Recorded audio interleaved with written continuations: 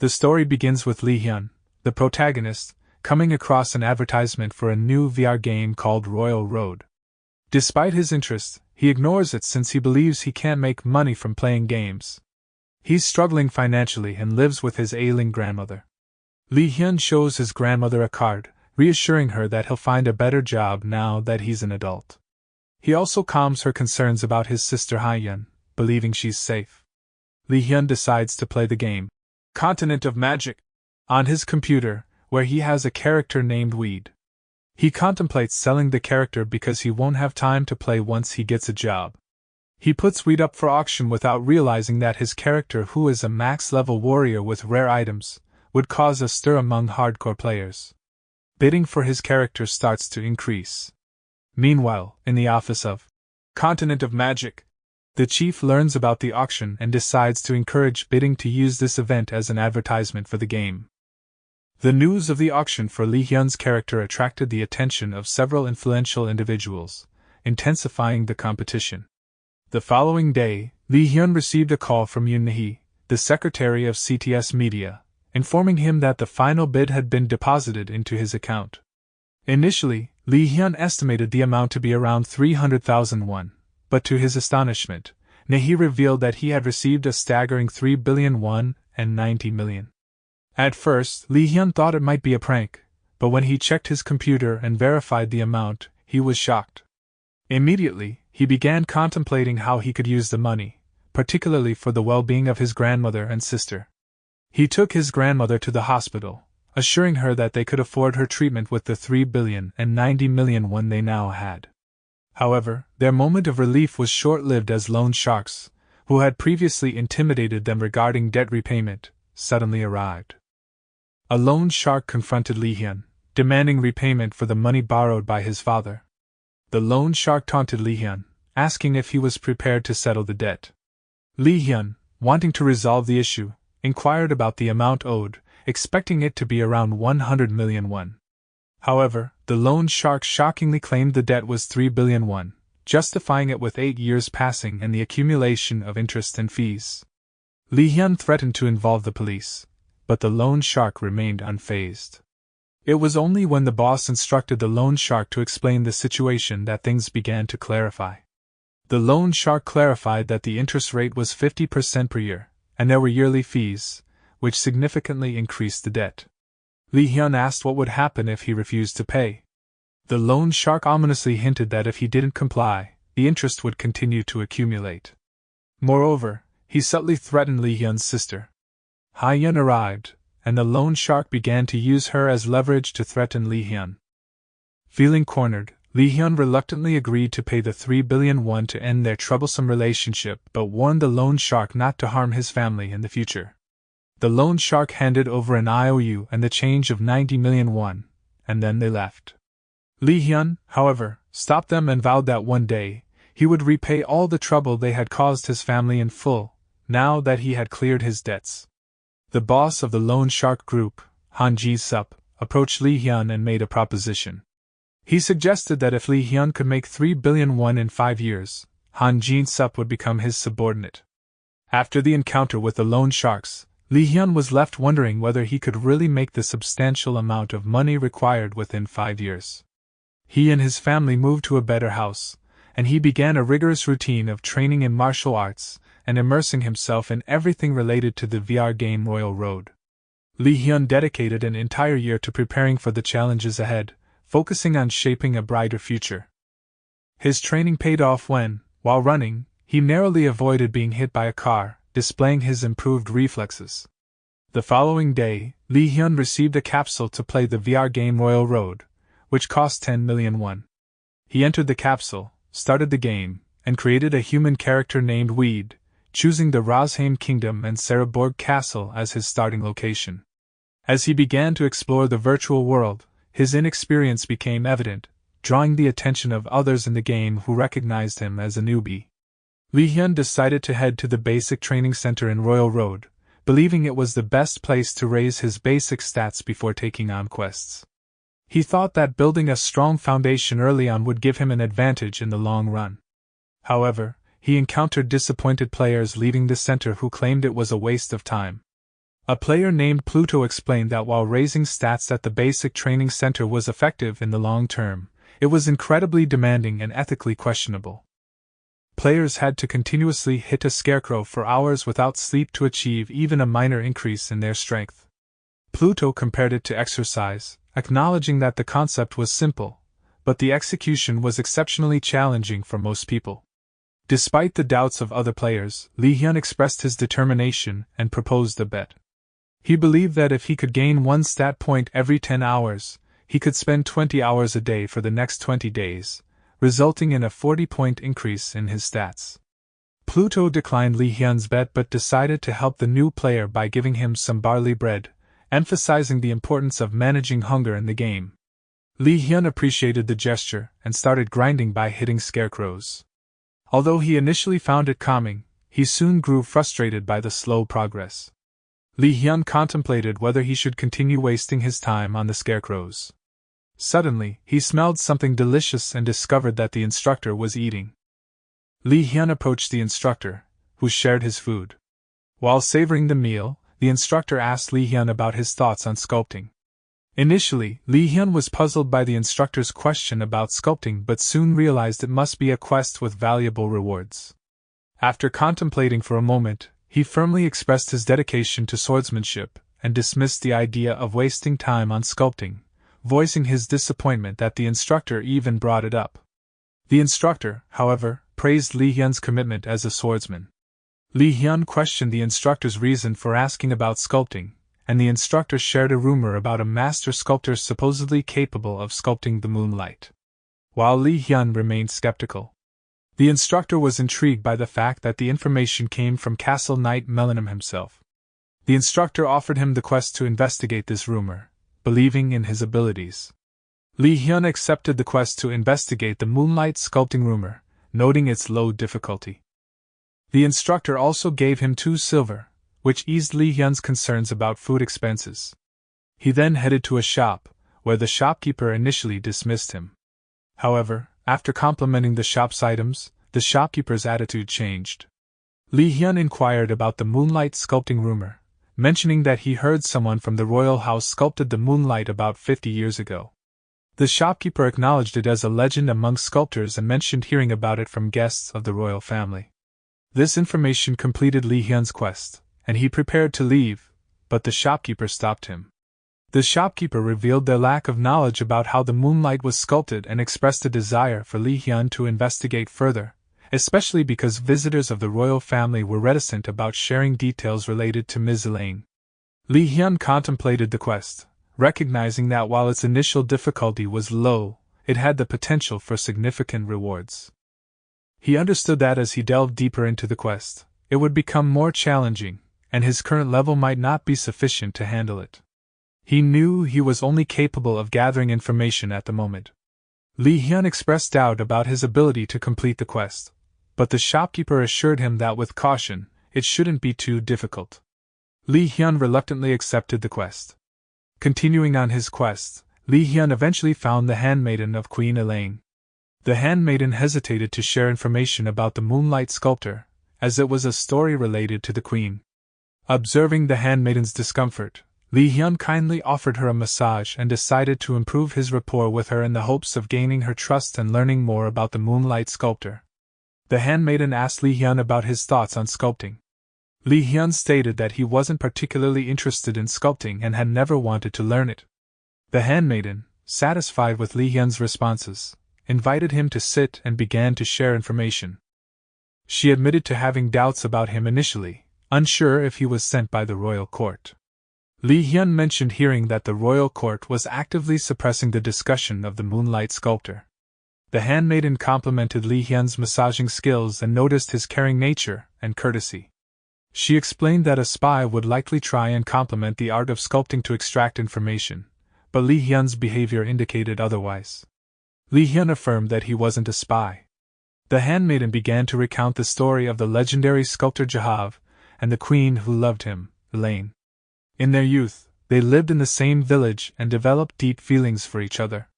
Queen Elaine always kept a sculpture made by Jahav close to her heart, and believed they would eventually marry. However, fate took an unexpected turn when she ascended to the throne, an event Jahav couldn't change. They made a promise to each other. Jahav vowed to sculpt the most beautiful thing in the world for her.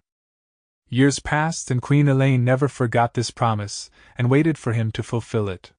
One day, Jahav returned, but he didn't approach with a sculpting knife. Instead, he wielded a sword.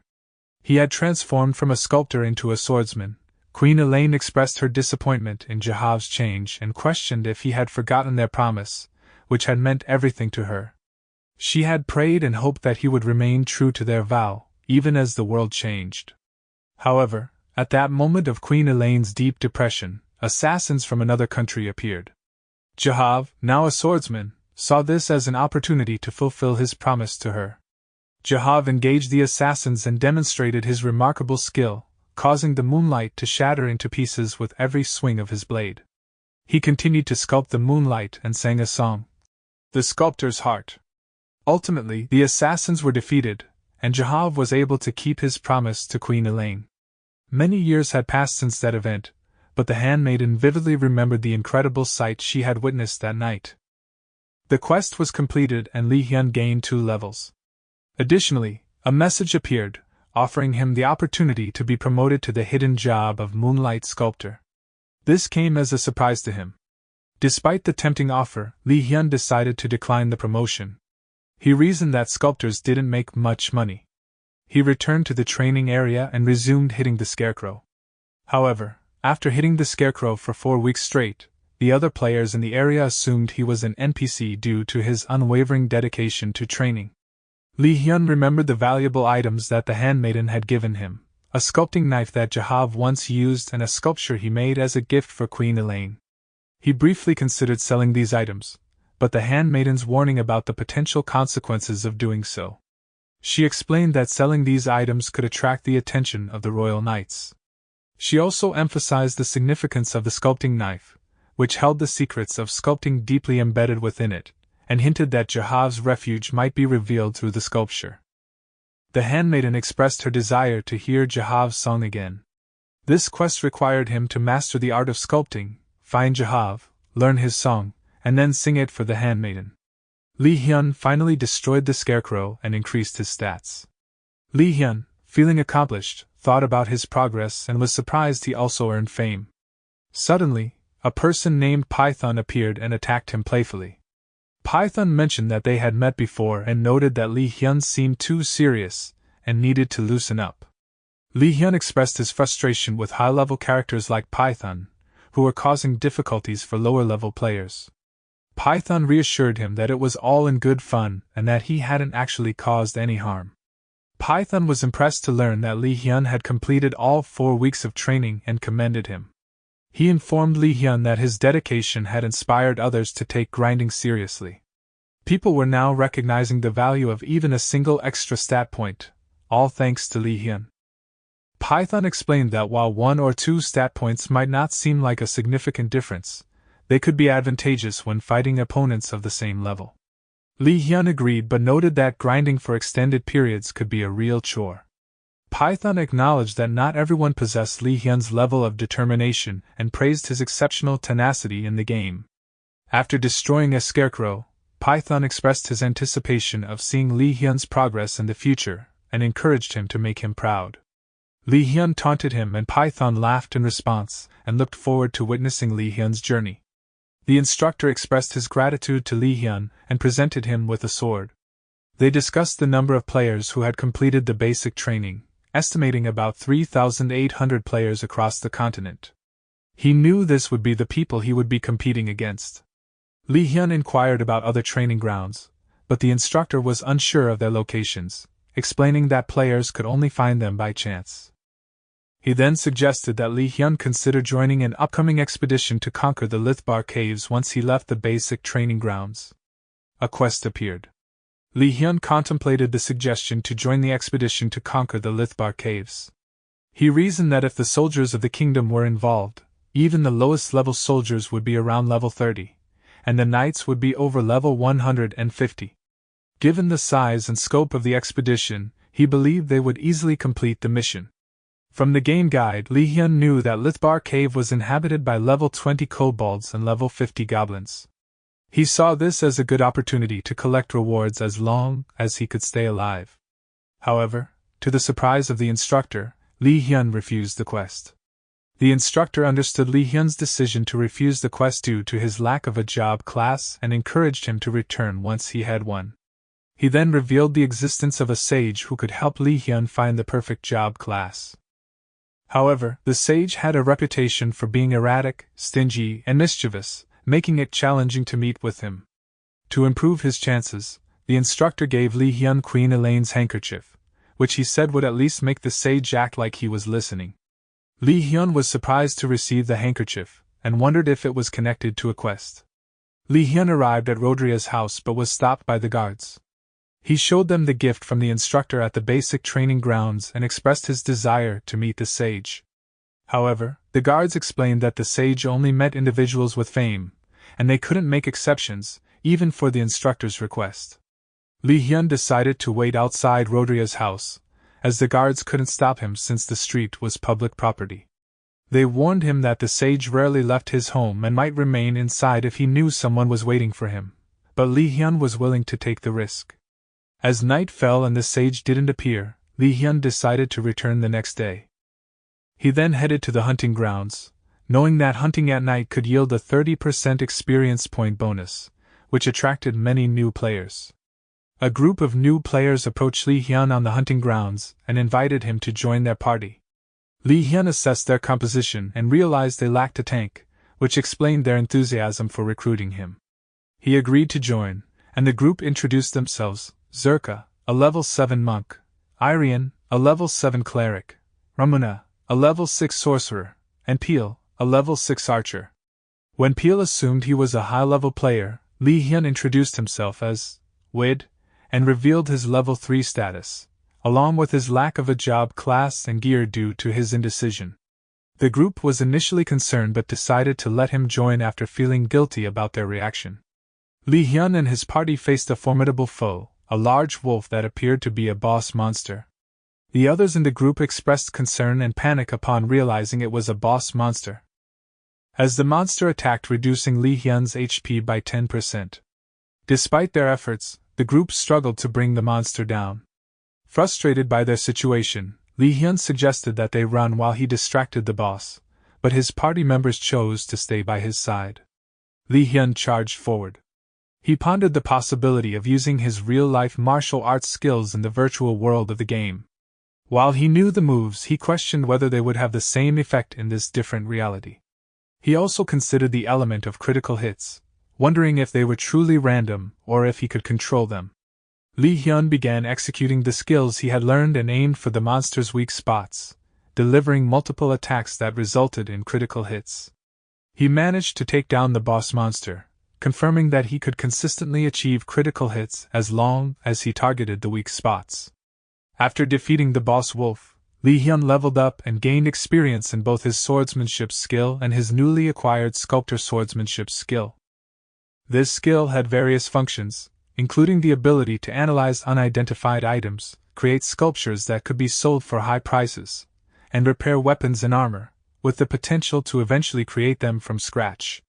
Li Hyun recognized that the MP cost of the Sculptor swordsmanship skill was quite high, so he needed to use it sparingly. His party members praised his skills, and Li Hyun suggested that they continue hunting and speed farming to maximize their gains. The next day, Li Hyun was summoned to the Community Service Center for a mental health inspection, which annoyed him. During the inspection, he noticed a beautiful woman in the window. Afterward, the professor who conducted the inspection laughed at Li Hyun's answers. The assistant thought Li Hyun was crazy, but the professor disagreed, stating that Li Hyun's cynical outlook on life made him normal. The professor decided to share Li Hyun's responses with another patient named Suyun, hoping it would make her laugh as well. When the professor entered Suyun's room, she found her inside the game. Inside the game, Li Hyun continued to wait outside Rodria's house, while Peel and the others invited him to join them for group hunting, and Li Hyun assured them that he would be there later. Li Hyun was steadily improving his sculpting skills. 2 players approached him, admiring his creations for their cuteness.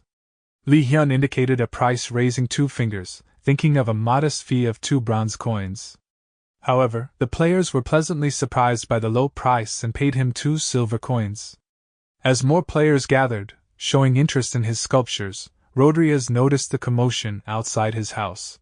He grew increasingly irritated by Li Hyun's constant presence there. Seeing Rodriguez watching him, Li Hyun pulled out Queen Elaine's handkerchief.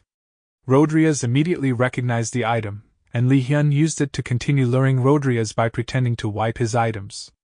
Unable to withstand the temptation any longer, Rodriguez shouted at Li Hyun, demanding that he come inside. Rodriguez, annoyed by Li Hyun's persistence, finally offered some advice about finding the right job class. He instructed Li Hyun to go to Lithbar Cave and hunt down monsters, explaining that by killing a lot of them, he could obtain a job class automatically. Later that day, Li Hyun met with the instructor, who informed him that the expedition to Lithbar Cave would depart the following day, and invited him to stay overnight. Li Hyun considered his options and decided that it might be more beneficial to go hunting and level up rather than staying with the instructor to raise his rapport further.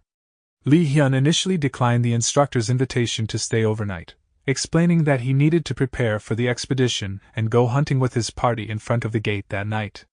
However, when the instructor mentioned a delicious pig roast his wife had prepared, Li Hyun quickly changed his mind and accepted the invitation.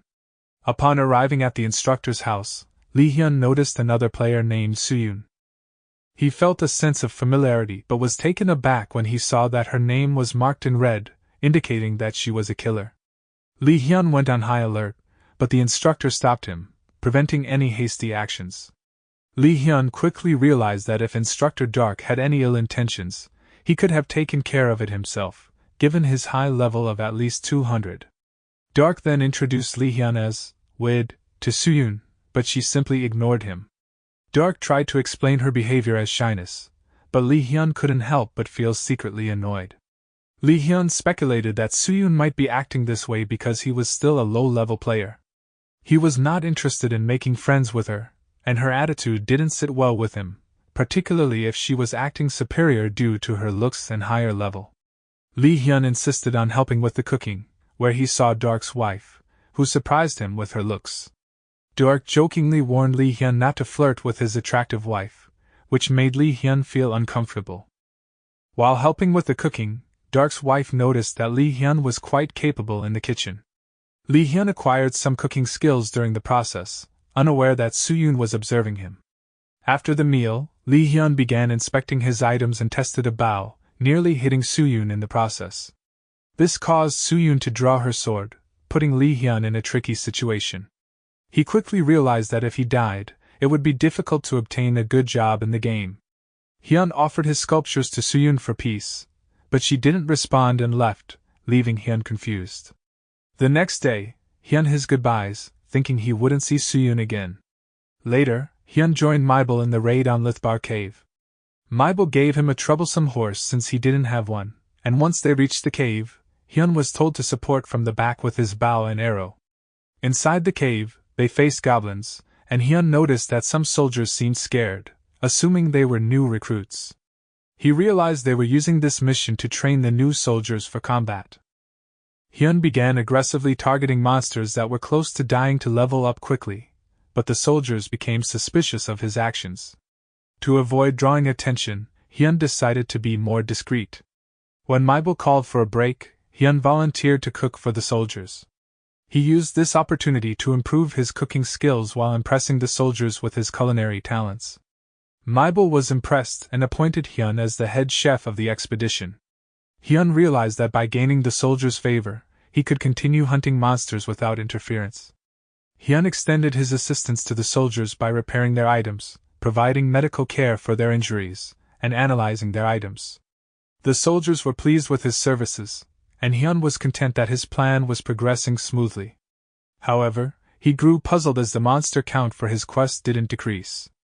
On the 8th day of the expedition quest, the group reached the 3rd floor of the Lithbar Cave basement, only to find themselves surrounded by monsters. Hyun realized that these goblins were much stronger than kobolds, and the soldiers were already frightened. Concerned about the potential casualties, Hyun, who had built rapport with the soldiers, was determined not to let them die easily. Hyun bravely charged into the battle against the goblins, encouraging the soldiers not to fear as the monsters were weaker than they appeared. The soldiers followed his lead and engaged the monsters, but Hyun noticed their recklessness and shouted instructions for them to use their shields and form a proper formation. Under his guidance, the soldiers continued their attacks while Hyun provided long-range support.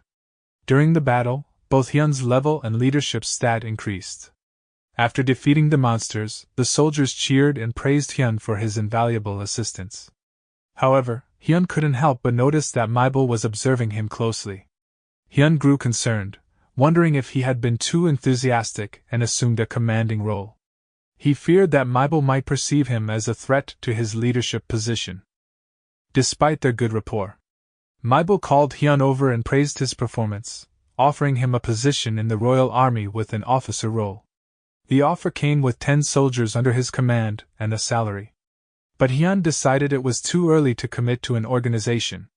Hyun politely declined, expressing his desire to remain a free man focused on helping those in need and eliminating monsters.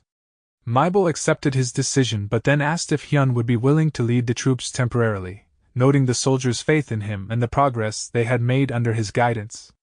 Hyun agreed to take on the leadership role, intending to make the most of this opportunity, while Mabel promised to closely monitor his skills.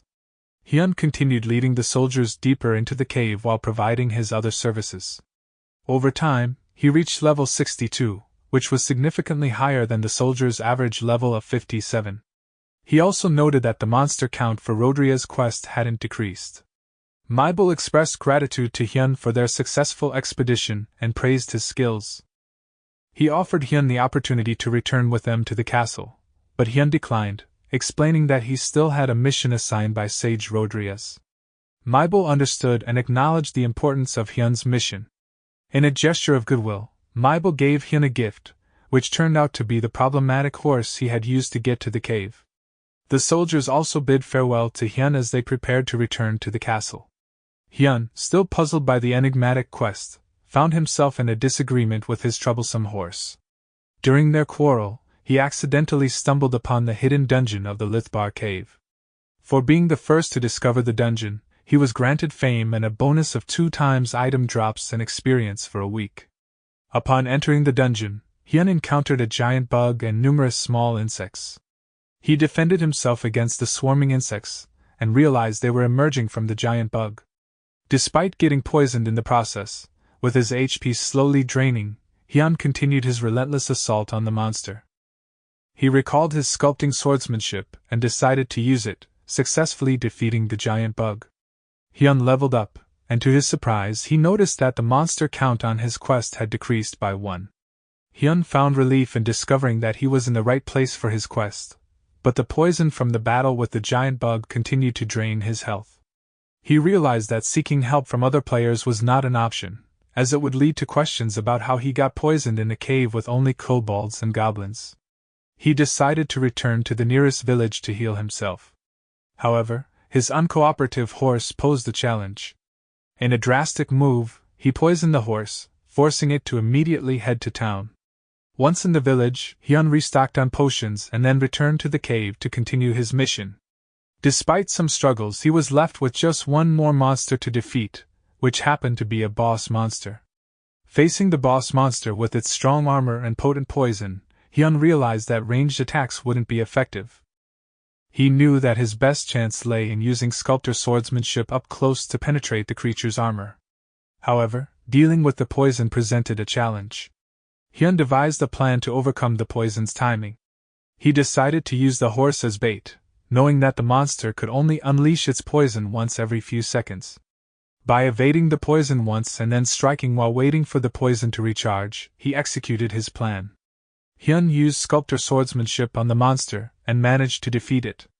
As a reward for his victory, a chest dropped, containing books and parchments. Upon reading the parchment, Hyun was filled with excitement as it hinted at the possibility of taking on the same job class as Emperor Gehar von Arpen, the legendary figure who had united the entire continent. When a message appeared asking if he wanted to be promoted to the secret job class, Hyun accepted without hesitation. However, Upon seeing that he had become the legendary Moonlight Sculptor class, Hyun became furious. Hyun is frustrated that after spending a lot of time fighting monsters, he has become a Moonlight Sculptor, a job that doesn't seem to offer much financial reward. However, he acknowledges that Moonlight Sculptor is still a hidden class with many mysteries to uncover. He believes that by discovering the class's strengths and developing his character, he can make it powerful. If he fails to do so, he fears becoming a useless character. Hyun decided to read another parchment by Gehar von Arpen, in which Gehar expressed hope that his descendants would unlock the secret of sculpting, something he couldn't achieve. Hyun also discovered the Emperor's Wonder Pill, which could boost his mana by 200. Additionally, he found books containing the Arpen Empire's royal family visionary sword style and learned the imperial formless sword technique. However, he was surprised when he saw that the first sword technique required 300 mana to use, even with the Wonder Pill. This made it difficult for him to use the technique as freely as he had hoped. Rodriguez was surprised that Hyun had completed the quest, while Hyun expressed disappointment in the rewards, despite the difficulty of the task. He handed a parchment to Rodriguez, who read it and then gave Hyun a relic left by Emperor Gehar. Rodriguez explained that their family had a historical connection to the Arpen Empire, and their bloodline and duty had been passed down through generations. With Hyun taking up the mantle to continue the Emperor's legacy, Rodriguez felt relieved from the duty. Hyun inquired about the significance of the sculpture, and Rodriguez admitted that he didn't know its secret. However, he shared a rumor he had heard. There were 5 great masters of sculpting in the past, each leaving behind a skill and an object. Collecting all of them and solving the secret might lead to a divination coming true, and Rodriguez speculated that the relic Hyun received was part of that puzzle, though he emphasized that it was just a rumor. Rodriguez expressed his hope that Hyun would become a great sculptor and potentially influence the destiny of the kingdom. He admitted that he initially gave Hyun the quest to mock him but assured him that everything he had shared was true. Hyun continued to sell his sculptures and work on improving them in his free time. He started to develop an interest in sculpting. While engrossed in his sculpting, a player approached him with a heartfelt request. The player explained that he had been playing the game for 7 years with a woman he deeply loved, and he had decided to propose to her. He asked Hyun to craft a sculpture according to his specifications to present as a memorable gift for the proposal. The player made a heartfelt request for Hyun to create a never-wilting flower sculpture as a symbol of his love. Initially hesitant, Hyun felt pressured as the crowd cheered on the player's proposal, so he reluctantly agreed to the task. He chose elfwood as the material for the sculpture and was nervous about how to approach it, especially with the growing crowd observing him. Hyun realized that failing in front of so many potential customers could ruin his reputation as a sculptor and hurt his ability to sell his sculptures at high prices. Determined not to let that happen, he focused on the task at hand. After completing the sculpture, it amazed the crowd, and to his surprise, Hyun's sculpting skill leveled up significantly. He realized that creating unique, high artistic value sculptures with dedication could lead to rapid skill improvement. Hyun handed over the sculpture to the player, and it received praise from everyone present. However, when Hyun stated the price of 3 gold, the player acted as if he couldn't afford it, frustrating Hyun. Eventually, the player paid 2 gold and 90 silvers, leaving 10 silvers unpaid. Hyun suggested the player offer something else to make up for the missing 10 silvers, and the player gave him a book about the lost city of Versailles, a city in the skies. Hyun accepted the book as payment but attached a condition: the player had to succeed in his proposal using the bouquet. The player agreed and equipped high-level equipment, which surprised Hyun. Hyun wondered why the player had initially haggled over the sculpture's price when he possessed such valuable items, estimating that one of them was worth several thousand golds. He realized he should have noticed this earlier, especially when the player mentioned playing for 7 years. Hyun received an invitation from Pale to join them on a punitive quest in Barren Village, which made him wonder if this quest was somehow connected to the information he had acquired about the lost city of Versailles. In Barren Village, the people were under attack by lizardmen. When Hyun met with Pale and the others, they mentioned that they couldn't contact him earlier. Ramona invited him to join them in the punitive force. Hyun noticed that Pale seemed interested in Ramona, which made him cautious about their relationships within the team, wanting to avoid any awkward situations. Hyun asked about their levels, and Zerka was at level 48, Pale at 53, Ramuna at 51, and Irene at 51. Hyun was amazed at their rapid leveling. Pale explained that they had taken a leave of absence from school to focus on gaming and even mentioned that their professor was playing the same game, which had earned them his confidence. Pale explained that only players above level 30 could apply for the punitive force, and the quest was well known throughout the Empire for its potential to earn experience points and fame. While it was a bit risky due to the large number of monsters involved, the group's size and the presence of other players willing to help made it a worthwhile quest. Hyun expressed his interest in participating in the punitive force, and Pale welcomed him to join. However, when Hyun revealed that he was a sculptor and not a combat class, the others were surprised and concerned about his suitability for the quest. Nevertheless, they decided to assist Hyun. As they prepared for the quest, Hyun bought supplies and gathered information. He warned the group not to trust anyone outside their team once they arrived in Barren Village.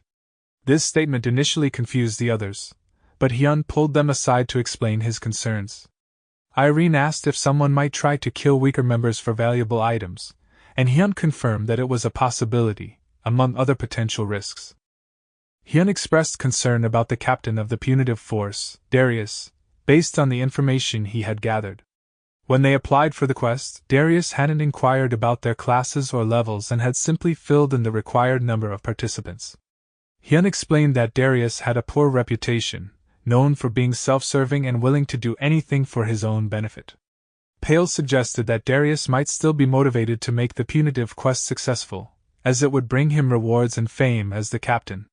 However, Hyun disagreed, stating that Darius seemed overly greedy and was intentionally giving wrong commands to the punitive force. He pointed out that all the members were low-level and inexperienced, and they would be facing a large number of monsters without proper guidance. Darius hadn't provided instructions on how to fight the monsters, and the team lacked organization and knowledge about each other's specialties and abilities, making it difficult for them to fight effectively as a group. Irene pointed out that many players typically focus on their own interests, but Hyun emphasized that this situation was different. He explained that the battle styles for small-scale monster hunts and large-scale battles were entirely distinct. Although they were now part of a group consisting of hundreds of players, they were essentially going to fight as small groups of acquaintances due to the lack of organization and coordination. Hyun realized that this could lead to a disaster, as despite their numerical advantage, their fighting power wouldn't be strong. He suspected that Captain Darius was primarily concerned with gaining credit for completing the quest for his guild. Hyun thought if he were the captain of the punitive force, he would reduce the number of user participants and involve the soldiers of Rosenheim Kingdom to deal with the lizardmen, which would build trust and enhance his leadership skills. Hyun emphasized the importance of their party members working together and surviving, urging them to trust each other exclusively. Later that day, Hyun prepared food for his group, and the delicious smell attracted people in the area. They approached and asked for food, prompting Hyun to give away the last piece, which led to a fight breaking out among the crowd. Hyun intervened and proposed that they bring him ingredients, and he would cook for them. The crowd, somewhat embarrassed by their behavior, agreed to the suggestion. Hyun assured them that he wanted to cook for them and they could pay him a cooking fee. This plan allowed Hyun to earn and level up his cooking and crafting skills, all while providing a solution to the crowd's hunger. Hyun was surprised when 3 soldiers approached him and saluted him as their captain. To his astonishment, they turned out to be Becker and the other soldiers he had led during the Lithbar Cave expedition. They informed Hyun that they had been promoted to deaconess because of his leadership. The soldiers also recognized him due to the smell of his food. Pale and the others, who were curious about how Hyun knew these soldiers. The group continued their journey and eventually arrived in Barren Village. Hyun thought about the information he had acquired about the lost city of Versailles. He wondered if the city in the sky was all a hoax, especially since he had joined the punitive force in the hope of finding a connection to the city mentioned in the book. The punitive force was welcomed by the village elder, Gandalva, who requested their assistance in saving the villagers captured by the lizardmen. Gandalva made an emotional plea, explaining that it was his old man's dying wish for them to save the villagers. However, Darius, who was a level 100 player, was cautious and asked what they could offer in return for their help. Hyun noted Darius's careful approach to accepting the quest, thinking that there were plenty of other quests to consider. Gandelva responded that they had nothing to give except for some seeds, but Darius dismissed this offering as a waste of time. He urged the group to move on, ignoring Gandelva's attempts to explain. Darius expressed doubt that the lizardmen's hostages would still be alive by the time they returned and brushed off Gandelva's pleas, even going as far as kicking him, displaying his ruthless and self-centered nature. Hyun helped Gandelva and offered the village his assistance, despite the suspicion from Pale and the others regarding his actions. He then inquired about the seeds. Gandelva explained that the seeds had been cherished and passed down through generations in his family. They were meant to be given to a great benefactor, or a noble warrior. Hyun realized the potential significance of this seed, especially when combined with the information about the city in the sky. He saw a connection to a familiar children's story and considered the possibility of a significant discovery. He received the quest to save the villagers captured by the lizardmen, noting that it had a difficulty rating of D, which was the same difficulty as the punitive quest. This quest was among the highest difficulty levels he had encountered so far, except for the Continue the Will of Zahab quest. Hyun's memories of his own parents and the sight of the children in the village prompted a sigh from him. Gandelva mistakenly thought Hyun was dissatisfied with the quest's rewards, but Hyun accepted the quest, which brought cheers from the children. Pale questioned his decision, but Hyun advised him to accept the quest and ask questions later. After some playful banter, Pale and the others also agreed to take on the quest. Zerka expressed sympathy for the villagers, eager to rescue them. Pale, however, remained puzzled about why Hyun was giving up on the punitive force quest after coming all this way. Hyun explained that he had a strong hunch that something great would happen if they completed this quest. He believed that taking this quest would be better than engaging with the punitive force, where they would likely be used without gaining much in return. Pale and Irene were concerned about the difficulty of the quest, but Hyun reassured them that they would be alright. Meanwhile, Darius led the forces to Barren Village, where Paris informed him about the presence of lizardmen ahead waiting to ambush them. Despite the warning, Darius ordered a charge. Using his Hawkeye skill, Pale located the lizardmen's camp. To the group's shock, Hyun estimated that there might be around 800 lizardmen due to the quest's high difficulty level. However, he reassured them that Darius would be assisting and suggested they proceed immediately. Hyun took the lead and alerted the lizardmen, with Zerka reluctantly following him. Hyun instructed Zerka to attack while he distracted the monsters. Zerka was worried because Hyun was a sculptor and not suitable for tanking. She asked about his level, and Hyun revealed that he was level 68, which surprised Zerka and the others. Hyun engaged with the lizardmen and decided to use the Imperial Formless Sword technique. Hyun skillfully used the 7 Celestial Footstep to evade the lizardmen's attacks, followed by the sword technique, Triple, which stunned one of the lizardmen. Zerka then delivered the finishing blow. However, this enraged the other lizardmen, and they charged forward. Hyun managed to evade their attacks easily, but he suddenly became paralyzed due to a failed sword skill. Pale and the others quickly intervened, attacking and saving Hyun from the oncoming monsters. Hyun continued to draw the attention of the monsters while being supported by Irene.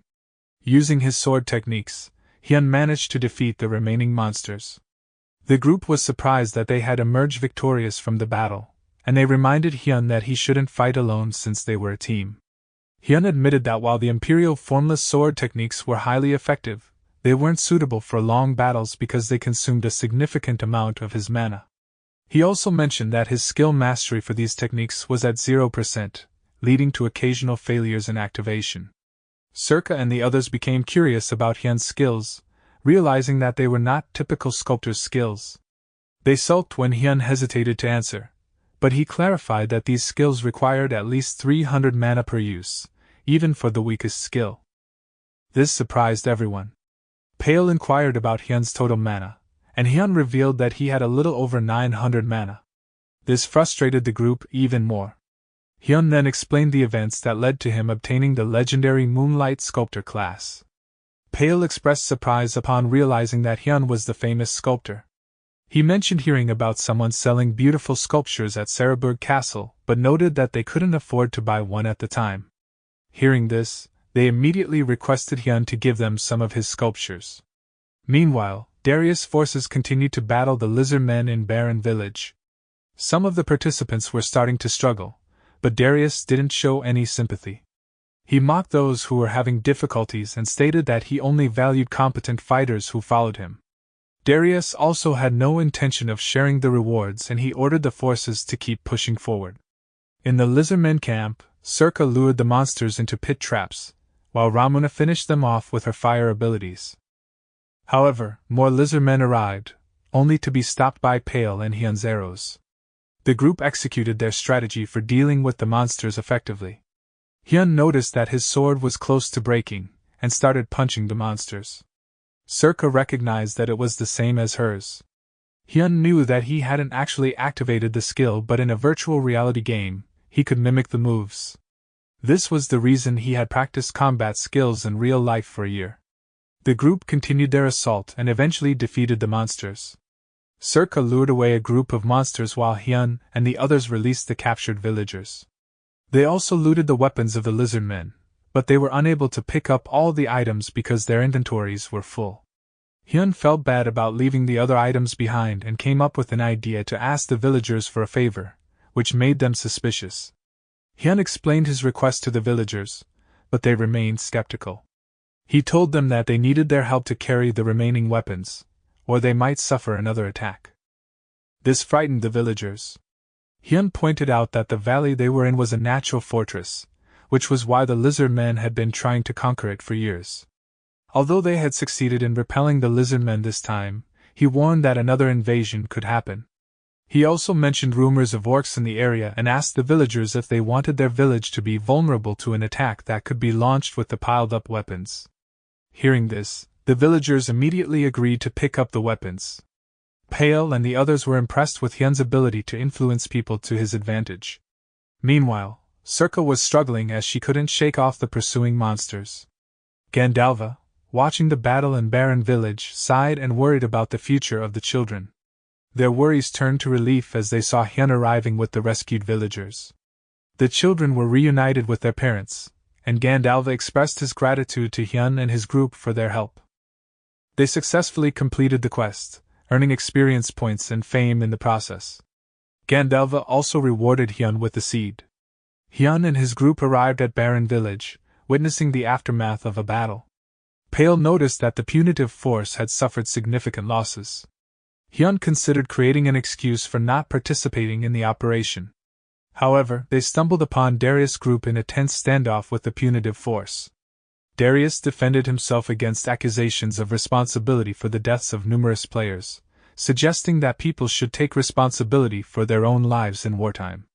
The player expressed anger over the loss of countless users due to Darius' poor guidance, to which Darius downplayed the impact and urged the player to stop causing more stress after the battle. Darius also reminded the players that they owed their position in the force to him and challenged them to settle their differences through combat. Hyun acknowledged Darius' shortcomings but also recognized that the players bore responsibility for blindly following him. Gandalva approached Hyun's group with a request to create a statue of the goddess for their village.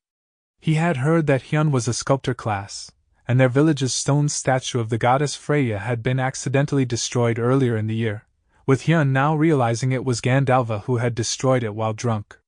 Gandalva suspected that the misfortune in their village might be linked to the statue's destruction and asked Hyun to remake it. Hyun reviewed the quest and realized it was exclusively available for sculptors. He then discussed the situation with his team, and they were equally enthusiastic and relieved because Hyun's presence seemed to make everything more challenging. Circa inquired about the seeds, prompting Hyun to explain the book that mentioned a city in the skies. Pale expressed skepticism about the existence of a city in the skies but mentioned hearing about the underground city of dwarves. He explained that the dwarves' city was deep underground and acted as their palace. Only a select few could access it, even if they had chosen the dwarf species. Pale noted that those who did visit the city could learn advanced blacksmithing and craftsmanship skills.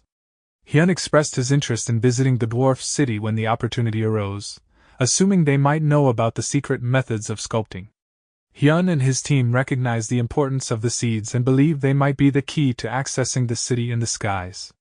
Hyun then identified the seeds and verified their connection to the city in the skies, but he cautioned his team against being seen while going there to avoid leading Darius or other punitive force members to the location, a sentiment the team agreed with. They decided to go up to the city in the skies after Hyun had completed the goddess statue. However, when it came time to work on the statue, Hyun found himself uncertain about how to proceed. As Hyun struggled to make progress on the statue of the goddess Freya, Pale, and the others decided to go hunting to level up while Hyun continued working on the sculpture. Hyun felt immense pressure, realizing that if he didn't create a superb statue, his hard-earned fame would diminish. He also understood that mediocrity wouldn't suffice, as someone else could potentially sculpt a more beautiful representation of goddess Freya. After some time passed without any progress, Hyun remembered Suyun and her remarkable beauty. He saw her as the perfect muse to inspire his sculpting of the goddess Freya. Hyun made remarkable progress on the statue, attracting a large crowd's attention. As night fell, Suyun arrived at Barren Village with the intention of meeting Gandalva but overheard a conversation between Gandalva and Hyun. Hyun mentioned that the statue would be completed tomorrow, which excited Gandalva. Intrigued, Suyun decided to see the statue for herself and was genuinely surprised by its beauty. She compared it to the statue she had brought, and recognized that Hyun's sculpting surpassed her own. She glanced at the house before quietly leaving. The next day, Hyun completed the statue in front of a large audience. It turned out to be a masterpiece, significantly increasing Hyun's artistic value and offering the option to enhance the recovery of health and mana for those who gazed upon it. Hyun also gained an increase in fame and various stats, though he couldn't help but feel a sense of missed potential. If he had a higher sculpting skill, he could have created an even greater masterpiece. After completing the quest and receiving thanks from Gandalva, Hyun's fame and level increased further. He noticed a list of influential people in Barren and was surprised to see Seon's name on it. Curious, he asked Gandalva if he knew Seoyun. Gandalva explained that Seoyun had briefly visited the village before the recent events and had asked her for a new goddess sculpture. She had agreed to his request, but she hadn't returned yet, and assumed she had given up on the quest. Hyun was relieved, thinking that meeting Seoyun might have led to trouble since he had essentially taken her quest. When Gandalva noted that the statue resembled Seoyun, Hyun interrupted him to prevent further discussion and promptly decided to head to the city in the skies to avoid encountering Seoyun. Before leaving, Hyun decided to carve something onto the statue.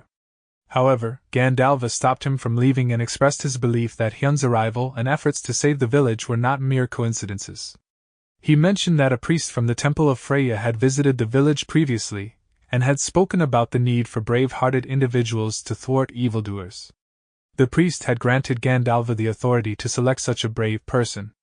Hyun saw no reason to decline this offer but was surprised to discover that it was a linked treasure quest. Hyun discovered that the new quest he received was linked to the Freya statue quest, involving a man named Sigil and the lost treasure of the Temple of Freya. He considered this a significant opportunity, and attributed it to Seon's earlier involvement. Hyun even contemplated giving Seoyun 3 statues instead of the promised 2. When he reunited with his party, they praised his work on the statue. Hyun credited their beauty and good hearts for influencing the statue's beauty, which charmed the 3 women in the group. As he reflected on Seoyun, he realized that a smile made her even more beautiful. When Darius arrived, he praised Hyun and inquired whether the statue was a grand piece or a masterpiece. Hyun responded that it was a fine piece. Darius acknowledged that only around 100 sculptors were capable of creating fine pieces and congratulated Hyun, implying that his improvement in stats was due to luck, given his perceived lack of combat abilities. Hyun was annoyed by Darius's comment and chose to ignore him. However, Paris chimed in, asserting that Hyun's opportunity to acquire the quest was thanks to Darius's leadership, and insisted that Hyun had an obligation to create a fine piece-level signboard for their guild's upcoming castle. Hyun questioned if they expected him to do an unpaid job. After Paris's provocation and the ensuing mockery from Circa and the others, they left Darius's group behind and departed with Hyun. They found a suitable location to plant the seeds and, after watering them, witnessed the rapid growth of a massive stem that reached into the sky. Hyun took out a rope and instructed the others to tie it to their bodies, intending to ride the growing stem as a means to climb. Although the others were initially hesitant, Hyun quickly caught them, and they were carried upwards at an incredible speed. Eventually, they arrived at Sky Island, where they were awestruck by the breathtaking scenery. They noticed that the tree's stems had started to wither, raising concerns about their descent. Circa worried they wouldn't have a way to get back down, but Hyun suggested they could simply jump down. They arrived in the town of Lavias, inhabited by bird-like creatures that Circa found mesmerizing. A friendly bird greeted Hyun and his group, but they quickly noticed that the bird had a very short memory and simply repeated its greeting. They decided to explore the town further and found that it was not hostile towards travelers. Hyun suggested splitting up to explore different areas of the town more efficiently, with the goal of finding quests they could take and then comparing them to choose the best one. The others agreed to this plan. While exploring, Hyun discovered that the weapons available were not suitable for their needs. However, he was surprised to find a basic training school and decided to investigate. Upon entering, he was evaluated by a chicken and learned that he had only completed the basic training. Hyun inquired about entering the beginner's training program, and the chicken instructed him to follow. He was led through a passage and suddenly attacked in the dark. Hyun struggled in the battle due to the darkness but used his senses to counterattack. He realized he was facing numerous opponents and fought valiantly but was eventually knocked out. He found himself back in front of the training school. After failing the training challenge and being warned by the chicken that he'd likely die if he attempted it again, Hyun realized that improving his level alone wouldn't suffice. The silent Iron Men's attacks were adjusted to the challenger's level, meaning he needed to enhance his sword skills rather than just increase his level. When he regrouped with his team, Pale informed him of their discovery about how to return to the land below. They had found a shop selling something called the Feather of Lightness, which would slow their descent when falling. Circa was against the idea, but Hyun assured Circa that he would help her. Additionally, they had come across a promising quest that required them to defeat skeleton knights and rewarded them with a ring to increase their mana recovery speed. Hyun recognized the value of mana recovery items in Royal Road and was eager to immediately hunt the skeletons for this quest. As they arrived at Memphis Hall, Hyun and his team were recognized as the first discoverers of the dungeon, and they received rewards in the form of increased fame, experience points, and drop rates. However, Hyun realized that they weren't the first to discover Lavias, as there hadn't been a notification like this when they initially entered the city in the sky. This left him curious about who had come to Lavias before them. Hyun prepared his team for battle, giving Irene specific instructions to use her healing skills, cleric's blessings, and holy magic, which were effective against undead creatures. Irene enthusiastically complied, buffing the party as they moved forward. The battle commenced with Ramuna using her fire skills, and they charged forward. Hyun engaged in combat with the skeletons and managed to gain the upper hand, but he noticed skeleton mages approaching. Ramuna unleashed her skills to target the mages, inadvertently catching Hyun in the explosion. Meanwhile, Pale provided long-range support by sniping at the monsters, after Irene blessed his arrows. Hyun swiftly eliminated one of the skeletons using back attack and sensed an attack aimed at his torso, easily deflecting the arrow. They launched a barrage of attacks, successfully defeating the monsters and saving Circa in the process. However, Circa was unhappy about getting caught in Ramuna's fireball. After defeating the monsters, they checked the items they had acquired, a glove, boots, and a sword. Hyun couldn't help but estimate the price of these items, but noticed that Pale also expressed interest in them. Hyun had a reputation as an item distribution robber in the gaming world, known for his tendency to acquire valuable items. Hyun suggested setting a policy for future battles to determine how items would be allocated.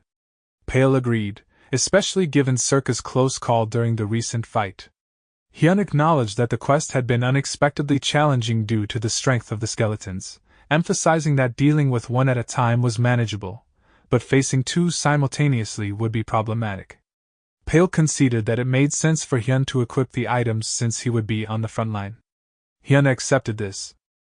After equipping the items himself, Hyun expressed his intention for everyone to distribute them among themselves later. A skeleton knight appeared, vowing revenge for the death of his soldiers. Hyun warned the others about the knight's high level, which exceeded 100. The knight initiated its attack, forcefully pushing Hyun back, but Hyun managed to block all of the incoming strikes. Hyun realized that there were only so many moves the knight could make while attacking from his horse. He was determined not to go down easily and rallied the others to join the attack.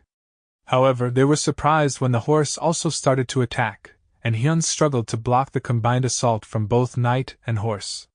Pale intervened with an attack that halted the skeleton knight's assault. Hyun instructed the rest of the group to target the knight's openings while it charged at him.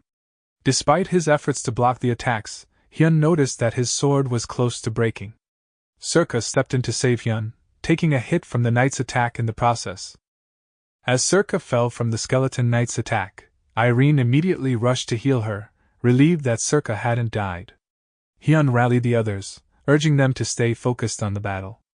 Hyun considered the possibility of taking on the skeleton knight, but the level gap was too big.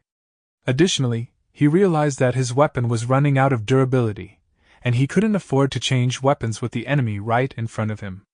Hyun contemplated whether they should run from the battle. Surka, however, stood up with the intention of continuing the fight. The others informed Hyun that they were running low on mana and needed to finish the monster quickly. The skeleton knight launched an attack, and Hyun instructed Surka to strike whenever she could. Surka came up with a plan to use Hyun as a means to get to the monster. However, Hyun decided to dodge the attack instead, which left Surka vulnerable to the monster's assault. Fortunately, Pale's arrow intercepted the knight's attack, allowing Surka to escape. However, she ended up caught in Ramuna's fire attack along with the skeleton knight. Hyun switched to a new weapon and suggested that they attack the skeleton knight using magic.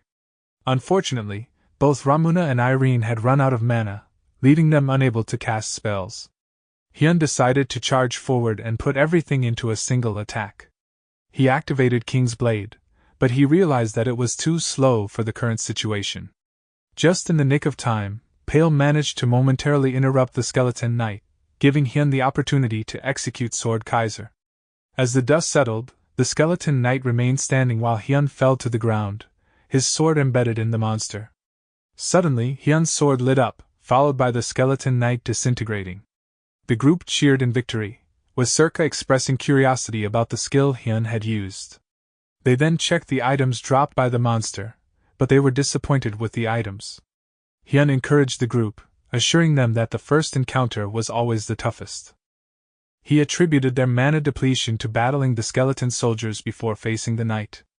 Hyun proposed taking a break to rest and recuperate, suggesting that they could overcome the skeleton knights once they pooled their strengths together. The others agreed to his plan and vowed to complete the quest as a team. However, later on, Ramuna and Surka, who were real-life sisters, informed Hyun that they wouldn't be able to play for a while. They had been scolded by their parents for playing Royal Road too much, and were now requested to help their parents level up in the game. Irene and Pale found themselves in a similar situation and had to step away from playing as well. Frustrated and feeling betrayed by his team's sudden absence, Hyun found himself being chased and attacked by numerous skeletons in the game. Outside of the game, he redirected his focus to looking at his expenses and food prices. Hyun contemplated his financial situation, realizing that at the current rate, he would deplete his cash reserve within 2 years. His sister, Hyun, entered his room, prompting him to quickly hide the books. She showed him her report card, revealing that she was ranked 3rd in her class and 14th in her entire grade. It appeared she had a high chance of getting into Korea University. Hyun asked for a present if she achieved first place next time. Hyun, concerned about funding his sister's college education, concluded that he needed to make more money through the game. In Lavias, Hyun began gifting his sculptures to the bird people, hoping to receive an item or information in return. A violet bird received one of his sculptures and it asked if Hyun had been to the Cave of the Dead Warriors, which was located 30 minutes north of the Memphis Hole. The cave was described as being infested with ghouls, skeleton mercs, and Draculas. Hyun was excited by the prospect of a good quest, and immediately headed to the location. However, there was no discovery alert, indicating that someone had already found the cave before him. Inside, he encountered a level 140 undead monster named Durahan, who noticed him and questioned whether he was a knight. Hyun admitted that he wasn't a knight and instead identified himself as a sculptor. Durahan proceeded to mock Hyun's job class and commented on how youngsters had become weak. Hyun felt annoyed that even monsters were looking down on sculptors. He blocked Durahan's attack, but in doing so, his sword's durability immediately dropped. Determined to finish the fight quickly, Hyun attempted to use Sculpting Blade, but his attack was unexpectedly reflected. The monster suddenly threw its weapon at Hyun. While Hyun managed to dodge the weapon, he was still hit by the wind pressure generated by the attack, which caused some damage. With Durahan now weaponless, Hyun seized the opportunity to attack. However, to his surprise, the thrown axe suddenly flew back, narrowly missing him. Undaunted, Hyun continued his assault, using his skill triple to execute 5 attacks instead of the usual 3, ultimately defeating the monster. Hyun ventured deeper into the cave and stumbled upon a brightly lit area where he found a player sleeping. The girl woke up, and Hyun introduced himself. Her name was Dane, and Hyun was charmed by her beauty. He asked why she had been sleeping there. Dane explained that she had been in the cave for about 3 months, mainly eating and sleeping there. Hyun inquired if she was one of the travelers who had found Sky Island. Dane confirmed that she had been part of that group but hesitated to talk about it further, revealing that she was the sole survivor of the team. After a yawn, she mentioned that she was a shaman at level 134. Hyun was somewhat surprised by her lower level, considering she had been in the cave for 3 months. He had expected her to be at around 170. Hyun is initially suspicious when Dane invites him to a party. Despite finding Dane attractive, Hyun doubts her intentions and thinks she might be trying to deceive him. However, he ultimately agrees to join the party, realizing that he is alone and that Dane's skills as a shaman are not particularly impressive. Hyun wonders if Dane might be concealing her true abilities or plotting something. Hyun questions Dane about her level and how she managed to survive in the cave as a level 134 shaman. Dane initially downplays the difficulty of hunting on her own. However, when monsters suddenly appear behind her, Hyun is cautious but surprised when Dane uses her buff and debuff abilities to significantly enhance his stats, helping him defeat the monsters easily.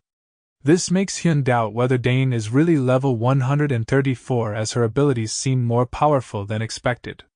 Hyun praises Dane's abilities, but he expresses doubt about her claimed level of 134.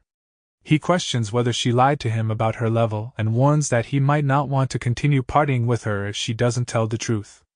Dane responds by explaining that her actions are due to her hobby, which involves experimenting with various abilities on monsters, including curses, blessings, attack magic, and even healing them when their HP is low. Hyun is surprised to learn that Dane uses healing magic on enemies rather than her party members. Hyun begins to contemplate Dane's abilities and the implications of her unique approach to leveling. He wonders if Dane might have maxed out all her magic skills by repeatedly experimenting with them while leveling to 134. Hyun realizes that this would be a time-consuming and unconventional way to train skills, and it could potentially lead to trouble if she did this around other players, as it's not a normal practice and might provoke negative reactions from the gaming community. Hyun questions Dane about her unusual hobby of experimenting with Durahans and skeleton mercenaries while leveling up. Despite finding her hobby weird, Hyun agrees to continue partying with her since she's been honest with him. As they hunt monsters together, Hyun realizes that their efficiency has greatly improved due to Dane's powerful buffs, cutting the battle time in half. They eventually take a break, during which Hyun starts sculpting a Durahan to increase his skill. Dane finds this romantic, and when Hyun completes the sculpture and reaches level 10 in sculpting skill, she asks if she can have it and offers to pay. However, Hyun decides to give it to her as a gift. Despite this friendly gesture, he still finds Dane to be a bit strange. Hyun discovers a new skill, Sculpture Destruction, which allows him to increase his stats by destroying self-made sculptures but comes with the penalty of reducing his fame. He's frustrated by the penalty, and hopes he won't have to use this skill in the future. However, he's pleased with his progress, as his sculpting skill has now reached an intermediate level. He reflects on his journey as a sculptor, and is glad he stuck with it, especially because his sculpting blade effect has been enhanced by 50%, making it more useful in combat situations like triple or back attacks. Dane suggests changing their hunting location to unexplored dungeons, which surprises Hyun. He questions Dane about her earlier claim of being in the first group to explore Sky Island and how she hasn't been to these dungeons yet. Dane explains that her previous party members were all over level 200, so they didn't see the need to explore low-level dungeons. Hyun finds this explanation strange and questions why none of her party members considered it as a way to raise fame. He presses Dane for the real reason, emphasizing that he will only go if she provides a satisfactory explanation. Dane refuses to reveal the reason behind her previous party's actions, citing a promise to keep it a secret. Hyun eventually decides to trust her, and they arrive at Meekin Tower, where he uses his archery skills to snipe monsters effectively. He realizes that Dane wasn't lying about exploring low-level dungeons, and thanks to her, he's gaining valuable experience and collecting valuable drops. However, Dane suddenly announces that she needs to leave the game for the day due to fatigue. She apologizes and says she'll see Hyun later. After she logs out, Hyun begins to suspect that Dane might be playing the game secretly, as she's been acting differently and not playing for extended periods recently. As time passed, Hyun didn't pay much attention to Dane's peculiar behavior, thinking that she was just another person with secrets, like everyone else. They continued to hunt together for an entire month, with not much conversation happening as Dane was often busy following Hyun around during their hunts. However, as days went by, Hyun began to realize that he was starting to miss the old days. During their breaks, Hyun cooked for both of them and his cooking skills reached level 10. Dane enjoyed his cooking, and they shared meals together after hunting. Hyun began to appreciate these moments, not realizing that his time spent with Dane was limited. Hyun is taken aback by Dane's sudden comment about saying goodbye after their month of hunting together, and he finds himself at a loss for words. Hyun praises Dane's singing ability and suggests that they continue hunting together, emphasizing that he has no ulterior motives and simply enjoys the company. However, Dane expresses her reluctance to continue, but Hyun laughs it off, acknowledging that their initial agreement was only for a short time. Dane quickly clarifies that her hesitation is not due to a lack of interest in playing with Hyun. Instead, she hints that her continued presence in the game might be uncertain, implying that this could be her last day in Royal Road. Dane confesses to Hyun that she had done something bad in the past, and had trouble trusting anyone because she didn't think anyone could love her. Hyun speculates if this is the reason she was alone in Lavias, and Dane confirms it. She explains that being with Hyun helped her gather courage and find confidence in rediscovering herself. Hyun, however, misunderstands her intentions and asks if she plans to quit the game, and if she no longer has any use for him. Dane clarifies that this is not what she meant. She reveals that she is chronically ill and that even with an operation, doctors couldn't guarantee a positive outcome.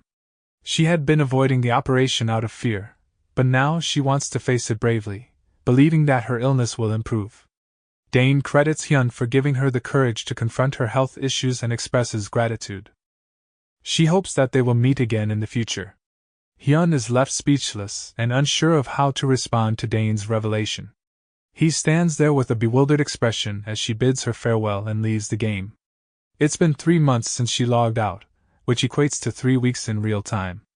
Hyun ponders the outcome of Dane's operation, hoping that if it was successful, and assumes it would still take her a few months to recover. He sympathizes with her, realizing the fear and loneliness she must have experienced. Despite the uncertainties, Hyun remains determined to wait for her return, even if it takes years. He successfully sculpts a statue of Dane as a way to remember her and honor their time together. After emerging from the gaming capsule, Hyun takes a break and decides to cook some noodles. He regrets adding eggs to the noodles, seeing it as a waste of money.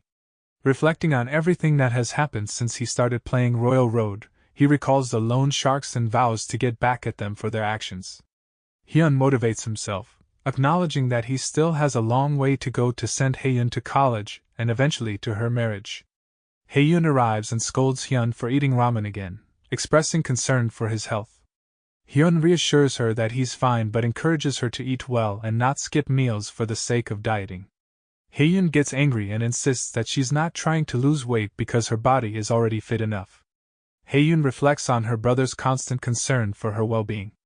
She realizes that he has always prioritized their family over himself, never dating anyone, and putting their needs first. She feels guilty, believing that her brother has sacrificed his own happiness for the sake of their family. Haeyun expresses her hope that her brother will find a girlfriend who can take care of him soon. However, Hyun dismisses the idea, stating that he doesn't want a girlfriend and listing various reasons for his unwillingness. He believes that having a girlfriend would be too expensive, with every activity costing him money. He also mentions the financial burden of anniversaries and expensive date locations. As he talks about the high costs associated with dating, he suddenly recalls Dane and Suyun, causing him to blush. Hyun scolds himself for thinking about them and tries to convince himself that he doesn't need a girlfriend, reminding himself not to be fooled by such thoughts. In the hospital, Dane reflects on her relationship with Weed and wonders if they are truly friends. A nurse suggests that since Weed gave her the courage to undergo surgery, she can indeed consider him a friend. Dane considers the possibility of meeting Weed again if she becomes healthy after the surgery. Meanwhile, a doctor asks Suyun about her experience in Royal Road and whether she has made any friends in the game. Suyun remains silent, disappointing the doctor, who had hoped she could find someone to confide in.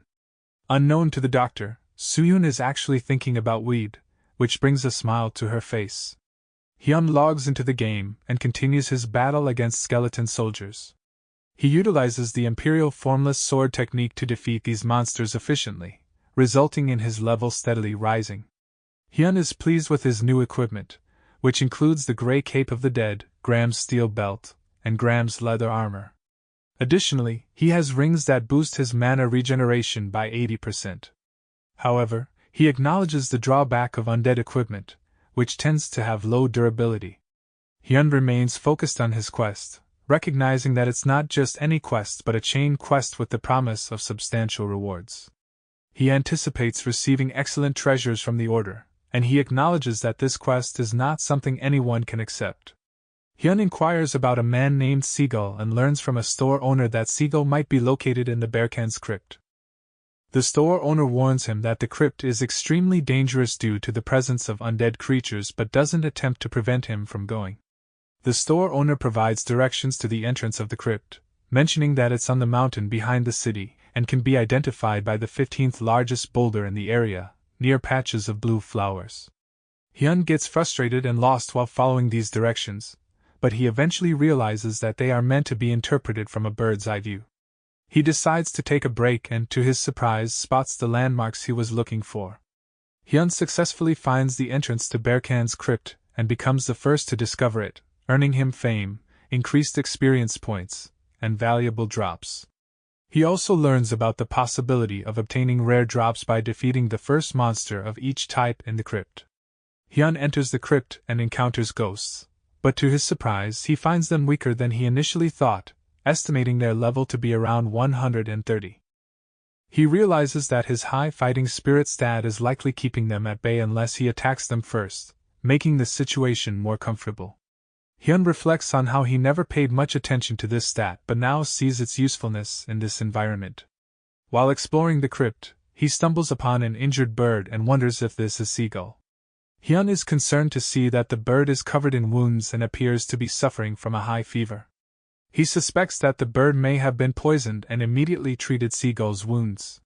Seagull regains consciousness and expresses his gratitude to Hyun. Hyun took the opportunity to ask Seagull about the stolen treasure of Freya, which surprised Seagull. Seagull confirms that the treasure of Freya is indeed in Bearcan's crypt. Hyun recalls reading about Berkan Demoff on Royal Road's homepage. Berkan Demoff was a powerful caster of darkness who had mastered necromancy and sought immortality. He had kidnapped numerous children for experiments, and although his quest for immortality had failed, he planned to conquer the world using these kidnapped children and chimeras. Berkan's cursed black magic could turn the dead into undead, and he had amassed a vast army of tens of thousands of zombies, skeletons, 3,000 Dullahans, and 1,000 Death Knights. The continent was on the brink of devastation due to the invasion of countless undead creatures. After a tremendous effort involving the cooperation of people from around the world, they were barely able to stop Ber-Kendemov and his army of undead.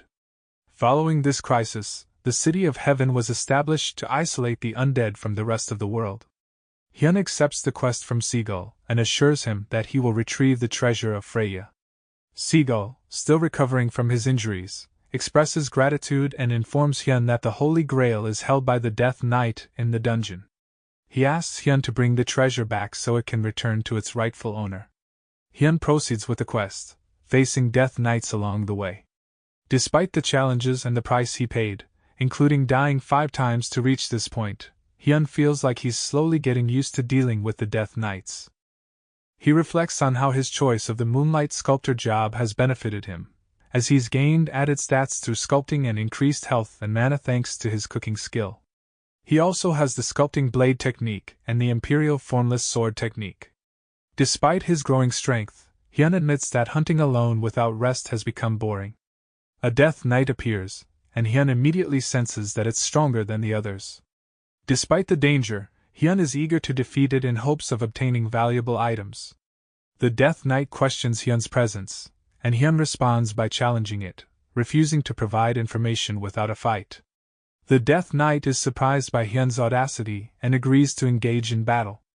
Hyun introduces himself and initiates the fight by using the sculpting blade technique. While he manages to land an attack, the Death Knight's power pushes him back. In response, the Death Knight mocks Hyun for being a sculptor, provoking him to launch another attack and push back the Death Knight. However, the Death Knight counterattacks, causing Hyun to lose his sword and injure him with the subsequent attack. Hyun smiles as he notices his endurance increasing during the battle, which infuriates the Death Knight. In fact, Hyun intentionally allowed himself to be hit by the Death Knight's attacks, as he understands that taking hits without sustaining critical damage can increase his defense stat and endurance stat gradually. However, he is aware of the high penalty he would face if he dies in this fight, so he remains cautious. Hyun continues to battle the Death Knight, evading an attack and then using the sculpting blade technique to end the battle. He eagerly checks the drops and discovers valuable items: Van Hawk's magic helm, Calamorian sword, and Crimson Necklace of Life. Hyun celebrates seeing these items, although he realizes that the Calamorian sword can only be used by knights, and he currently doesn't meet the level requirement to use it. He attempts to identify the Crimson Necklace of Life but fails, speculating that his identification skill might be too low. However, he also considers the possibility that the necklace is incredibly rare. Hyun plans to have the necklace identified through other means later. Hyun discovers an altar within the crypt and finds the treasure of the Order of Freya resting on it. As he picks up the treasure, he immediately senses the holy aura within it, and it begins to heal his wounds. The treasure is revealed to be Helene's grail, confirming that he has found the holy artifact of the Order of Freya, completing his quest. Hyun contemplates whether to hunt a bunch of ghosts and specters on his way back to take advantage of the double experience points and item drops, which last for a week. However, he is interrupted by the sound of Haeyun calling for him in the real world. He decides to promptly log off the game to attend to her. Hyun watches a news report about Royal Road, which highlights a blacksmith capable of enhancing the defense of equipment. Juwon emphasizes the importance of defense equipment for warriors, as higher defense increases their chances of survival. He mentions that the blacksmiths of Tor have been using various enhancement stones and ores to improve the defensive capabilities of the equipment. Haemin Shin expresses her interest in having her armor enhanced, but is concerned about the potential cost. Juwon confirms that enhancing armor can be quite expensive, ranging from 10 gold to 100 gold, depending on the effects and functions desired. Haemin is surprised by the high cost, realizing that she won't have enough money, even if she collects all the money she has earned so far. Juwon reassures her that not all enhancements are as expensive, and she could potentially get by with just 10 gold for a standard enhancement.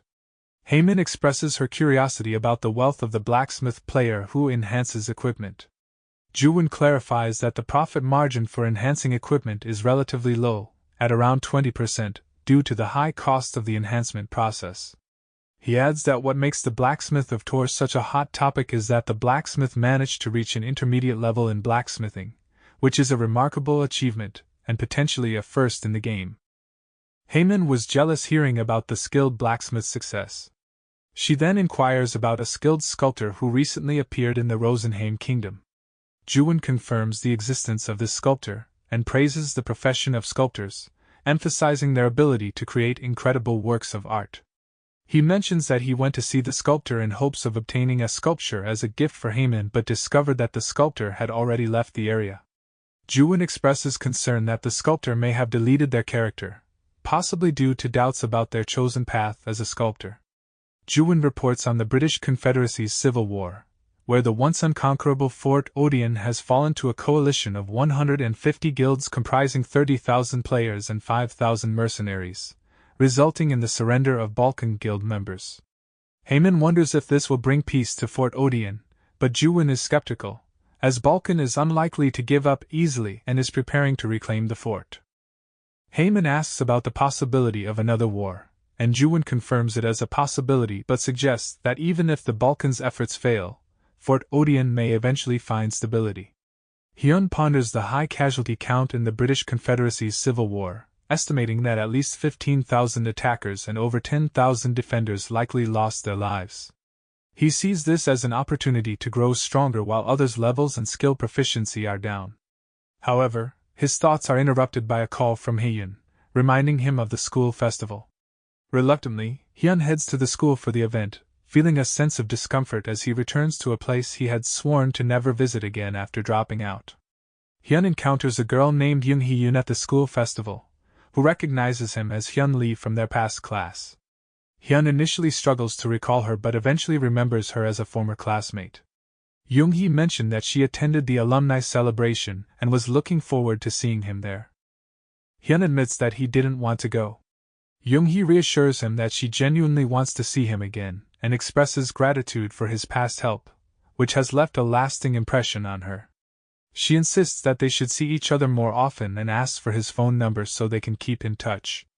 Haehyun arrives and questions Young-hee for her interest in her brother, Hyun, and even calls her an old lady. Young-hee is visibly upset and defends herself, stating that she is in the same class as Hyun and is a graduate of the school. She demands that Haehyun watch her words. Haehyun retorts, suggesting that they both avoid making rude comments since they aren't that far apart in age. She then drags Hyun away, wanting to show him something at the stadium. Haehyun's intention is to participate in a competition together, but Hyun initially hesitates. Haehyun insists, mentioning that she had already boasted to her friends about doing it with Hyun. Eventually, Hyun agrees to join the competition, but he discovers that there's a fee to participate, making him even more hesitant. However, he reluctantly pays the fee, unable to resist his sister's enthusiasm. During the race, Hyun and Haehyun find themselves in last place. Haehyun encourages her brother to try harder, but Hyun is not particularly motivated to win since there doesn't seem to be any rewards involved. However, Haehyun surprises him by mentioning that the first place prize is a shopping mall gift card worth 100,000 won. This immediately motivates Hyun, and he accelerates, passing the other participants and reaching the finish line. After receiving the gift card, Hyun spots another game and inquires about the prize. Haehyun warns him that the game is difficult and that falling into the water could lead to catching a cold. She suggests giving up on it. Still, Hyun is persistent and wants to know the prize amount. The staff member explains that the person who completes all the stages the fastest will win 3 million in cash and approximately 2 million worth of gift cards as an added prize. Excited by the potential winnings, Hyun immediately pays the fee and heads up to the stage. Meanwhile, Haehyun is waiting inside a cage to be rescued. Her classmates approach her and ask if the guy outside is the brother she was boasting about. They examine Hyun and find him to be rather average in appearance. They wondered why Haehyun was rejecting the other boys when she compared them to her brother. Haehyun defends her brother, insisting that her friends wouldn't understand his true handsomeness. Hyun is interviewed by the host before the game begins. The host asks him about his reason for participating, and Hyun explains that he's here to save his sister.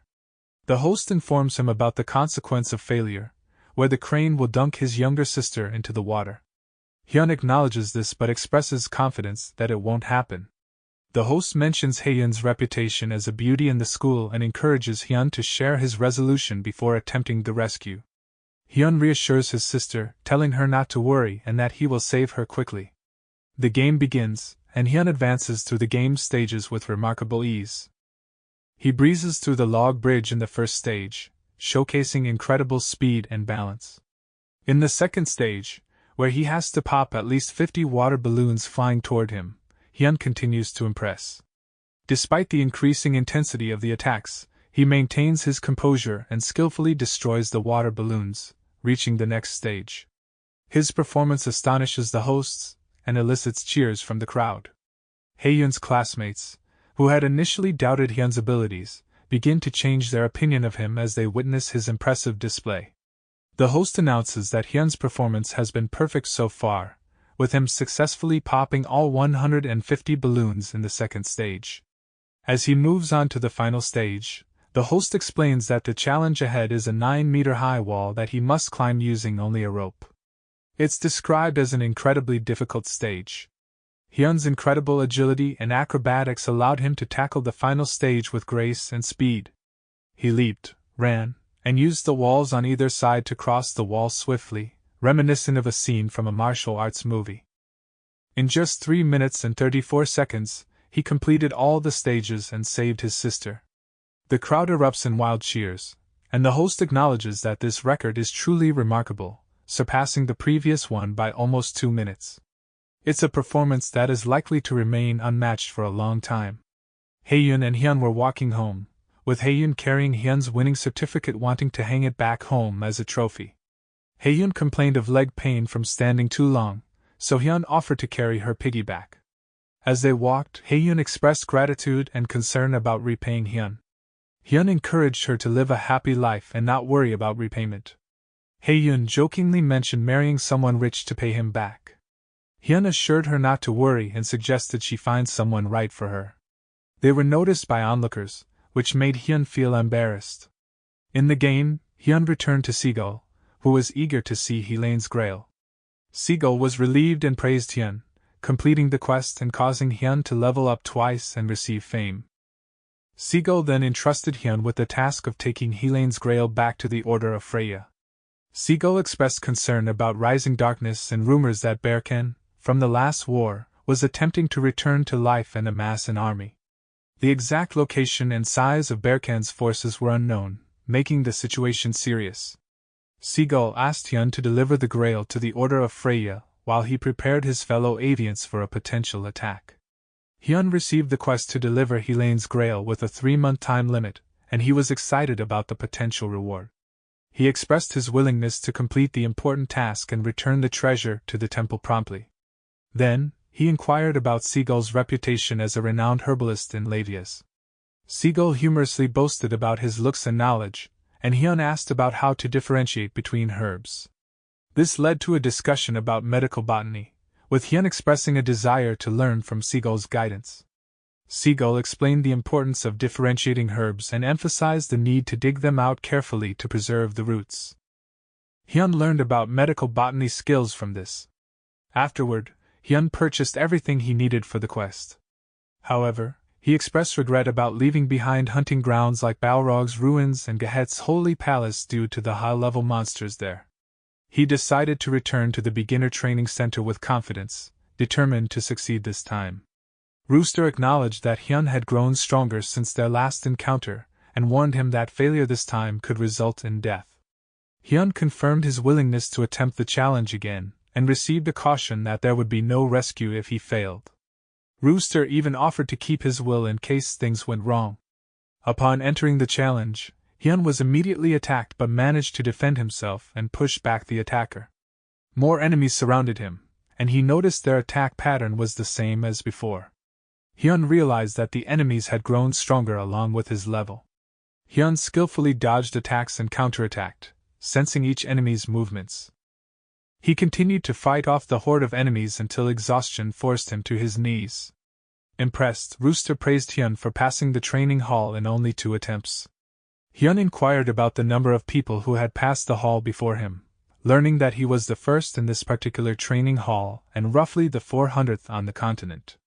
Rooster then proposed the idea of quitting his sculpting job to become a martial artist, specializing in combat. Hyun received the quest to change classes but declined, stating his preference for his current profession. Rooster accepted his decision. Rooster informed Hyun that as a reward for passing the beginner training hall, he would receive a reward and have the option to learn one more skill. Any action Hyun expressed could be turned into a skill. Hyun was intrigued by this opportunity and pondered what kind of skill he needed. He considered sword skills, footwork, and magic but decided that he wanted something more unique, something that didn't already exist as a skill. He realized that it would be foolish to choose a skill that was already common. Hyun thought about Dane and wished she could have come up with something creative and special for him. This longing and emotional turmoil caused him to shout out, resulting in him acquiring the Lion's Roar skill. This skill increases the fighting spirit of allies and temporarily boosts his leadership stat. Meanwhile, in Barren Village, there was a bustling crowd. Some were admiring the statue of the goddess of Freya, others were engaged in buying and selling items, and some were looking for party members. Suddenly, everyone's attention was drawn to Hyun, who descended from the sky carrying a multitude of items. He landed conspicuously and caught the attention of everyone around. Hyun then approached a merchant with the intention of selling his items. Hyun inquired about the price the merchant was willing to pay for his items, mentioning that he had a significant quantity to sell. The merchant explained his pricing strategy, aiming to receive 20% more than the store's original buying price and offering to pay up to 15% more for what Hyun was selling. If Hyun had a large quantity of items, the merchant was willing to go as high as 18%, ensuring a 2% profit margin. Hyun agreed to this arrangement, and proceeded to dump all the items he had in front of the merchant. The merchant was left in awe, wondering how Hyun had acquired such a large quantity of high-quality items, and whether he was an extremely high-level warrior. Hyun offered to sell all of the items to the merchant, except for what was inside a specific bag. The crowd was astonished by the sheer number of items Hyun had, and they began to speculate about his wealth. The merchant expressed his interest in purchasing all the items and estimated that it would be worth over 1,000 gold. Hyun vaguely mentioned hunting in various places with dedication. However, the merchant admitted that he didn't have the full amount in hand and asked if they could finalize the transaction after he went to the grocery store to arrange for the funds. Hyun agreed, but he remained cautious about the possibility of being betrayed. After selling the items, the merchant thanked Hyun and greatly benefited from the transaction in terms of skill proficiency and levels. Hyun marveled at how the once deserted town of Barren had developed so rapidly after the creation of the statue of goddess Freya, even though it had recently been through a war. The merchant explained that the influx of visitors who came to see the statue had contributed to the town's growth. Hyun pondered the transformative power of his sculpting and how a masterpiece might have an even more significant impact. Mapan then introduced himself as a traveling merchant. Hyun reciprocated with his own introduction. Mapan asked about Hyun's next destination, and when he mentioned going to the free city of Samra by crossing the Barak mountain range, Mapan requested to accompany him. Hyun was cautious about Mapan's reason for wanting to join him, and Mapan clarified that he wasn't seeking to exploit Hyun's strength, as they were both aware of his merchant status. Mapan offered to cover the costs of herbs and bandages used during combat in exchange for the opportunity to travel together. Hyun asked Mapan what he would receive in exchange for providing herbs and bandages during their travels. Mapan offered to purchase all the etc. items Hyun acquired through his hunting on the field. He explained that this would save Hyun the trouble of carrying them around and that he would buy them on the spot. Hyun considered the offer and realized it could be a mutually beneficial arrangement. Mapan could increase his level and trade skills while Hyun would have a convenient way to offload his items. They agreed to travel together, with their departure scheduled for the next day. Mapan saw this partnership as a jackpot, assuming that Hyun's ability to gather items indicated he was highly leveled. He believed that by staying next to Hyun and buying everything he collected, he could get rich quickly. Hyun informed Mapan that he had a busy day ahead and asked him to wait if he wanted to accompany him. He then started selling his sculptures and food items while also offering a repair service for weapons and armor. Mapan was utterly shocked by the range of Hyun's skills and professions, and he assumed that Hyun was the type of character he despised, someone who spread themselves too thin with multiple professions. Curious, Mapan asked Hyun about his original profession, to which Hyun revealed that he was a sculptor, leaving Mapan even more shocked. Mapan couldn't hide his devastation upon realizing that Hyun was a trash character.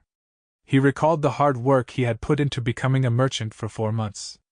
Mapan, despite his initial disappointment with Hyun's multiple professions, recognized the potential in Hyun's business acumen. He considered that even if Hyun had shortcomings in other areas, his entrepreneurial skills might be valuable. Mapan likened the situation to the saying that if 3 wise men walk by you, at least one can become your teacher. He believed that by observing Hyun, he could learn something, even if Hyun appeared to be a trash character. However, Mapan was disappointed when he overheard Hyun lying about prices while selling his items. The following day, as they leave, Mapan's doubts begin to creep in. He noticed that Hyun's clothing and equipment didn't seem impressive, and he wondered if the valuable items Hyun had provided were merely coincidental finds rather than the result of significant hunting achievements. Despite his reservations, Mapan decided to stick with the path he had chosen, driven by his principles of faith and loyalty. Mapan had a peculiar feeling about Hyun, one he couldn't quite explain. He had a gut feeling that following this person would ultimately not lead to any losses. His merchant instincts told him that sticking with Hyun was the right move. As Hyun and Mapan continued their journey, they encountered a group of lycanthropes that blocked their path. Mapan grew worried about the monsters, but Hyun remained calm and continued working on a sculpture. Mapan reminded Hyun of the imminent threat posed by the lycanthropes, prompting Hyun to take action. However, Mapan couldn't help but worry as he noticed that Hyun's sword seemed on the brink of breaking. Hyun, in agreement, decided to resort to using his bare hands to fight. When the lycanthropes made their move, Hyun unleashed his lion's roar skill, disorienting the enemy and creating an opening for him to defeat the monsters. But their troubles were far from over, as more monsters, including an alpha, arrived on the scene. Hyun decided to target the alpha and charged forward. After a fierce battle, Hyun managed to defeat all the monsters, leaving Mapan in shock at Hyun's combat abilities. Hyun, on the other hand, was satisfied with the items that had been dropped from the defeated enemies. Mapan couldn't help but be amazed and intrigued by Hyun's incredible abilities. He observed that Hyun had managed to defeat dozens of lycanthropes, each of them over level 100, with his bare hands, despite carrying a sword that appeared to be in terrible condition. Mapan couldn't help but wonder what kind of person Hyun really was, but he was convinced that sticking with him could lead to great financial opportunities. While organizing the items they had collected, Mapan was taken aback when Hyun took out the expensive gems he had purchased earlier. Hyun began sculpting one of the gems to increase his skill level, which shocked Mapan. He couldn't understand why Hyun would choose such an expensive gem for this purpose. Mapan asked Hyun why he was sculpting such valuable gems, and Hyun casually replied that he was sculpting. As he watched, he noticed that the gem was undergoing a remarkable transformation, becoming incredibly beautiful through Hyun's sculpting knife. Mapan realized that if Hyun could facet all the gems to be as beautiful as the one he was currently working on, their value would skyrocket. He couldn't even begin to imagine the profit they could make by selling such gems to the Britain Alliance. Hyun's intermediate sculpting mastery skill increased to level 3, but he recognized that he had a long way to go before reaching the advanced level needed for the sculptural bestowal skill. Meanwhile, a group of players was hiding, fearing retribution from the Cloud Guild after killing one of its members. They remembered the valuable treasure map they had acquired from the slain player, and realized its significance. One of them suggested taking the treasure, but the others were concerned about the potential traps within the dungeon the map indicated. They reluctantly concluded that they needed a sacrifice to trigger any potential traps, but none of them were willing to volunteer. As they debated, they spotted Hyun and Mapan approaching, presenting them with a potential solution to their problem. The group of players, composed of Gran, Levi, Halman, and Margot, blocked the road and introduced themselves. They inquired whether Hyun and Mapan were merchants. Mapan responded affirmatively, stating that he was a merchant, and he introduced Hyun as a sculptor. The group secretly smirked upon hearing this information. Halman noted that there should have been many monsters on their route, and he questioned how the two of them, as merchants, had managed to cross the Barker mountain range. Mapan attempted to explain, but Hyun interrupted him. Gran suggested that there was no need to force the information out of them. Hyun, however, had a feeling that something was amiss. He sensed that these individuals were acting suspiciously, surrounding them while pretending to engage in conversation. Hyun began to suspect that they might be thieves. Hyun decided to play along and tried to explain their safe passage through the dangerous mountain. Hyun claimed to have a unique skill despite being a sculptor, suggesting that he could make monsters flee with a simple yell. He offered to demonstrate this skill by using Lion Roar, which immediately surprised the group. Gran stopped the others from attacking and expressed his admiration for the magnificent roar. He mentioned that he had heard this roar multiple times in the area, and he questioned whether the monsters really ran away when they heard it. Hyun noted that since the group wasn't in the same party as him, his leadership and additional effects should not have taken effect. Therefore, they would have only experienced the loud noise from his roar. Gran was certain to use them as bait for their own gain. He offered to escort them, suggesting that it would become progressively more challenging on their journey. Hyun, however, remained suspicious of their intentions, especially regarding the offer of a free escort. As they traveled, Hyun continued sculpting, and he eventually took out a jewel. Mapan explained that Hyun had the ability to facet jewels, which piqued the interest of Gran and the others. They were already looking forward to benefiting from Hyun's items. Hyun noted that the group hadn't attacked them despite seeing the valuable jewel. This made him even more cautious and suspicious of their true motives. He decided to play along for now but remained on guard. As they continued their journey with Gran and his group assisting in dealing with monsters, Mapan expressed his gratitude for their help. Gran even offered to share the items they acquired with Hyun and Mapan, seemingly in a friendly manner. However, Hyun remained vigilant and observed their actions closely. Hyun realized that there was more to Gran's group than met the eye. Their willingness to offer free items and an escort without apparent gain raised suspicions in his mind. He understood that they must have a hidden agenda and were not simply simple bandits. Hyun decided to play along and accept the items offered to him for free. As they reached a canyon with a bridge, Mapan suggested using the bridge to cross, but Gran had a different idea. He questioned Hyun and Mapan about their reasons for going on an adventure, and suggested taking a path down into the canyons to enjoy the view. Mapan argued for the safer route, emphasizing the importance of avoiding unnecessary danger. When Mapan disagreed with Gran's suggestion, Halman prepared to attack. However, Hyun stepped in and sided with Gran, agreeing to take the path down into the canyons. Hyun assured Mapan that there was no need to worry since they had strong escorts with them. Gran and his group were pleased with Hyun's agreement, and they continued their journey. Along the way, Gran spotted another trail and suggested taking that path, much to Mapan's concern. Halman reassured Mapan that they would protect them. As they continued, Hyun spotted some rare herbs and started collecting them. This action irritated Gran and his group because it caused a delay in their progress. Gran managed to calm Halman, who was eager to attack. Gran informed him that they were close to their destination and decided to send Margot ahead to check the place they were headed to. Margot returned and informed them of a dungeon entrance, and assumed it was a dwarf tomb. The group discussed the possibility of incredible treasures inside, and Gran invited Hyun and Mapan to join them. Mapan was hesitant, but Hyun agreed.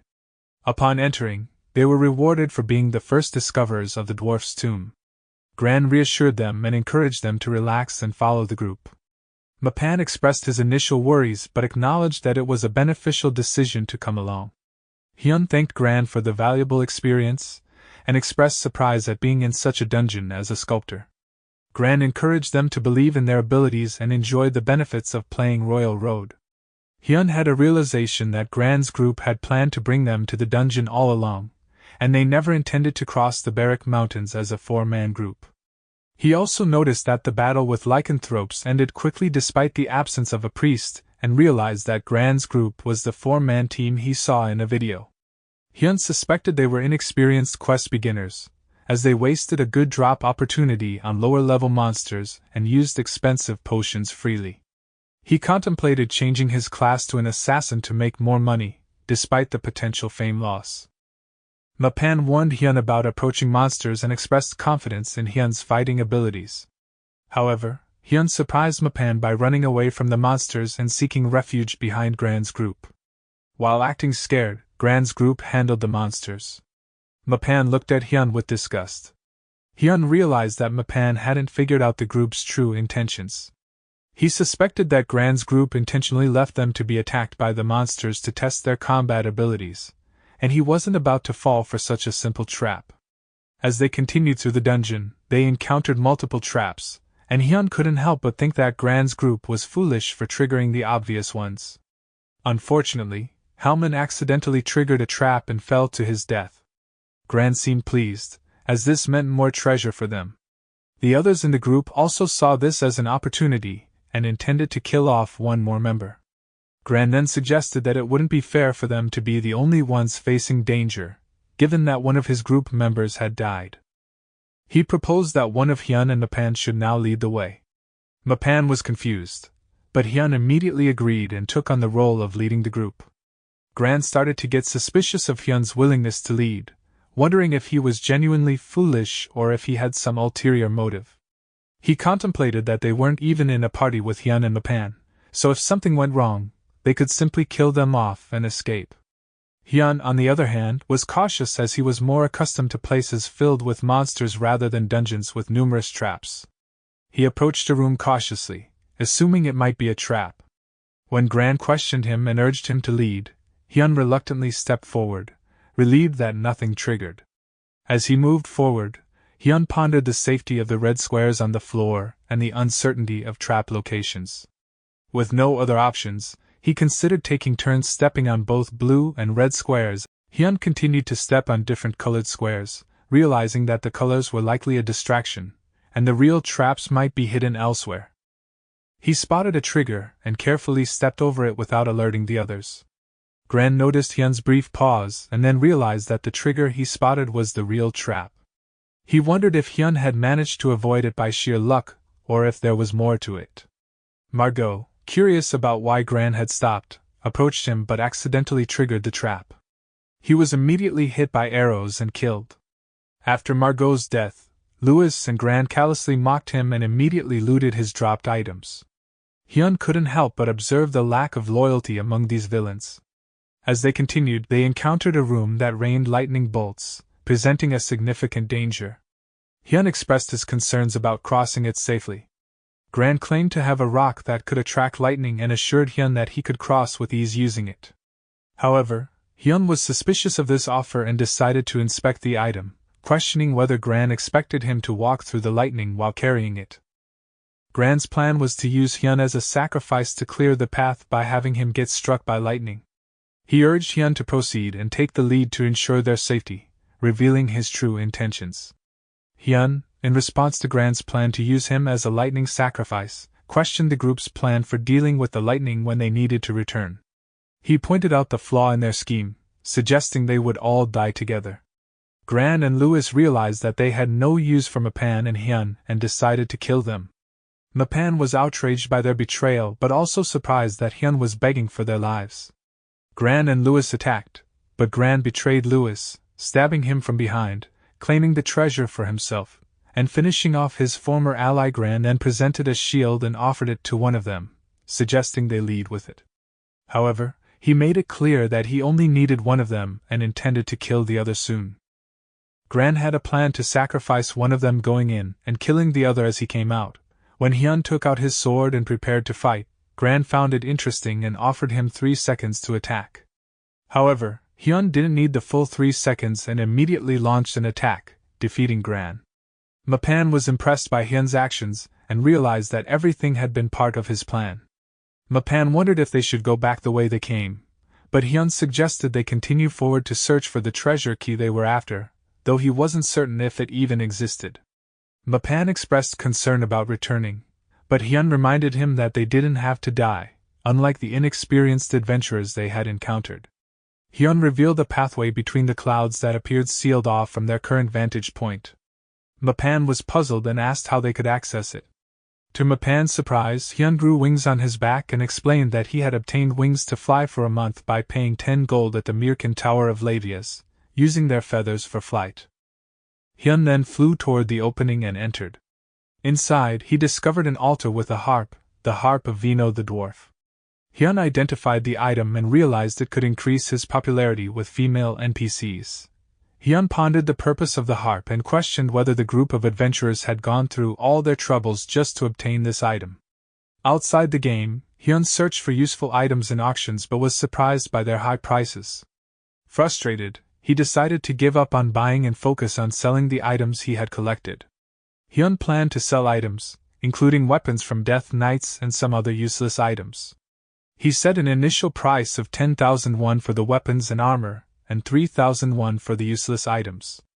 Thanks to his AAA diamond rank on the trading site, his items would be prominently displayed, and he expected to see results within about a week. In the game, Mapan and Hyun arrive in a bustling town. Hyun remarked on the town's prosperity. Mapan explained that the town's prosperity was due to its location in the central continent, away from the outskirts like the Rosenheim kingdom. They had successfully crossed the Barku mountain range and were now in the sovereign nation of Britain Alliance. Mapan asked if Hyun intended to join any guilds, but Hyun had no plans to do so. He preferred traveling alone, as he felt that joining a guild would come with too many restrictions and limitations, as well as time-consuming responsibilities like participating in attacks, defenses, and sieges. Hyun and Mapan decided to focus on selling their items for now. Hyun mentioned that he had finished faceting all the jewels he had brought with him, with the current one being the last. After some time, Mapan successfully sold everything they had in their wagon. He realized that he had made a significant profit, especially from selling food items alone, and wondered how much Hyun's faceted jewels would sell. In the coin kingdom of Legas, Hyun and Mapan visited a trader to sell the jewelry Hyun had created. The trader praised Hyun's workmanship and offered at least 2,900, but then increased the offer to 3,200, especially for him. Hyun considered the offer and thought about his investment of 1,700 in the ores. He realized that he had made a profit of about 1,500, taking into account the faceting and delivery expenses. He also remembered the harp of Vino the dwarf and how it could increase his likability, potentially allowing him to get an even higher price for his items. Hyun took out the harp of Vino the dwarf and started playing, which pleased the people around him. The trader complimented the beautiful melody but suggested that adding vocals would make it even nicer. She asked if Hyun could sing along with the song. Hyun began singing, but his singing voice was so terrible that people covered their ears in discomfort.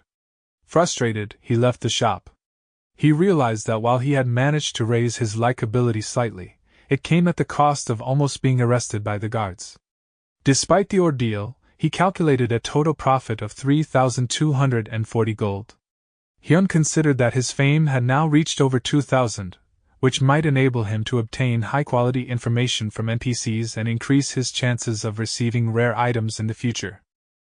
Hyun remembered the necklace and decided to get it appraised. He arrived at the shop and saw other players rushing to get their items appraised, noting their excitement at the prospect of discovering valuable items. However, Hyun realized that the necklace he had was something he couldn't appraise with his current skill level. To identify it, he needed to find a specialist with the appropriate skill. He headed to the second floor of the shop, where high-ranked magicians with identifying skills were known to frequent. Hyun hoped to find a skilled magician who could help him with his appraisal. Hyun approached the magician on the second floor and handed over the necklace for appraisal. The magician, thinking Hyun was a bum due to his ragged appearance, warned him about the cost, mentioning that she only identified high-quality items and charged 50 silver per transaction. She suggested that he head to the first level to identify regular items instead. However, to her surprise, Hyun immediately paid the fee without hesitation.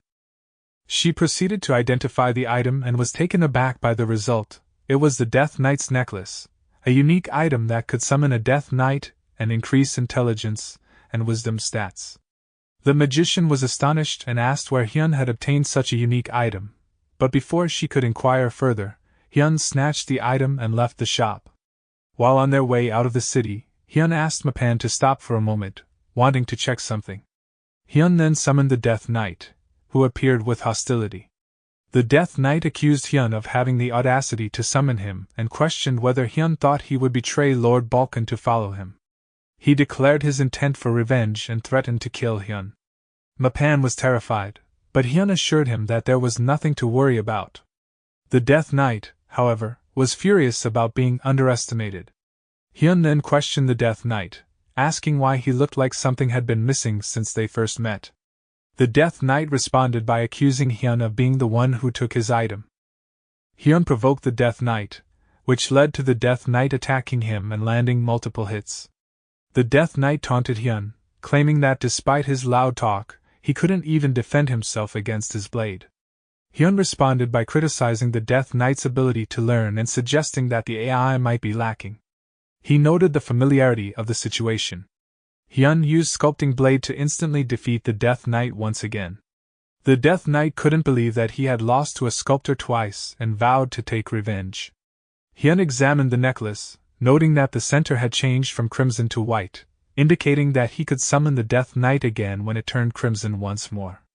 Mapan, who had been observing Hyun's actions, was puzzled and asked who Hyun really was. Hyun playfully replied that he was just a normal sculptor. As they continued their journey, Hyun asked Mapan to stop once more so he could summon the Death Knight again. The Death Knight appeared and immediately questioned why he was summoned, asserting that Hyun's previous victories were due to luck and insisting he wouldn't submit to a mere sculptor. Before the Death Knight could finish his protest, Hyun instantly killed him again, just as he had done previously. Hyun reflected on the fact that defeating the Death Knight didn't give him experience points, but it did increase his skill proficiency. He noted that it would be a waste not to use the Death Knight's attacks when his HP and mana were fully charged. Hyun decided to continue summoning the Death Knight whenever his mana was fully charged to increase his skill proficiency, thinking that this could also help him become recognized as the Death Knight's master. Mapan asked Hyun how many times he had defeated the Death Knight already, and Hyun replied that it had been 7 times. Mapan marveled at Hyun's ability to take down a Death Knight as if it were nothing. In the following days, Hyun continued summoning and defeating Van Hawk, even beating him up, but the Death Knight still expressed loyalty to Balkan. However, one day when he summoned Van Hawk, the Death Knight appeared tamed and didn't curse at Hyun as he had done in the past. Hyun was surprised by this change in Van Hawk's behavior, and asked why he was standing so still and if he had truly given up. Van Hawk responded that his debt to Lord Balkan was slowly fading from his memory, and acknowledged Hyun's strength. However, he emphasized that he hadn't fully acknowledged Hyun, and warned him not to misunderstand his changed demeanor. When Van Hawk suggested having a talk instead of being killed, Hyun ignored him and continued to beat him up. Later in the day, however, Van Hawk, in a state of terror, acknowledged Hyun. Hyun asked if this meant Van Hawk recognized him as his master. Van Hawk hesitated and mentioned needing more time to think it over, fearing damage to his reputation if he made a quick decision. Before he could finish his sentence, Hyun interrupted him with another flurry of attacks, leaving Van Hawk kneeling on the ground. Van Hawk finally acknowledged Hyun as his master, but Hyun chided him for being too informal about it. Van Hawk then humbly recognized Hyun as his master, and begged him not to bestow any more humiliation upon him. Hyun remained skeptical, considering that Van Hawk had been the subordinate of a ruthless dark magician, and questioning his sudden submission. He suspected that Van Hawk might have ulterior motives. Van Hawk insisted that he was being truthful and had no hidden agenda. However, Hyun decided to continue their conversation after he had killed Van Hawk 200 more times. Van Hawk screamed in pain while Mapan watched in amusement. Outside of the game, Hyun checked on the items he was selling and was disappointed to see that their value wasn't increasing as he had hoped. He began to wonder if this was the highest value they would reach. The total sum of everything he had sold, including the useless items, amounted to 2,960,000 won. Hyun considered it a decent income for his first venture in Royal Road. While pondering his earnings, he received an email from the Dark Gamers. Hyun wondered if it was from the rumored Dark Gamer who only sent invitations to those chosen individuals. Curious, he clicked on the email, feeling a bit suspicious after seeing the content. After sending the items to the winning bidders, Hyun returned to the game to meet Mapan. In Samaran Free City, Hyun and Mapan parted to sell their items. Hyun arrived at the temple but was shocked to find that he needed to pay 10 silver to enter. He was then taken to the high priest after showing the grail. Hyun returned the Helian's grail to the high priest, successfully completing the quest and increasing his fame and reputation with the Temple of Freya. His level also increased. Hyun was overjoyed with the reward he received, expressing his excitement at the unexpected generosity.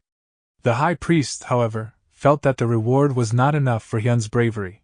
He instructed the holy knights to bring him the blade of Agasa and its associated equipment. Hyun received the 3 items and immediately identified them: the sacred blade of Agasa, gauntlet with rose pattern, and ring of the holy priest. Hyun cheered and even shed tears of joy upon seeing the items. He declared his intention to use the blade of Agasa until he reached level 200, and he planned to check the going rate for the items on the trading site as soon as he left the temple. Hyun was determined to make the most of his new equipment, and potentially sell the blade of Agasa when he found a better weapon.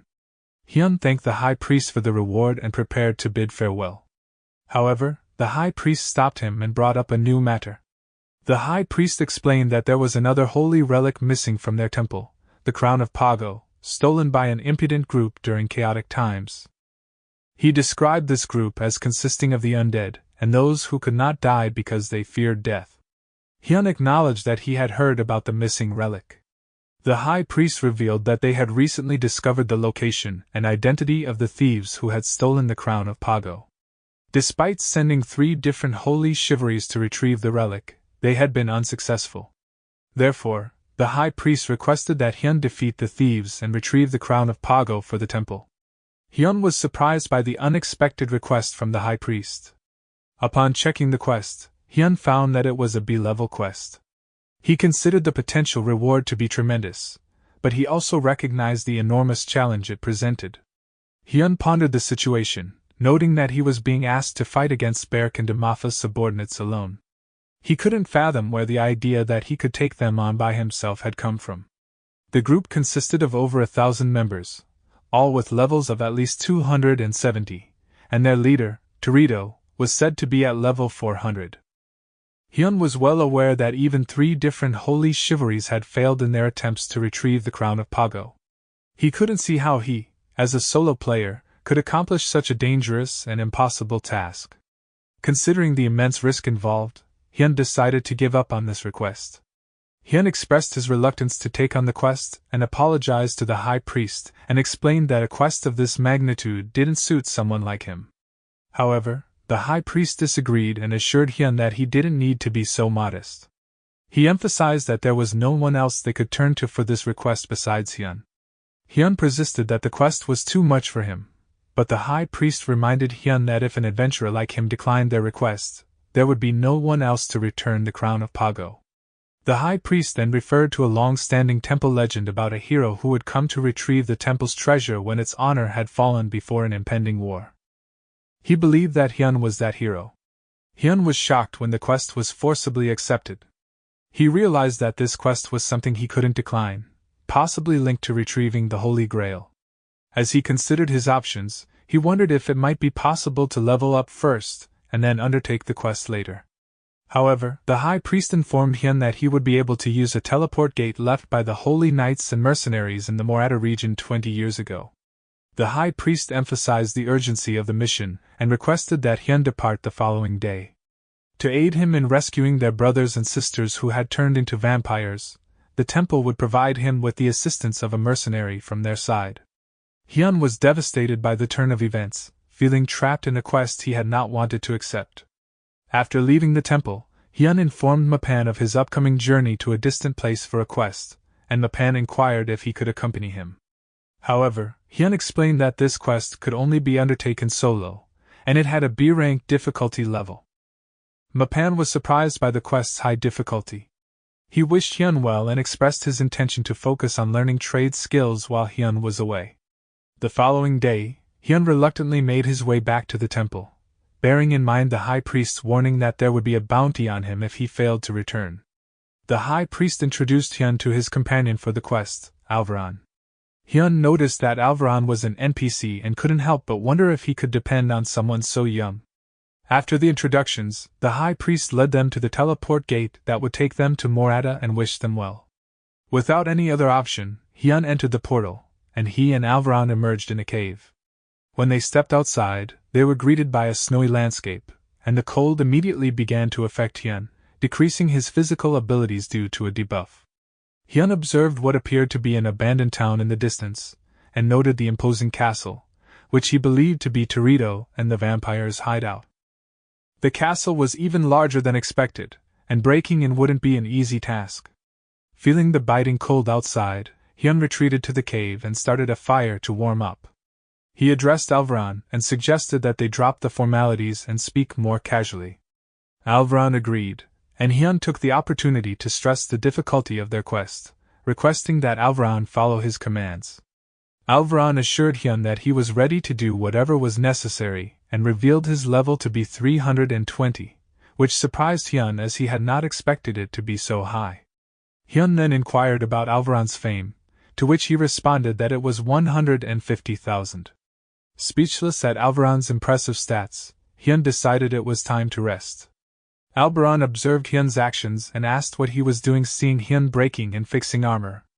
Hyun explained that he was working on increasing his repair skill, and he was determined to reach the intermediate level. As he got closer to his goal, Hyun expressed his excitement about fully extending the durability of his equipment once he reached the intermediate level. However, Hyun was suddenly affected by the cold again, and he noticed that Alvaron seemed immune to its effects. Hyun decided to head out to scout the area, leaving Alvaron in the cave. Hyun ventured further into the snowy landscape, searching for any signs of monsters or the vampire hideout. He was cautious and hoped he wouldn't encounter any powerful creatures unexpectedly. As he pressed forward, he encountered a pack of wolves. Realizing that he was in the wrong area, he decided to change his route and avoid them. The cold began to take a toll on Hyun, and he knew he couldn't continue without proper armor, even if it had low durability. He needed to stay warm to prevent freezing to death.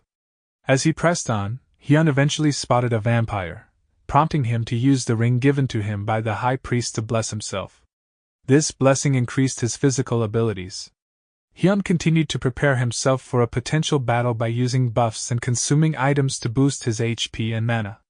The vampire, sensing Hyun's energy, approached him, prompting Hyun to initiate the attack. As they clashed, the vampire attempted to defend himself, but Hyun's sculpting blade skill nullified his defenses. The strike landed, but the vampire remained undeterred and retaliated. Hyun knew that he was up against a formidable opponent with an incredible recovery speed, typical of vampires. He had to be cautious and prepare for the vampire's next move. The vampire launched another attack, but Hyun was ready. Using his skill, 7 celestial steps, he swiftly moved behind the vampire and struck with sculpting blade once again. The vampire showed remarkable resilience, still standing and ready to continue the fight. Hyun understood that even vampires had their limits, and if he could maintain his relentless assault without getting caught off guard, he had a chance at victory. The vampire, impressed by Hyun's skills, and decided to use his full strength in their battle. They summoned countless bats and ordered them to attack Hyun. Hyun found himself struggling to defend against the swarming bats while the vampire began casting various buffs on himself. Realizing that the vampire was simultaneously enhancing his defense, strength, and recovery abilities, Hyun understood that the battle might drag on indefinitely if he didn't change his approach. He made a decision to focus his attacks on the vampire himself. Hyun landed a powerful blow on the vampire and saw an opportunity to finish him off with a decisive strike. However, the bats hindered his efforts, allowing the vampire to heal his wound. Hyun adapted to the situation and also decided to prolong the battle. As time passed, most of the bats were eliminated, and Hyun noticed that the vampire was nearing his limit. The vampire attempted to use his healing magic to mend his wounds, but nothing happened. Hyun realized that the vampire had exhausted his mana reserves by relying heavily on spells for both offense and defense. Hyun's physical abilities had suddenly deteriorated due to the cold, and his blessing buff had also expired. He felt increasingly weak, to the point where he couldn't even raise his sword or move his body effectively. The vampire mocked Hyun and attempted to bite him, but Hyun managed to fight back, causing the vampire to lose one of its fangs. Despite his weakened state, Hyun tried to stand up, but his efforts proved futile as his health points continued to deteriorate from the wounds inflicted by the bats. Ultimately, Hyun succumbed to his injuries and died in the game. This death resulted in a 24-hour block from logging into Royal Road. Frustrated, Hyun emerged from the capsule, determined to learn from his defeat and come back stronger, ready to face the level 270 vampire once more in the future. Hyun paid a visit to his grandma, whom he hadn't seen much lately. She expressed her concern about his education and the fact that he had dropped out of school. His grandmother asked him to consider taking the GD test. Hyun agreed to his grandmother's request. Shortly after, a doctor arrived and shared the good news that their grandmother's health was improving, and with modern technology, cancers could be cured with a 100% success rate. Hyun expressed his gratitude to the doctor for the reassuring news. As Hyun contemplated how to start studying for his GD, he decided to visit a used bookstore to find mock test books and study materials. While searching for the bookstore, he unexpectedly stumbled upon his old martial arts dojo where he used to train. Meanwhile, the master of the dojo, Hyundo, was in deep thought. He expressed concern about not being able to find any talented students who could carry on his swordsmanship. Hyundo's worries about the future of his martial arts legacy weighed heavily on his mind. Hyundo was both surprised and intrigued by the news that Lee Hyun had arrived at the dojo and was actively seeking sparring partners. He learned that Lee Hyun had easily defeated one of his students, Hwanail, in under 2 minutes, despite Hwanail's 3 years of training.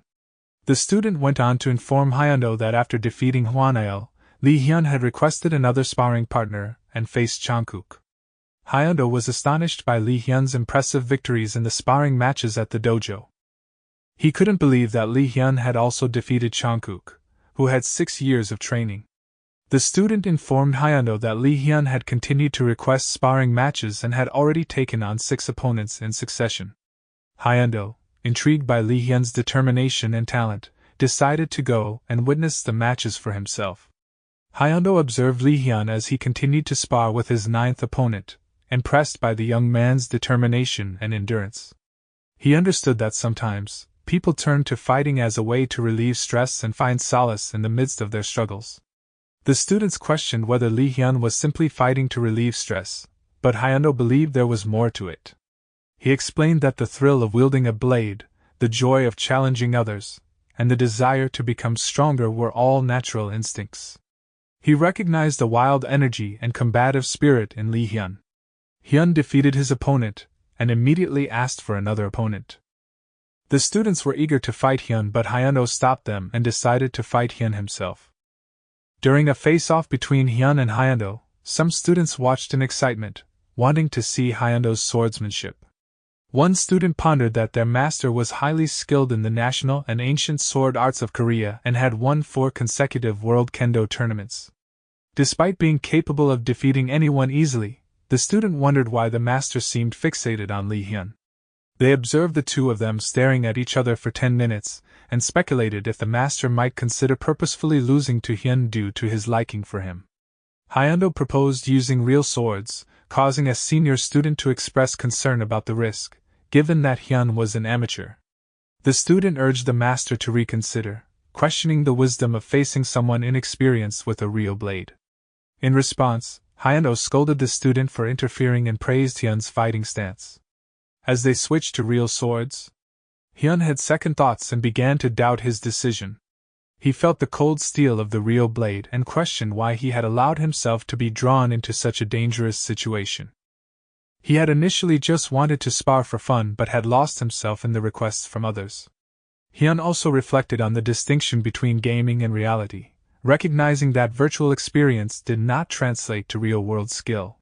He contemplated forfeiting the match, seeing no point in risking a dangerous duel over something trivial, believing that admitting defeat would resolve the situation.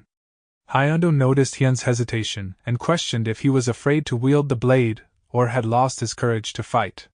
He compared it to how even animals lower their tails when faced with stronger opponents, suggesting that Hyun should run if he was scared. Hyun's memories of the lone shark fueled his determination, and he attacked, clashing swords with Hyundo. In response, Hyundo advised that if Hyun was unfamiliar with a blade, it would be wiser to put it down. However, he acknowledged that once someone had wielded a blade, they couldn't let it go. Hyundo encouraged Hyun to show what he could do with the blade. Hyun attacked, declaring that he wouldn't run away like a scared dog. During their duel, Hyun began to notice the vibrations and clear sound of the sword he was using, leading him to believe it was a prestige blade, similar to what he might encounter in Royal Road. This realization fueled his determination to continue attacking, while Hyundo remained on the defensive. The onlooking students started to wonder if Hyun was indeed an amateur due to his seemingly skilled blade handling. However, Aelhun recognized flaws in Hyun's technique, believing that he couldn't possibly stand up to the master with such weaknesses. Hyundo taunted Hyun, expressing disappointment in his performance, and attacked. Hyun, though terrified, was resolute in not wanting to die and managed to block Hyundo's attacks, leading to a continued exchange of sword strikes. Hyundo stated that he wouldn't go easy on Hyun because he considered him a potential threat, even implying that Hyun might try to seek revenge. While Hyun expressed his confusion about Hyundo's words. During their intense battle, Hyun was initially terrified by the danger and felt Hyundo's bloodlust. However, he found himself enjoying the fight and realized that his previous anxious thoughts were unnecessary distractions. He found the exchange of moves exhilarating. Aelhun was amazed at the sudden change in Hyun's demeanor, noting that his anxiety had disappeared, and he was now holding his own against the master. After the battle, Hyun and Hyundo sat down for tea. Hyundo was surprised to learn that it was Hyun's first time holding a real blade and was intrigued by his confidence, akin to a seasoned fighter. Hyun remained modest, acknowledging his amateur status, and expressed concern about what might have happened if Hyundo hadn't gone easy on him earlier. Hyundo, however, noted that a typical amateur wouldn't be able to continuously defeat 9 trainees. He questioned whether Hyun had picked up sword fighting elsewhere after leaving their training. Hyun then explained that he had learned sword fighting by playing the video game Royal Road. Hyundo found Hyun's story about learning sword fighting through Royal Road intriguing, but admitted that he couldn't fully grasp the concept. Hyun explained that the basic fundamentals he learned in the game were highly applicable to real-world sword fighting. Hyundo was further surprised to learn that the game featured lifelike monsters that appeared right in front of the player, and dropped items and money when defeated. Hyun confirmed this and explained that, despite being a virtual reality game, it allowed players to experience life and combat as if they were in the real world. Hyundo marveled at how the boundaries between games and reality had blurred, acknowledging the significant advancements in technology and virtual experiences. After Hyun left the dojo, Aelhun questioned Master Hyundo about not stopping him, considering Hyundo's desire to mentor Hyun. Hyundo clarified that he still liked Hyun, but believed there was a right time for everything. He mentioned that they should let Hyun find his own path. Hyundo then brought up a game called Royal Road, and expressed his desire to play it, even considering becoming a dragon slayer or orc-slaying hero in the game world. He also mentioned wanting to order a gaming capsule to play the game.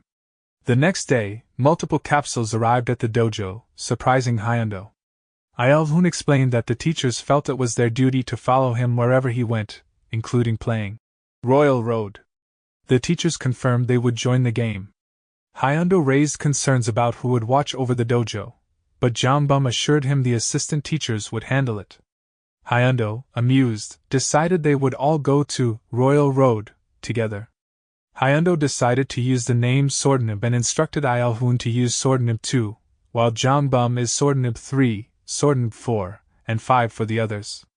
Hyundo entered the game and was astounded by the realism it offered, remarking on how all his senses were accurately represented, just as Lee Hyun had mentioned. He marveled at the game's sensory immersion and found it even better than he had expected. Aelhun and the others logged in and met up in the game. They shared the items in their inventory, a canteen and bread. Hyundo found the taste to be subpar, but Jongbum explained that higher-level cuisines would taste much better. Hyundo praised Jongbum's knowledge and then asked where they should begin. Aelhun suggested checking out the training hall, but warned that once they entered, they wouldn't be able to leave for 4 weeks, as per Weed's information. Hyundo enthusiastically agreed, and they decided to explore the training hall, with Aelhun leading the way as Swordnib 2. Hyundo's group arrived at the basic training center, but Swordnib 4 expressed disappointment with the lack of training equipment. Hyundo, however, emphasized that it's the one wielding the sword that matters most, not the facility. He encouraged them to begin their training. They started hitting the training dummies, and their strength stat increased. Hyundo celebrated the progress, emphasizing that their training would make them formidable against the monsters in Royal Road. As hunger set in, they decided to take a break and ate the bread they had from starting the game. Swordnoob 4 noted that eating bread filled up their satiety gauge, but Swordnoob 5 raised concerns about what to do when they ran out of bread. Aelhun suggested hunting as a solution, explaining that it would not only make them money but also provide them with better food options. The group agreed it was a great idea, but Swordnoob 5 reminded them that the game's regulations prevented them from leaving the castle for 4 weeks since they had just started the game. In their hunger-induced determination, Hyundo and Aelhun decided to continue training with just their swords, believing it would fill them up. However, Jongbum began to weaken due to hunger, and Hyundo urged him to persist. Meanwhile, Instructor Dark observed their group and was impressed by their dedication. He invited them to join him for a meal, tempting the teachers. However, Hyundo firmly rejected the offer, not wanting to compromise their pride as swordsmen, despite his own hunger. As their satiety gauge fell to the lowest level, Hyundo and the others died from starvation in the game, leading to a 24-hour restriction from logging in.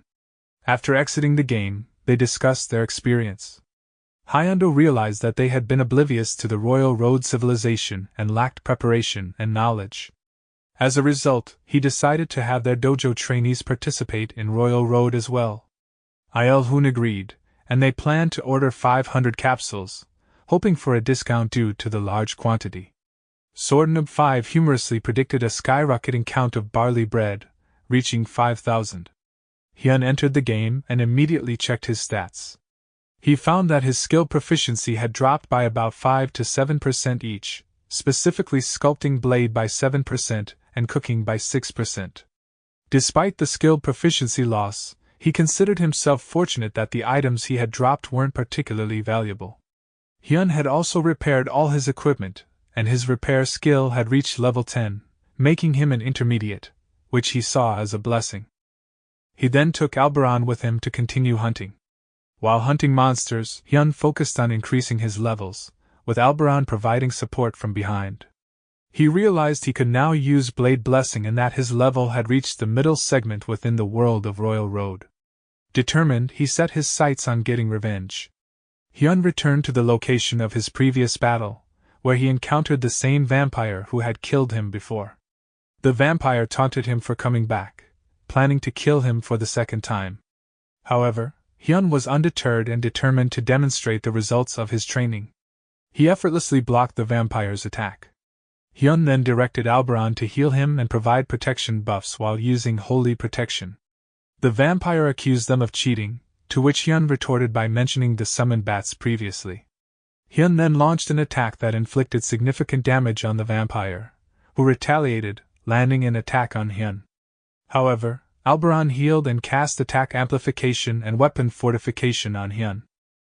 Hyun realized that with Alberon's powerful support magic, he, being above level 200, was well prepared to take on a level 270 vampire. Hyun easily overpowered the vampire, who then summoned his bats, but Hyun remained confident in his victory. Meanwhile, Pale and the others were en route to the training hall and discussed Weed's friends who had been practicing in the training hall for the past 2 weeks.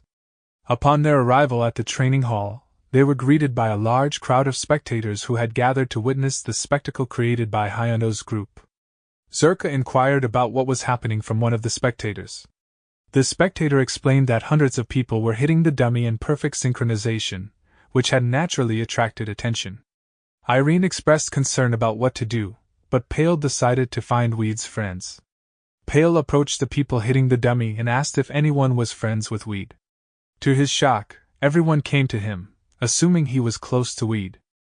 Pale confirmed and the group begged him for food, stating they were dying from starvation.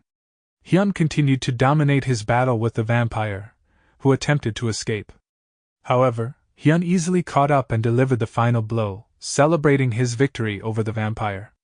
Hyun then expressed his excitement about his sculpting blade skill, which allowed him to attack even invisible enemies. He directed his attention toward the castle, vowing to defeat Torito and complete his quest. He summoned Van Hawk and ordered him to deal with the other vampires while he took on one himself, supported by Alberon. Together, they easily defeated the vampires, and Hyun's blade skill reached the intermediate level, increasing his attack power. However, Hyun couldn't help but express frustration with Van Hawk, considering him a parasite for taking 20% of the experience. Hyun recognized that his only option was to defeat all the vampires to level up quickly. His group continued to battle the vampires, and Hyun's sculpting blade skill had reached an intermediate level, allowing him to ignore the enemy's defenses and create enormous sculptures using the skill. As they ventured deeper into the territory, they came across the holy knights who had been turned into stone. With Alberon's help, they managed to dispel the curse and restore the knights to their normal state. This process continued, and they were able to save more of the knights. Hyun reflected on their progress while preparing food, realizing that they had gathered a significant number of knights.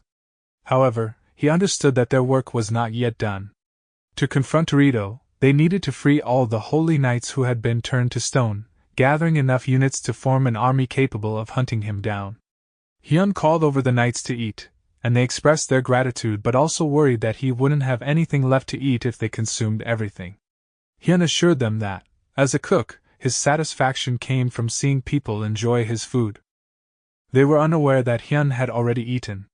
Hyun knew that winning them over with his cooking was essential to gain their assistance when needed.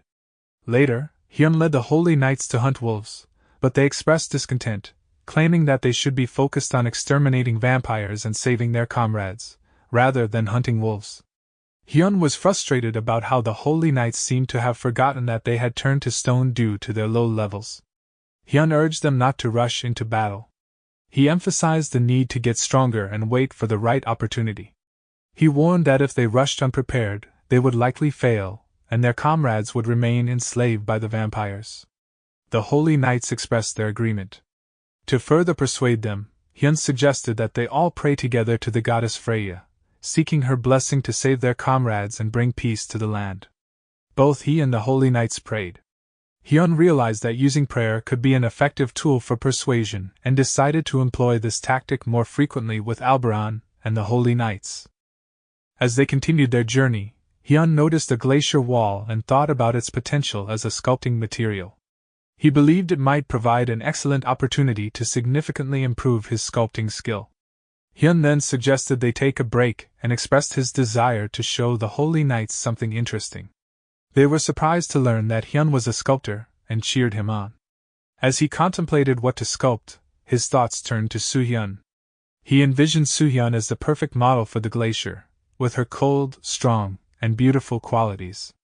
Hyun decided to create a sculpture capturing her essence, including the way she looked at people with her eyes. As Hyun's sculpture took shape, it left the holy knights in amazement. He had poured his heart and soul into the creation, focusing on capturing the proud and fierce yet beautiful and piercing eyes of Soo-hyun. Upon finishing the sculpture, the holy knights cheered in awe of the masterpiece. Hyun marveled at how using ice as a base material had turned out so well, despite his initial concerns about the armor. The beautiful sculpture of a woman had a remarkable effect on those who gazed at it, increasing health and mana, enhancing cold tolerance, and various stats. In addition, Hyun's intermediate sculpting skill leveled up to 5, boosting his fame and various stats, further highlighting the incredible impact of his artistry. Hyun felt a sense of pride in creating his first masterpiece carved out of ice, imagining the astonishment of Soo-hyun if she were to see it. However, later in the day, Hyun grew frustrated as he observed the holy knights getting sick from the cold. He sneezed and realized that he had also caught a cold. With a blizzard raging outside, he decided that waiting out the storm was the only option. He regretted not having learned sewing, as he could have made warm clothes from collecting wolf skins and other materials if he had known something like this would happen. Despite the challenging situation and the cold, Hyun decided to improvise by cooking nutritious food to help combat the effects of the cold. After the storm passed, Hyun and his group left the cave and noticed that the sculpture had been ruined due to the storm. Hyun contemplated the potential for repair and successfully restored the sculpture. He realized that even sculptures could be repaired, and this presented an opportunity to further increase his sculpting skill. He contemplated his path to reaching the expert level and decided that sculpting monsters would be a waste of time, considering he had already reached an intermediate level. To level up efficiently, he intended to create sculptures with high artistic value. Hyun considered the idea of sculpting a dragon, particularly an ice dragon named Cades. Hyun realized that he wouldn't be able to sculpt a giant dragon with normal ice, so he decided to seek help. He asked the Holy Knights to collect ice blocks, even though they initially saw it as a waste of time, and some suggested marching to Torito's castle immediately. To convince the Holy Knights, Hyun claimed it was the will of Freya and began to pray, which persuaded them to collect more ice blocks. Hyun was satisfied with their cooperation. Later in the day, another storm arrived, and Alberon expressed concern about the ice blocks. Hyun, however, saw this as an opportunity, and explained that the storm would make the ice blocks even more favorable for sculpting the following day. The next day, Hyun was satisfied with the outcome of the ice blocks and was confident he could create something that would surpass the masterpiece. Hyun began sculpting a large sculpture, realizing the importance of focusing on overall balance rather than intricate details to complete it more quickly and safely. He considered the potential danger and worked swiftly while maintaining safety. As he continued sculpting, observers like Alberon and the Holy Knights watched.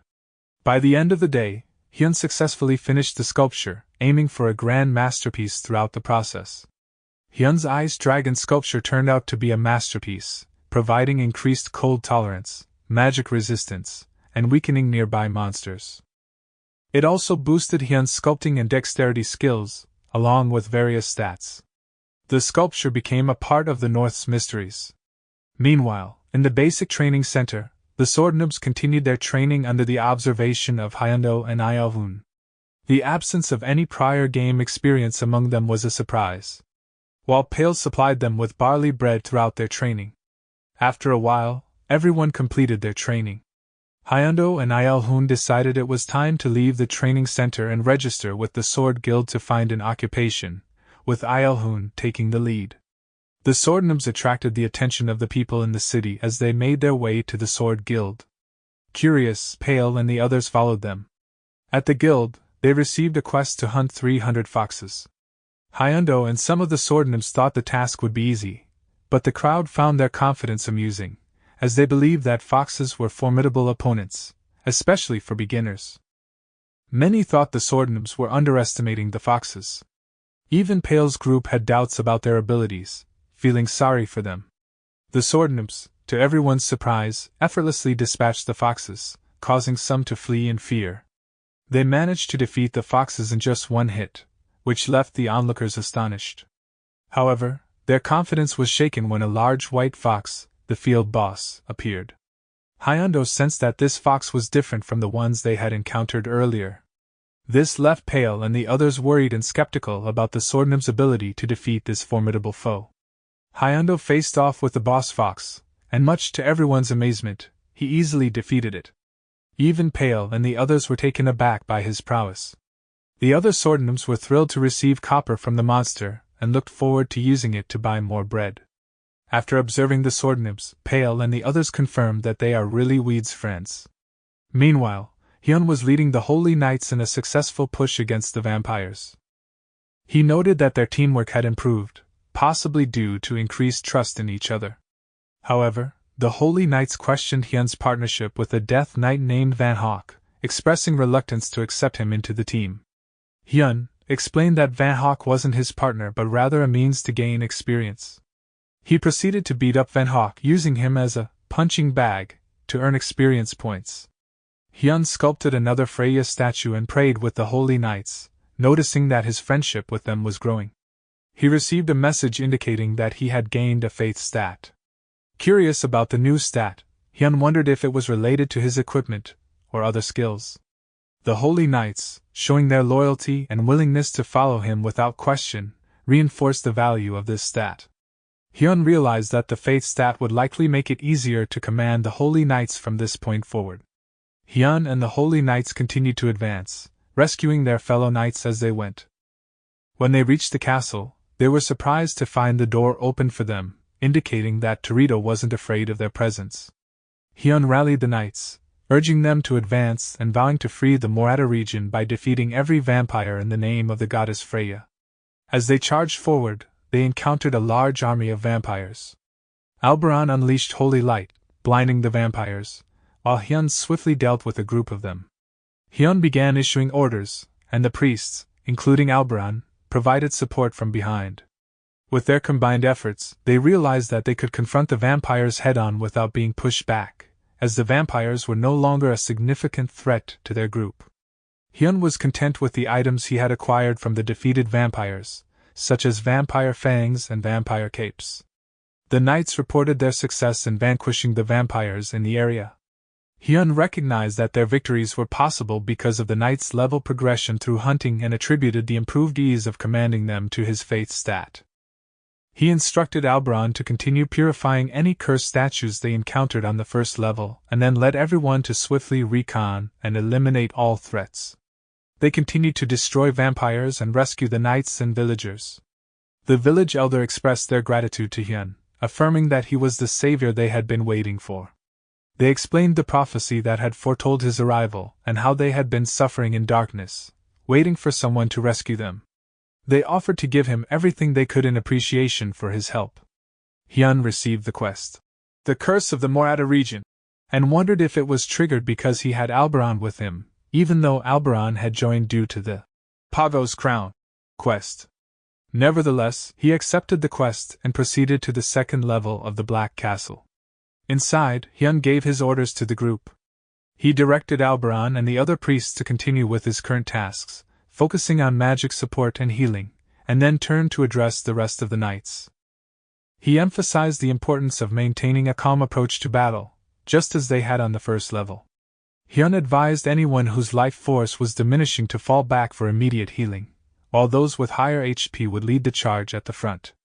In the midst of the battle between knights and vampires, Hyun realized the odds of them getting killed were greater, so he devised a strategy to command from the rear. As they pushed forward and secured the second level, each squad would take time to recover. After the intense battle, Hyun's group took a well-deserved break, and Hyun prepared food for his comrades. It had been a challenging fight, but they managed to secure the second level. Since the vampires grew stronger as night fell, they decided to make camp here and resume their attack after nightfall. The real challenge was to maintain the condition of the holy knights and priests. To achieve this, they needed hearty food. Reluctantly, Hyun decided to use eggs and berries from the bird tribe in the stew. But he also had a special ingredient up his sleeve to make their meal even more unique.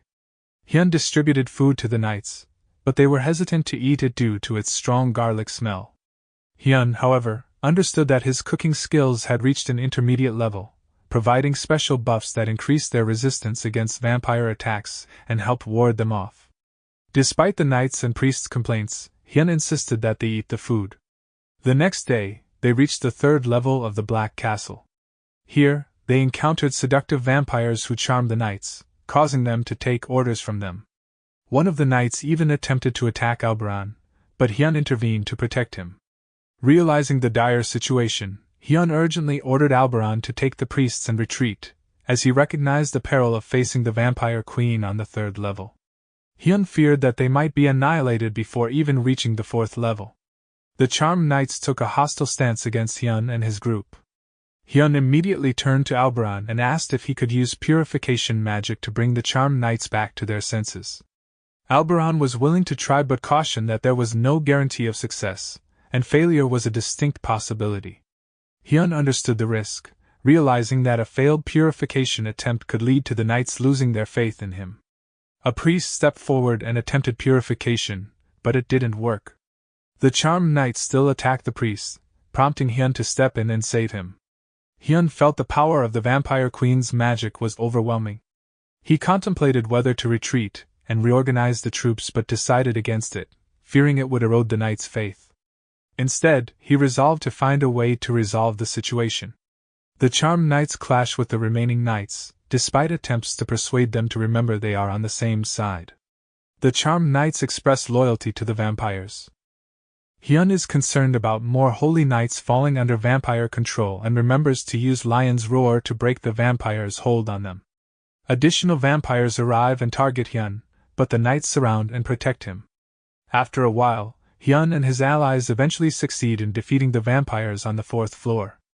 Hyun and his team celebrate their success in defeating all the vampires up to the 4th floor and are now preparing to face the final boss, Torito. Hyun reflects on the challenges they've faced and wishes these people could stay together beyond the quest.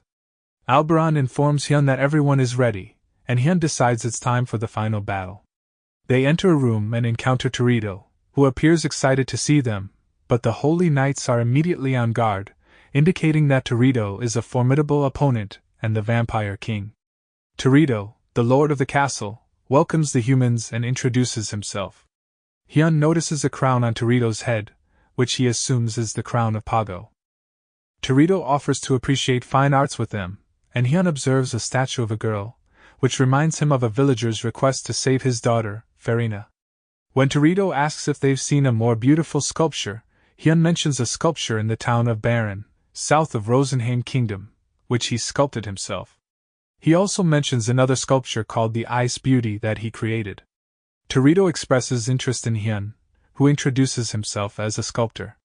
Torito praises art and the idea of abundance, and reveals his disdain for the Order of Freya, stating that they can't create abundance but must take it by sacrificing others for immortal life and beauty. Hyun becomes frustrated with Torito's dramatic words. Hyun then takes charge, and the Holy Knights charge forward, supported by the priests. Torito uses magic to turn the knights' feet into stone, halting their advance, but Alberon quickly dispels the curse. Torito retaliates by charging forward and inflicting heavy damage on multiple knights. The priests are healing the injured knights, and Hyun becomes more hopeful about their chances of winning. He initially thought Torito, a level 400 boss, wouldn't be too difficult. However, when the Holy Knights surround Torito and attack, he unleashes a devastating move called Blade Tornado, killing numerous Holy Knights in a single hit. Torito continues to destroy the knights and even consumes their blood. Hyun realizes that Torito is not only absorbing life but also mana. To his dismay, he notices that the defeated Holy Knights are rising and becoming vampires themselves, leading him to understand why they didn't disappear. Hyun tries using Lion's Roar but finds it has no effect, nor the priest's holy magic can damage the vampires. Faced with this challenge, he decides they have no choice but to fight the converted Holy Knights and instructs the priests to focus on attacking Torito. Hyun recognizes that holy magic meant for healing can have deadly effects on vampires and switches everyone to an offensive strategy. Seizing an opportunity when Torito is taking heavy damage, Hyun uses his powerful attack, the Sculpting Blade, putting everything into the strike. The attack lands as a critical hit, destroying Torito's blood-sucking ability. Although brought to his knees, Torito is still alive. Hyun believes that the battle is over, as his Sword Kaiser attack is so devastating that even a vampire lord like Torito shouldn't be able to recover from a direct hit to the heart. Torito becomes enraged and vows to kill Hyun. Hyun is surprised to see Torito is still able to move, and he realizes that his mana is being drained, causing him to lose balance. Just as Torito is about to attack, Hyun summons Van Hawk, who intervenes to stop Torito's advance. Torito accuses Van Hawk of being a traitor for siding with humans, but Van Hawk affirms his loyalty to Hyun. Van Hawk lands an attack on Torito, and Hyun orders Alberon and the other priests, along with the remaining Holy Knights, to attack Torito, ultimately delivering the final blow to defeat him. With their victory, the Holy Knights cheer, and the Cursed Knights return to their normal state. Hyun reflects on the experience points lost and receives the Crown of Pago, which increases his art stats. He also identifies an item left behind by Torito, the Necklace of the Dark Life, which he suspects is an item that can summon Torito. Van Hawk expresses his joy at saving Hyun's life, and Hyun acknowledges his contribution but somewhat callously refers to him as a parasite, which hurts Van Hawk's feelings. Afterward, Hyun decides to keep the Necklace of the Dark Life and asks Alberon to remove the curse on the statue. Farina is restored to her normal state, and her father arrives, expressing his gratitude to Hyun for saving her. This success not only completes Hyun's quest but also increases his fame and friendship with the Morata citizens. He also gains 8 levels. The Elder then rewards Hyun with 100 pieces of artisan's rainbow fabric and 200 pieces of high-quality deer leather.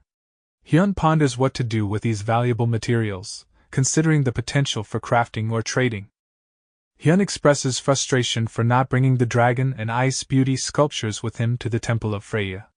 He laments the missed opportunity to sell the ice beauty sculpture, even though it's made of ice, which could have been preserved with ice-based magic. This missed opportunity annoys him. Seeing Hyun in a frustrated state, Alberon and the others decide to ignore his outbursts. Hyun proceeds to meet the High Priest at the Temple of Freya and returns the Crown of Pago. The High Priest expresses gratitude, and Hyun completes the Crown of Pago retrieval quest, increasing his fame, friendship, and contribution to the Order of Freya. Additionally, he gains 9 levels in the process. The High Priest not only expresses gratitude to Hyun but also rewards him with numerous health recovery potions and equipment that the knights would like to pass on.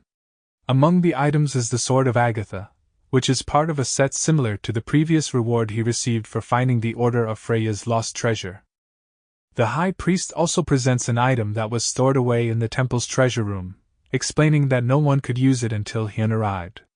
Being a sculptor, he encourages Hyun to take the item. Hyun receives an unknown belt, promptly identifies it, and discovers it is the Crimson Wyvern leather belt of Tekram. This belt not only increases his sculpting skill but also enhances various stats. Hyun is surprised and pleased with the belt, recognizing it as a valuable item linked to one of the 5 sculpting masters on the continent, Tekram. He anticipates selling it for a substantial amount. The High Priest expresses gratitude to Hyun for his contributions and offers blessings from the goddess Freya.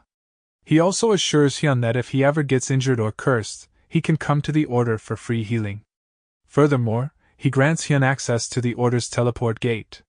The High Priest mentions that the return of the 3 treasures of the Order has restored their authority, force, and sacred beliefs, which will help the Holy Knights regain their former strength. However, the High Priest then goes on to share concerning information about the resurgence of the Immortal Army, once led by Barkandemov, in the barren lands in the north. He mentions that the army has been bolstered by the addition of monsters, making it more formidable than before. Hyun begins to feel uneasy about the situation. The High Priest reveals rumors of Barkandemov's reincarnation and the activity of necromancers, who practice dark magic using hate and blood. He describes them as the seed of evil, and mentions their activities in the Plains of Despair. Hyun receives another B-rank quest, Exiled Living in the Plains of Despair. While he's not too thrilled about taking on another mandatory quest, he appreciates that there's no time limit for completing it. With some reluctance, he accepts the quest. Outside the game, Hyun is looking to raise money and is concerned about his expenses over the past 3 months, particularly the resources consumed by the Holy Knights and Van Hawk during their battles. He calculates that he needs to make at least 6 million won to cover his expenses, and he's worried about his account book suffering if he can't meet this target. Heian arrives and reminds Hyun that he only has a month left until his GD test, encouraging him to focus on his studies. Hyun attempts to escape to the bathroom, but Heian stops him. At this moment, Hyun receives a call from CTS Media. Hyun arrives at the CTS building and is greeted by the secretary, Nahyun. She expresses her gratitude for Hyun selling his account to CTS Media in the past. She informs him that the account he sold has been instrumental in improving the game, Continent of Magic, and creating a video showcasing various in-game maps and monster hunting for a special broadcast.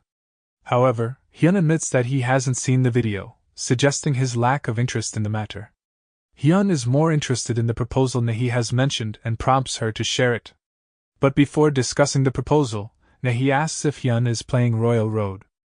Hyun confirms that he is. She then asks about his level, to which he responds that he's just reached level 219.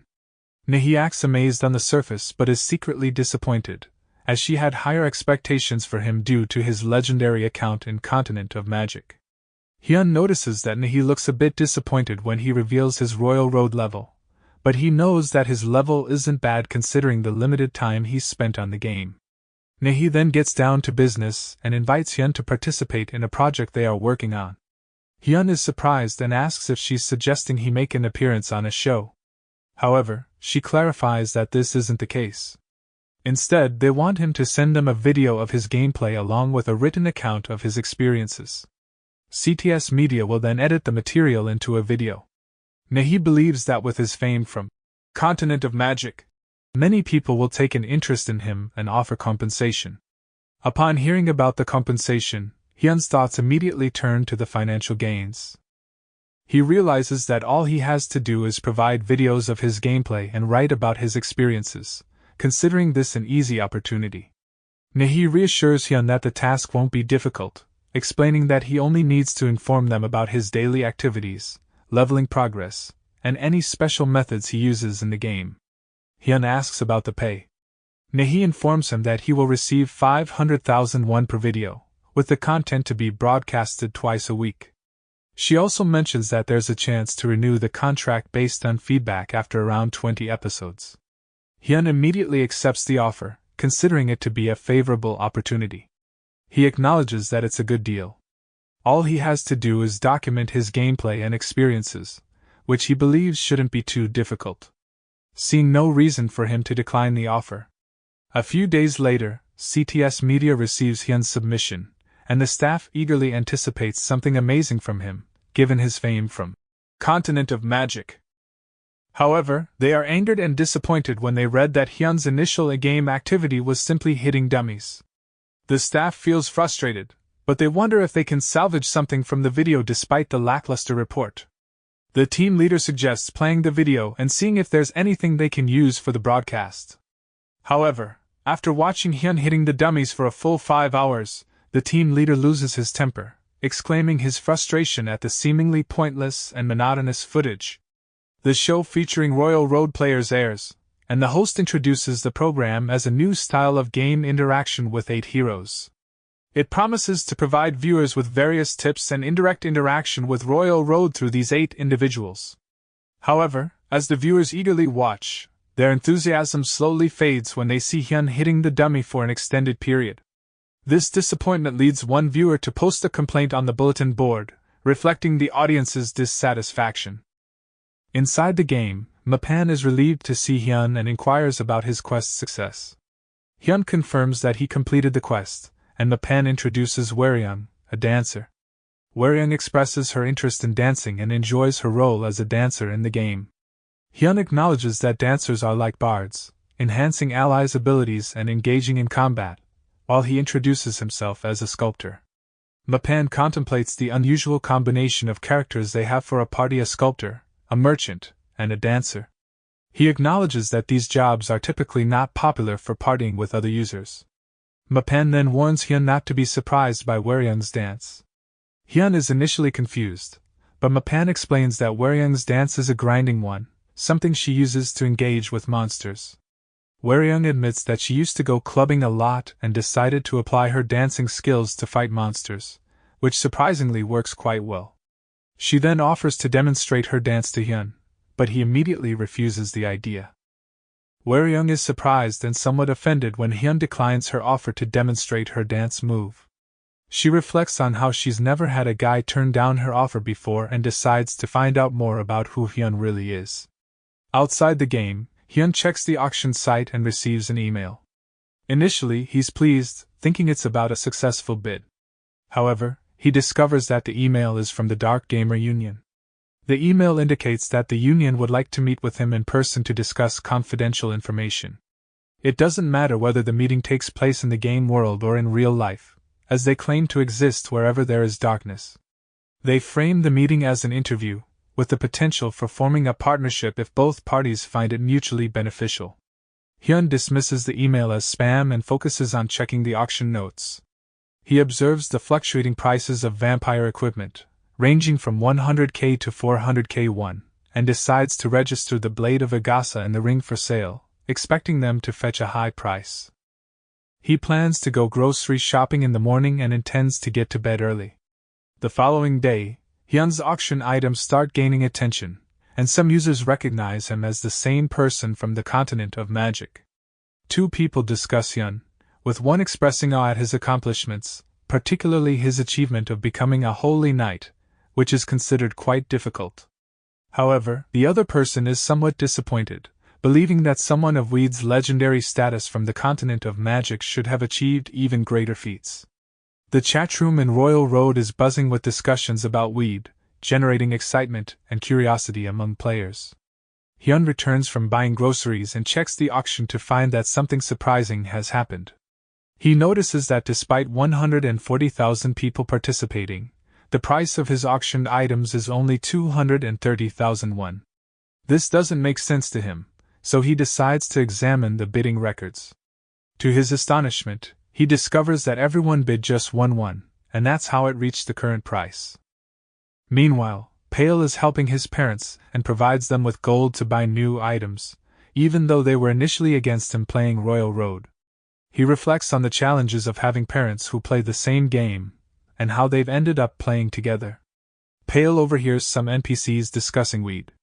This information surprises Pale, as he never expected NPCs to reference a player like Weed in such a manner. Hearing that Weed has saved the Morata region from the vampire army and defeated the vampire Lord Torito, Pale realizes that Weed has accomplished a significant mission within the game. The Swordnobs encounter a Durahan in the game. Initially, they argue about who should fight the Durahan, but Hyundo intervenes, suggesting that they all attack it together. He emphasizes their unity as the Swordnobs, despite having separate bodies. The group agrees to his suggestion, and they follow Ilhun, who leads the way in the attack. After the battle, they realize that the Durahan doesn't drop much gold, and Hyundo acknowledges that they may not make much money from a monster like this. Jangmum expresses concern about their ability to make money from such monsters, and the rest of the Swordnobs also express dissatisfaction with the monster's loot.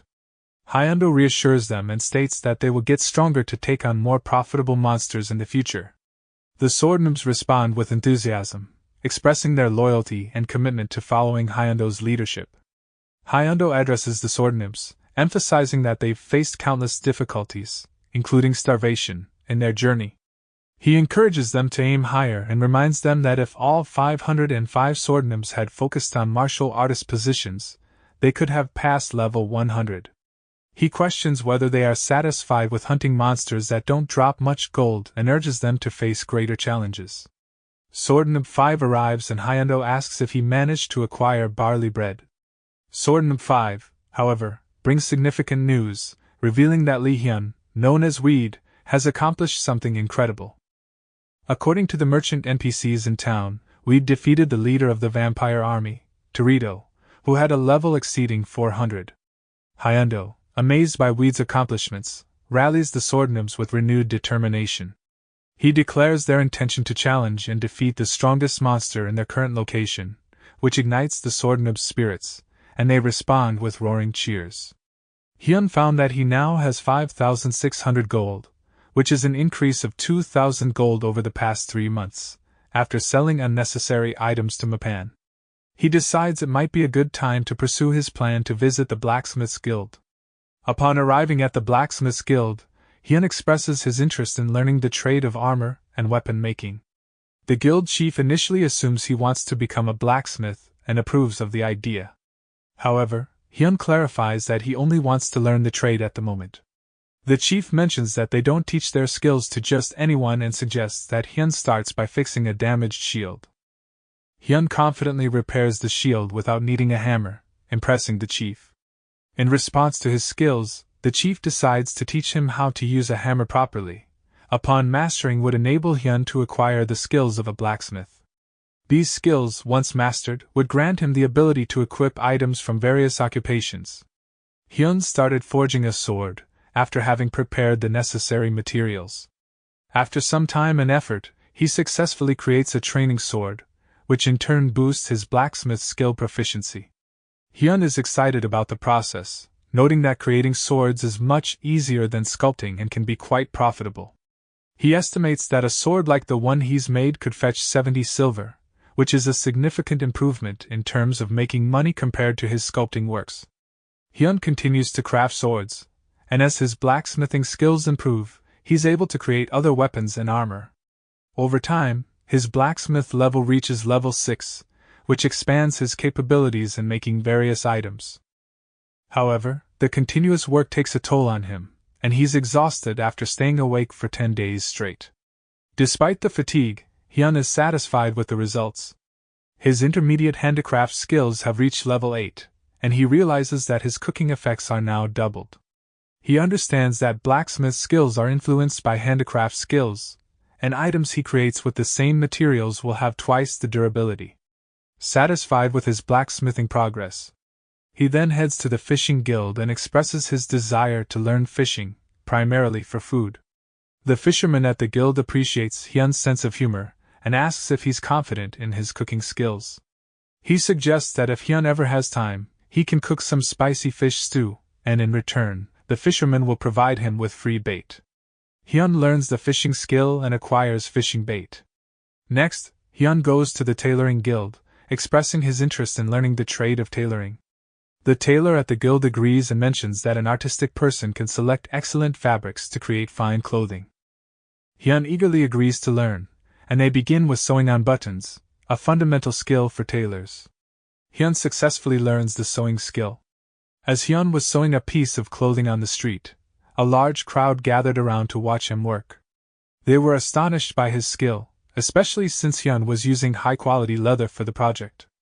Hyun successfully finished creating a tunic of a thirsty deer, and this accomplishment raised his sewing skill to level 5. The crowd is amazed by how quickly Hyun was able to create such a high-quality item. Hyun is determined to raise all his skills in a similar fashion, seeing this as a way to increase his income. He then begins offering free repairs and other services to the people around him, including restoration of old items, and crafting new clothing if provided with the necessary materials. He's also willing to forge defensive items from steel and bronze, as well as cook any meat for players, promising a cuisine that boosts their HP by 150. While some players were interested in Hyun's offer of free repairs, crafting, and cooking, one player voiced skepticism and discouraged others from trusting him. This player believed that Hyun's multifaceted skills were too good to be true and accused him of attempting to scam people out of their items. The others sided with her and began to curse at Hyun. Although Hyun hadn't yet mentioned his fishing and sculpting skills, the situation was already turning against him. Hyun felt cornered but realized that backing away wasn't an option. He needed to find a way to regain trust and prove his sincerity, even with his diverse range of skills. Hyun summoned Van Hawk, the Death Knight, to stand guard, which had a terrifying effect on the crowd. As the doubts among the players began to dissipate, the instigator from earlier approached and agreed to test Hyun's cooking abilities. She paid the 30 copper service fee, and Hyun prepared the food. When she tasted the dish and realized that her HP had indeed increased, she was satisfied and asked for more. Other people in the crowd also expressed their desire to have their food cooked by Hyun. While he calmed them down, a long line formed for his services. One player asked for his name and was surprised to hear that he was Weed. The player inquired whether he was the one who completed the quest from the Order of Freya. However, some players were doubtful about his identity, pointing out that Weed should have a high amount of faith, making it unlikely for him to summon a Death Knight. As players discussed, Hyun couldn't help but feel awkward about the situation. Hyun continued working, satisfied with his earnings. He created and sold steel boots, and a player requested an engraving and promised to pay for the service. Hyun considered the request, thinking that adding engravings to steel boots might not be impossible, given his skills.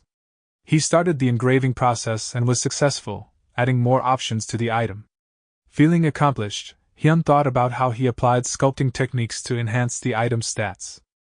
This experience made him realize that various production skills in the game were interconnected and had similarities. Hyun's services earned him praise from satisfied customers, and he couldn't help but feel a sense of happiness. He compared this experience to a sculptor, where he often felt undervalued. Hyun contemplated the idea of changing his occupation to become a blacksmith, thinking about the potential for higher earnings in that field. He considered mastering all the skills and creating valuable items for profit. However, he also acknowledged that switching jobs suddenly might not be a wise decision. Meanwhile, two observers admired his work and speculated if Hyun had some secret to mastering multiple skills, which seemed to be a fading art in Royal Road. Hyun decided to stop taking orders and started selling the clothes he had made, particularly the priest and monk clothes crafted from the highest quality deer leather. He decided to auction them off to the highest bidders. A bidding frenzy ensued among the crowd, and after the auction, Hyun was quite satisfied as he had easily earned 1,000 gold. Hyun realized that this method saved him the time and effort of gathering materials since they were being offered to him. Additionally, his skills were improving, and he was making money through his growing fame. Motivated by this success, he set a goal to reach intermediate levels in both blacksmithing and tailoring. A few days later, Hyun informed the crowd that he would be unable to craft any clothes for a while due to personal reasons, disappointing the people who had been relying on his services. Some assumed it was because of financial issues and suggested raising his prices, but Hyun explained his situation. He mentioned that when his tailoring skills reached an intermediate level, he could make use of rainbow fabric, a rare and valuable material. Hyun announced his last auction, leaving the players curious and eager to learn more about rainbow fabric. Outside the game, players were amazed by the potential of rainbow fabric, which could add powerful options to items when used as a crafting material. Some players even sought help from their guilds to increase their chances of winning the upcoming auction. Hyun commenced the auction with a significant crowd in attendance. The sight of so many people surprised even him, and he handed over the proceedings to Mapan. Mapan announced that there were a total of 13 items made by weed, 1 unique, 5 rare, and the remaining 7 were common. He decided to begin with the common items and save the unique item for later in the auction. The audience was visibly excited as the bidding began. Hyun, sitting at Basra River, continued to fish with little success, catching only 1 small fish. As he waited, he reflected on his recent experiences, considering himself fortunate to work with the broadcasting company, gather rewards from the Order of Freya, and receive payments for selling his crafted items. These opportunities allowed him to increase his fishing skills. Hyun realized the need to focus on enhancing his sculpting skills, understanding that he couldn't just create anything. He aimed to sculpt something that harmonized with its environment, like the ice dragon and beauty sculptures in the Morata region. Deciding to work on a new sculpture, he contacted Mapan and requested a larger, high-quality rock, which Mapan agreed to procure within 2 days. Hyun decided to change his fishing approach after realizing he wasn't catching many fish. He approached another fisherman for advice on improving his fishing technique. The experienced fisherman emphasized the importance of selecting a good location. He pointed out that the depth, water temperature, and water quality, along with the type of bait used, all influenced the catch. Hyun recognized his prior misconception that simply casting the rod would suffice and understood the importance of these factors. Hyun realized that his initial plan to have his own fishing spot was a mistake. Hyun asks a fellow fisherman about a fishing spot's quality. The fisherman agrees it's decent and allows Hyun to set up camp there. Unbeknownst to Hyun, the fisherman thinks he lacks the skill and stats to succeed. However, Hyun proves everyone wrong by consistently catching valuable fish over the next 2 days. Mapan arrives and gives Hyun a stone, asking about his plans. Hyun contemplates making a sculpture and considers using a mermaid image. He thinks of using Soohyun as a model but quickly dismisses the idea due to potential complications and decides to reference a celebrity instead. Hyun sculpts a girl's face expressing sorrow and innocence, aiming to convey emotions for a prince. He completes the sculpture, naming it Spirit of the Water, hoping it would benefit his fishing endeavors but realizing it only stops flooding in the area. The local fishermen express their dissatisfaction, informing him that the area is popular among couples, and the floods annually sweep away these couples. The fishermen used to look forward to this as they were all single and envious of the couples, but now they're upset with him for creating the sculpture that stops the flooding. Hyun tries to calm the fisherman down and explains that he didn't intend for the statue to have unintended consequences. The fisherman questioned his motives, asking if he made the sculpture because he has a girlfriend. Feeling pressured and realizing he might be forced to leave, Hyun decides to destroy the statue using sculpture destruction, which brings relief to the fishermen. The sword noobs celebrate their victory over monsters in the forest but suffer heavy losses when they attempt to fight a dragon, realizing how powerful dragons can be. Hyundo was informed by one of his students of a child in the distance, suspecting the presence of a nearby town. Ilhun questions whether they're lost, to which Hyundo guiltily suggests approaching the child, and the sword noobs are emotional to encounter an NPC after a long time. The child is initially frightened, but Hyundo reassures him that they are just justice-seeking disciples dealing with bad monsters. In response, the boy asks for their help. He reveals that his parents were kidnapped by a giant man, and he pleads with them to save his parents. Hyundo and the Swordnibs receive the quest. Townsmen abducted by the giant man, and Hyundo immediately accepts it. Ulhun questions this change in approach, as they've been declining quests until now. Hyundo clarifies that this quest involves helping those in need, which aligns with their mission as swordsmen, so they must accept it. The Swordnibs agree. Excited about finally having a quest, they advance and come across a massive footprint, estimated to be around 3 meters by Ulhun. The other Swordnibs become anxious, fearing a repeat of their dragon encounter. They reach a large cave entrance, where Hyundo rallies the group, and they charge inside to confront the giant man. Inside the cave, Hyundo and the Swordnibs confront the giant, astonished by the enormity of their opponent.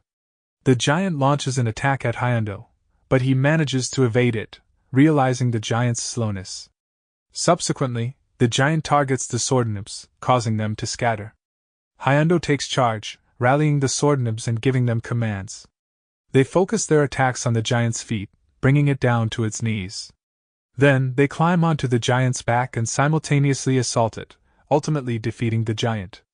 The parents of the boy express their gratitude, and the family is joyfully reunited. The boy thanks the group, completing the quest, which boosts their fame and levels. As a token of appreciation, they receive swords that the giant had collected. Hyundo inspects one of the swords and acknowledges its superior quality compared to their current weapons. The grateful parents of the boy offer the Swordnibs herbs from their town as a token of thanks. They mention that these herbs fetch a high price in shops, which excites the Swordnibs and prompts them to consider taking on more quests in the future. Hyundo, however, contemplates what Li Hyun might be doing and imagines him pursuing quests that are beyond their current capabilities. Meanwhile, Hyun is focused on raising his cooking skills by making food. He has reached level 9, and raised his skill proficiency to 97%. A fellow player approaches him, impressed by Hyun's high cooking skill, and requests some food. Despite the request, Hyun is hesitant to share. The player identifies himself as a fellow fisherman and has been a nuisance to Hyun recently, fishing in the same area. Hyun heard he was a famous angler from the area. The fisherman is bitter and annoyed because he used to be the best fisherman until Hyun arrived and threatened his title as the fishing king. Hyun, struggling to reel in a big fish, requests the fisherman's help, but the fisherman is unwilling due to his resentment toward Hyun. Hyun assesses the situation and decides to use a strategic approach to capture the strong fish. He successfully employs his strategy, eventually reeling in the massive fish. The fisherman is left in awe, acknowledging that this catch might be one of the largest in the history of the Vensa River. Hyun's fishing skill reaches level 10, which not only signifies a significant achievement but also increases his HP and various other stats. He's thrilled with his progress, and decides to take a break from his production skills since his fishing skill is now at the intermediate level. The fisherman, noticing that Hyun is leaving, expresses a desire to face off against Hyun in a fishing competition to test their skills. Hyun agrees, leaving the possibility open for a future encounter and friendly competition. Hyun arrives at the sculpture shop in the Croyan Empire's capital to sell his sculptures. The shopkeeper is impressed by the level of detail and the artistic and philosophical depth in Hyun's sculptures. He asks if Hyun created the sculpture while observing a starving wolf. Hyun confirms this and mentions that the wolf had been starving for about 4 days. The shopkeeper appreciates the hunger's palpable presence in the sculpture and praises it. Hyun is pleased with the shopkeeper's keen eye for details and the recognition of his work's value, noting that compliments are a great way to make friends and build positive relationships. Hyun is offered 3 gold for each of his amazing sculptures by the shopkeeper, which amounts to a total of 240 gold for everything he made. As he prepares to leave, the shopkeeper stops him and encourages him to aim for limitless growth, given his incredible talent. He mentions that Hyun radiates experience and dignity, asking if he's familiar with the sculpting master, Darwin. After leaving the shop, Hyun reflects on the information he received. He contemplates the idea of a sculpting master like Darwin residing in the area and begins to have doubts about his commitment to sculpting. Hyun comes across a man sculpting on a porch and assumes he's Darwon, the sculpting master. After observing the man finish his sculpture, Darwon addresses Hyun, noting that he's waited for a long time and inquiring if Hyun is a sculptor. Hyun confirms his identity and introduces himself. Darwon emphasizes that sculpting is a solitary endeavor, and that changing one's heart can affect their work. He speculates that Hyun's presence suggests his interest in learning sculpting divination, which greatly intrigues Hyun as it involves putting life into sculptures. Hyun expresses his strong desire to learn the sculpting divination from Darwon, but Darwon clarifies that he can't teach it to anyone and sets a test for Hyun to prove his worthiness. The test involves realizing the hearts of 5 different life forms, which Hyun receives as a quest. Darwon senses Hyun's lack of enthusiasm for the task, but Hyun quickly reassures him and states his eagerness to undertake the challenge. Hyun then heads to the forest but is initially uncertain about what to do. He contemplates the requirement to observe 5 different life forms and decides to start with a simple life form like a rabbit, despite his lack of personal interest in it. Hyun finds himself exhausted after attempting to copy the rabbit's movements. He questions why, as a sculptor, he's imitating a rabbit and feels frustration when he notices that his progress gauge has only increased slightly. Despite his doubts, he continues to follow the rabbit, determined not to quit what he started. By the end of the day, his imitation progress had reached 84%. Hyun reflects on his efforts and decides that he's come too far to give up now, resolving to stay up all night if necessary to reach the 100% mark. Hyun successfully learns the rabbit's actions that night, achieving a 100% progress rate. The following animal he attempts to imitate is a deer. He finds it more enjoyable, especially the running aspect, but grows frustrated when he realizes he might have to run as fast on 4 legs as a deer. He's unsure how he'll manage such speed. Meanwhile, Mapan and Waryung travel together and discuss Hyun's accomplishments. They mention his completion of a B-grade quest and the massive ice dragon sculpture in the northern continent. They also express a desire to hear more about his heroic deeds, particularly when he rescued holy knights and battled the vampire Lord Torito. Waryung mentions the widespread fame of his actions in the Morata region. Mapan recalls his first encounter with Hyun, particularly the memorable moment when he fell from the skies in the barren market, suggesting that he knew what kind of person Hyun was from the start. Mapan and Waryung come across a large gathering of people who are watching something unusual. They notice Hyun running and imitating the movements of a fox. Mapan asks a spectator about what's happening, and they explain that Hyun started by imitating a rabbit, then a deer, and a goblin, and now he's imitating a fox. Mapan, puzzled and concerned, wonders if Hyun has been playing too much and if it has somehow affected his state of mind. Hyun notices Waryung and Mapan and calls out to them, but they ignore him and run away, denying that he's the weed they know. Hyun realizes that they are ashamed of his behavior.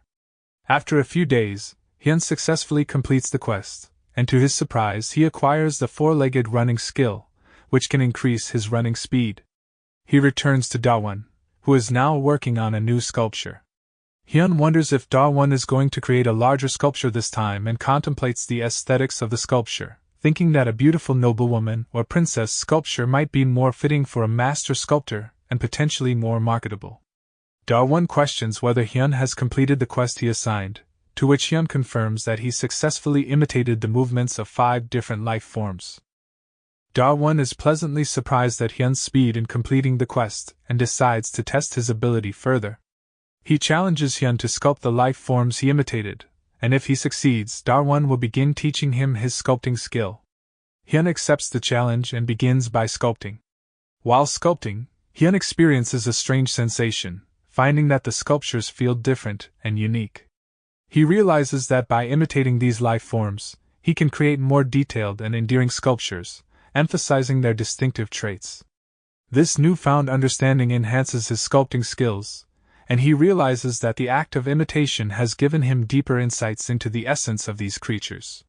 Hyun successfully completes his sculptures. Each sculpture carries the essence of the life form he imitated, and he's amazed by the level of detail and emotion he has captured. He recognizes the goblin's obsession with treasure and their sorrow, the burst of energy in the small deer, the wary eyes of the fox, and the fearless speed of the horse. These sculptures turn out to be masterpieces, and Hyun is exhilarated. He marvels at his achievement, creating masterpieces from everyday materials with incredible options. Darwin acknowledges Hyun's success, explaining that the feelings a sculptor has for their work bring it to life. He passes Daron's test and gains the sculptural shape-shifting skill. Darwin then introduces another skill called sculpture realization. Darwin, showing signs of declining health, expresses his belief that he doesn't have much time left to live. Despite his condition, he still has many sculpture orders to fulfill and would like to complete them before he passes. He offers Hyun the opportunity to spend a week with him making sculptures. Hyun accepts the quest and is given a list of 300 sculpture projects to choose from. He sees this as an opportunity to raise his sculpting skill level, recognizing the challenge of picking from a list that offers various options. Hyun decides to choose a project, acknowledging that while the requests are detailed and specific, he's more than capable of meeting their requirements. While working on the sculptures, Hyun receives advice from time to time given by Darwin. Later that night, Darwin asks Hyun if he has someone he loves. Hyun responds that he doesn't, at least not yet. Darwin shares his own experience, explaining that he once fell in love with someone and, as he only had sculpting as a talent, he created a sculpture of her. Unfortunately, she passed away early in life. Since then, he's been sculpting different stages of her life based on the memories he has. Darwin emphasizes that sculpting is not just a skill, it requires putting one's heart into it. He believes that the love he has for the woman he lost and his sculpting are closely intertwined. Hyun reflects on the idea of putting his heart into his sculptures, understanding it to some extent but finding it challenging. He wonders if it's because he's never had the chance to love anyone. Nevertheless, he successfully completes his work within the time limit, and as a result, his sculpting skill increases, and he acquires the sculptural shape-shifting skill. Hyun contemplates the usefulness of the sculptural shape-shifting skill, particularly the potential benefits and limitations of turning into different creatures. He wonders if imitating a weaker creature would allow him to summon a level 200 monster, which sparks his curiosity. Suddenly, Darwin collapses to the ground, coughing up blood. Despite his deteriorating condition, he has a personal favor to ask of Hyun. Hyun agrees to help and supports Darwin toward the sculpture of his wife. As he observes Darwin continuing to sculpt, even in his fragile state, Hyun realizes that Daron's words about having love and passion for one's work, as well as the love for his wife, hold deep meaning. Darwin imparts some advice to Hyun, encouraging him to love deeply and gain diverse experiences in different jobs as a moonlight sculptor. Hyun acknowledges this advice and expresses his gratitude to Darwin. Darwin questions Hyun about why he has become the legendary moonlight sculptor, and Hyun admits he's not entirely sure. Darwin then explains that only a few occupations have the potential to become legendary, like a king who controls an entire continent, a knight with the best sword in the land, or a merchant who has amassed the most wealth in the nation. The term, legendary, is associated with such individuals. Hyun asks if this means that being a moonlight sculptor is a good occupation worth pursuing. Darwin probes further, inquiring if Hyun truly wants to know what it means to be a legendary moonlight sculptor. Hyun acknowledges that he initially fell into the occupation under questionable circumstances, but he is still curious about what it truly entails. Darwin explains that a legend is a legend, and being a legendary moonlight sculptor is an honorable occupation. He encourages Hyun to take pride in his role. Hyun, however, reflects on the idea that you can't put a value on money and begins to wonder if there's really no significant difference between being a legendary moonlight sculptor and a regular one. Darwin completes the sculpture of his wife and, in his final moments, expresses that it was an honor to pass on his skills to the legendary moonlight sculptor. He reiterates the importance of not relying solely on skills to reach the top before disappearing and passing away. Hyun is deeply moved by Daron's words and decides to sculpt a statue of Darwin next to his wife, preserving his presence as a sculptor's duty. This sculpted statue turns out to be a masterpiece, increasing Hyun's fame and various stats. Meanwhile, the sword noobs arrive in the city and gain attention from the crowd. Some people refer to them as the crazy swordsmen, while others hear about their feat of wiping out monsters in a nearby area. Elhun informs Hyundo that Weed has just finished his side quest, and is now going on hunts. Hyundo expresses an eagerness to see how Weed fights, but Ilhun acknowledges that time has passed, and Weed might have become rusty. Hyundo stated that a tiger never forgets how to hunt. Hyundo emphasizes that a true swordsman should know when to lay down his sword from time to time. He believes that a swordsman must understand that the sword is only a tool that exists because of the person wielding it. Hyundo explains that if one's sole aim is to master higher levels of swordsmanship, one narrows their perspective and limits their growth. He advocates for learning to separate oneself from the sword while never forgetting it. He mentions that he never directly taught this concept to Weed, but he believes Weed has figured it out on his own and has begun training with this mindset. Hyun arrives at the Odin fortress, where preparations for battle are already in full swing. He reflects on the atmosphere and vibe within the castle, contemplating his participation in a guild war. He acknowledges the large number of Prosperity Guild members present, far more than the initially reported 3,000. A fellow player informs Hyun about the history of the Odin fortress, explaining that it was originally occupied by the Prosperity Guild, Oasis, and Wings of May. However, the Prosperity Guild eventually betrayed the other two guilds, which led to the original owner, Balkan, joining forces with Oasis and Wings of May to take back the fortress.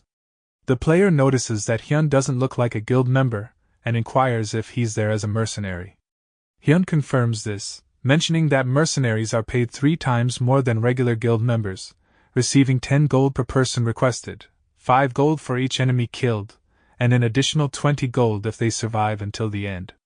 He clarifies that his motivation for participating is more about seeking thrill than acquiring gold. As the war drums sound, the siege of the Odin fortress begins, and Hyun can feel the excitement and tension of the battle. He reflects on the difference between watching such events on TV and being present at the actual battlefield. Fireballs and arrows fill the sky, and the Balkan army enters the fortress to confront the Prosperity Guild. Hyun engages a Balkan knight, jokingly remarking that he would have fought on their side if they had offered more money. The knight curses him and attacks, but Hyun swiftly defeats him with a single blow. Despite more knights surrounding him, Hyun remains undeterred. He observes that their attacks lack energy and chooses to receive their attacks. The Balkan knights are astonished as Hyun takes minimal damage, and he proudly mentions that his HP is 9,000, only losing 300 HP from their attacks. With one powerful strike, he eliminates the knights. Hyun quickly realizes that the Balkan knights lack the energy expected from higher-level opponents, leading him to conclude that they are all likely under level 200. With this knowledge, he continues to eliminate the Balkan knights, recognizing that their experience and equipment won't compensate for their lower levels. However, when a captain steps forward to confront Hyun, he acknowledges that the captain appears to be above level 200.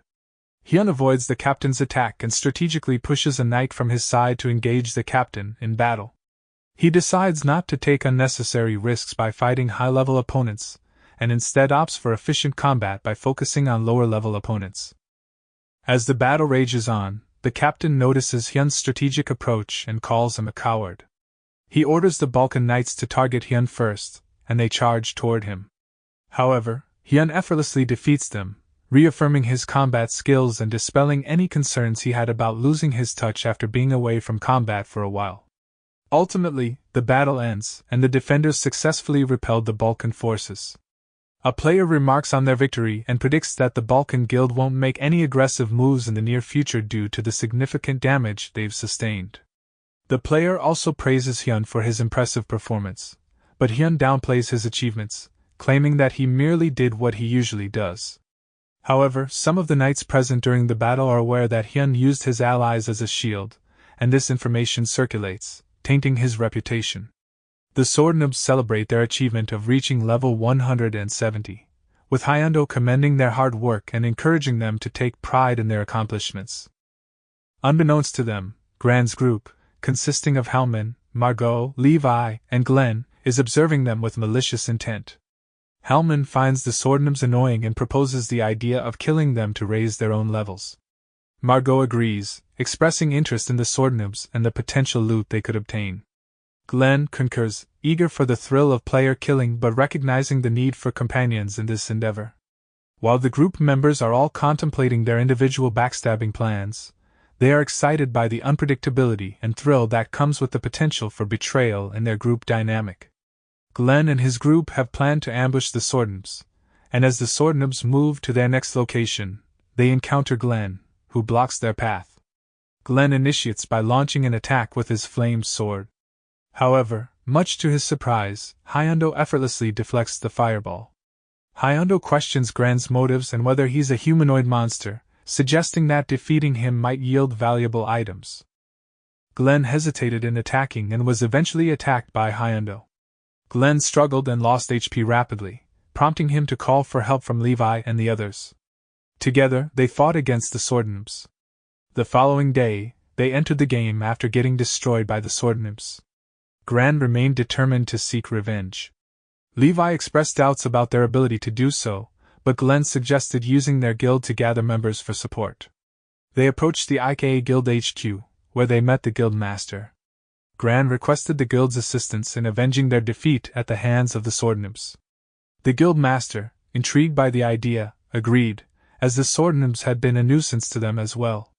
Gran's group would take the lead, and the guild would mobilize its approximately 300 members to help in the retaliatory effort. The IKA Guild launched a successful attack on the Swordnibs, inflicting heavy losses on them. Ilhun and Hyundo were baffled by the sudden assault and tried to regroup. However, they found it challenging to counter the barrage of magic thrown at them by the IKA Guild. Despite being overwhelmed, Hyundo managed to rally the remaining Swordnibs and charge forward. Eventually, he was the sole survivor surrounded by the IKA Guild. Gran taunted him, gloating about the defeat of his comrades and questioning how many guild members Hyundo had taken out. Hyundo, realizing he was in a dire situation with critically low HP, couldn't move any further. Glenn ultimately finished off Hyundo. Outside of the game, Hyundo was consumed by anger, especially towards the player who had defeated him, Glenn. Ilhun attempted to calm him down, reminding him that the numbers had been against them and that it wasn't a clear-cut loss. Hyundo, however, insisted that he couldn't attribute the defeat to numbers or levels, seeing it as a cowardly excuse. He believed that these challenges were what made the game enjoyable. Ilhun, relieved that Hyundo seemed to be taking it well, agreed that it had been a great fight. Hyundo eventually adopted a more relaxed attitude, acknowledging that it was just a game. He made a note of the names of the group that had attacked them and instructed others not to erase it. Glenn and his group were disappointed to find that the items dropped by the defeated Swordnibs were mostly useless swords, capes, and a surplus of barley bread. This outcome left the IKA Guild Master furious, and he invited Glenn for a discussion about it. Meanwhile, outside the game, Hyun was watching a show about Royal Road. Hyamin and Oh Juwon discussed the story of the Versailles continent, focusing on a user named Bard Ray who had achieved a level above 370. Previously thought impossible. Bard Ray, known as the Dark Knight, held the top rank and had recently gained level approval from the Tower of Warriors, a place where only the strongest players could battle. Hyamin inquired about why Bard Ray had chosen to share his level publicly, and Juwon noted that his guild, Hermes, had announced their intention to rule through force after defeating the strongest players in the Haven Kingdom. Hyun speculated that a character like Bard Ray, with such a high level, could be valuable in terms of real-world money. However, he noted that most players wouldn't sell their high-level accounts if they understood their true worth. He contrasted this with the dying game, the Continent of Magic, suggesting that Royal Road was likely to remain in the limelight for another decade. Juwon then shifted the conversation to production skills, mentioning a user who had recently raised their sewing, blacksmithing, and cooking skills to intermediate levels. Hyamin expressed disbelief at someone mastering all three skills, and Juwon confirmed its legitimacy by citing the profitable items listed online, particularly those made using rainbow cloths. They then showed Mapan auctioning the items. Hyun realized they were talking about him. Hyun chuckled at the thought of others being astonished if they discovered his intermediate-level fishing and sculpting skills, which he had kept hidden. Juwon stated that the said user had disappeared, and everyone was searching for him. Juwon expressed his eagerness to interview the user when they reappeared. Hyun, however, wasn't interested and turned off the TV, explaining that there was a specific reason he had left auctioning to Mapan. Hyun logged into the game and overheard conversations about Bard Ray and the Hermes Guild. He also noticed many players searching for party members. Hyun decided to gather supplies in Odin before heading to the cave of Basra. Inside Basra Cave, a party led by a player named Solon successfully lured all of Basra's gang of thieves. Solon then directed his magicians to initiate the attack. Waryung charged forward and impressed the party with her combat skills. However, she was ambushed by a thief but saved by the previous king of fishermen, someone Hyun had encountered before in the game. After the battle, Solon praised Waryung, which left her feeling awkward. Solon revealed that he was a member of the Mabaro's Guild, which dominated the Basra Cave. He suggested that Waryung follow the party he was leading to gain extra experience points, thanks to their occupation of the cave. He emphasized the benefits of this arrangement, offering a 30% increase in experience points. Waryung felt a bit overwhelmed by Solon's persistence, and wished she could talk to other people and take it easy. Another player approached Waryung, inviting her to join their party, but Solon immediately intervened, warning the player about poaching Waryung and the consequences in Mabaro's guild territory. Intimidated, the player decided to leave, and Waryung sighed in response to the situation. Solon's party continued to advance through the area, successfully defeating the thieves. Throughout the journey, Solon continued to show off to Waryung. They acquired high-quality armor during the hunt, and Solon decided to give it to Waryung, despite her initial decline. The other party members reluctantly agreed, and some began to grow frustrated as they noticed Solon consistently favoring Waryung. However, they were in a difficult position since Solon was a member of the powerful Mabaro's Guild. They believed that they wouldn't find a better experience elsewhere. Waryung, on the other hand, couldn't help but feel uncomfortable with the situation. Waryung expressed her concerns about the party's approach to leveling up, questioning if it was really okay to keep hunting without focusing on skill development. This left the other party members confused, as they believed that rapid leveling was the priority. One of the members countered Waryung, stating that worrying about skill development would hinder the leveling process, which was essential to join better parties. Waryung insisted that this approach would leave their skills lacking compared to others at the same level, but her party members dismissed her concerns, assuring her that it was a common practice and they could work on their skills later. Waryung couldn't help but have reservations about the party's strategy of focusing solely on easy hunting to gain high experience points while neglecting skill development. Hyun arrived at the entrance of Basra Cave, where players were bustling about, seeking parties and trading goods. Another player approached him, inquiring about his occupation and level, noticing the sword at his waist. The player, named Vintage and affiliated with the Mabaro's Guild, mentioned they had an open spot in their party with an average level of 170. Hyun, recognizing the benefits of joining a party associated with the Mabaro's Guild, considered the extra 30% experience and contemplated the offer. Hyun politely declined Vintage's party invitation, expressing his intention to go solo. Upon entering Basra Cave, he was surprised to encounter Waryung, who approached him. Solon, somewhat antagonistic, inquired about Hyun's identity. Waryung introduced Hyun as Weed, a sculptor, and Solon continued to question their relationship, insinuating that they might be more than just friends. Hyun clarified that he had met Waryung through a friend and that they hadn't hunted together yet. Solon then extended an invitation for Weed to join his party, and Waryung encouraged the idea. Hyun found himself in an unexpected situation and wondered how to handle it. He contemplated what to do next, feeling somewhat pressured to make a decision. Hyun decided to accept the invitation to join Solon's party. While conversing with Waryung, she expressed surprise at their unexpected meeting and requested that he share details about the quests he had cleared. Hyun agreed but downplayed the quest's interesting aspects. As they conversed, Solon secretly harbored regrets about bringing Hyun into the party, and other members periodically gave potions to Waryung. Hyun, noticing Waryung's popularity, commented on it, and she explained that her good looks and charm attributes contributed to it. She elaborated on how a high charm stat enhanced her appearance and improved her skin, which was a standard feature for dancers. Hyun realized that charm was another factor dancers had to manage alongside strength and agility, making it a unique aspect of their character development. Waryung casually mentioned to Hyun that her real face and her in-game avatar might look quite different, just in case he was curious. This led Hyun to wonder if it was possible to make some aesthetic adjustments to avatars, much like girls using makeup to enhance their appearance. After some more hunting, Solon decided to end the day's activities, and the party members logged off, leaving Waryung and Hyun in the game. Waryung asked if Hyun was leaving, but he explained that he had something to attend to and suggested she log off first, promising to see her again tomorrow. With Waryung gone, Hyun prepared for his real hunt, sharpening his blades, polishing his armor for increased efficiency, and crafting a special dish to boost his stats. However, just as he was about to eat, Waryung and the fisherman arrived, which surprised Hyun. Hyun was surprised to see Waryung return, thinking she had gone home. She explained that she got curious and decided to come back. Zephyr, the fisherman, also noted that Hyun joined a party while he was logged out and encouraged Hyun to speak more casually with him.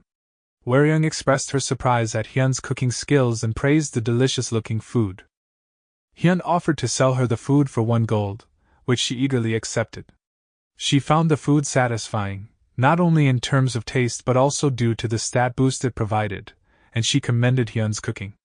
Zephyr offered to give Hyun some money as well, but Hyun regretfully informed him that he had no more shrimp left, leaving Zephyr devastated. Hyun intended to continue hunting and asked Waryung if she planned to log out again. She replied that since she was already back in the game, she would continue hunting. Hyun then suggested they form a party, which Waryung eagerly agreed to. He recognized Waryung's impressive abilities as a dancer, particularly her powerful dance of death and dazzling skills that could put monsters to sleep and buff allies. Waryung, in turn, invited Zephyr to join the party. Zephyr was more than happy to follow Hyun and Waryung, expressing his readiness to join them. Waryung seemed surprised that they knew each other, but Hyun assured her that it was fine, not foreseeing any issues with the situation. He couldn't fathom why a fisherman would be in the place but saw no harm in it. Waryung suggested looking for additional party members, but Hyun decided that the 3 of them would hunt alone, prompting some concerns from Waryung and Zephyr. However, their apprehension was soon replaced by astonishment when Hyun summoned Van Hawk, a Death Knight.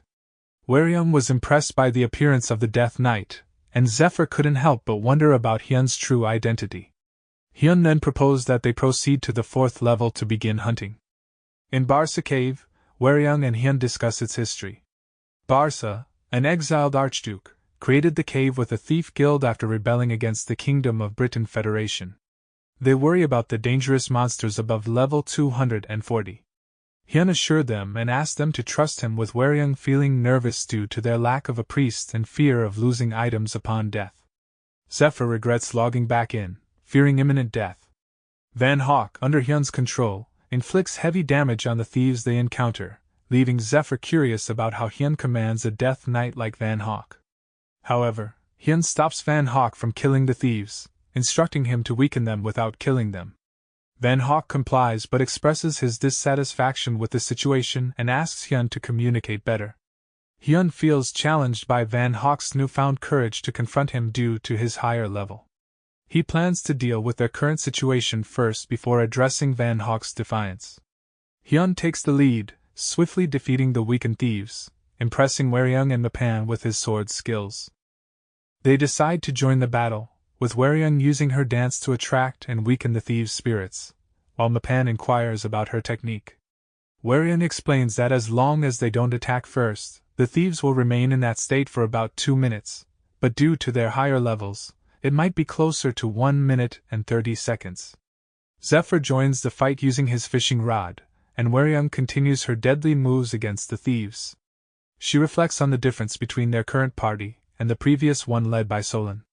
After a strenuous battle, Waryung and Zephyr are exhausted and express amazement at how many enemies they've taken down, estimating close to 20 teams in a continuous fight.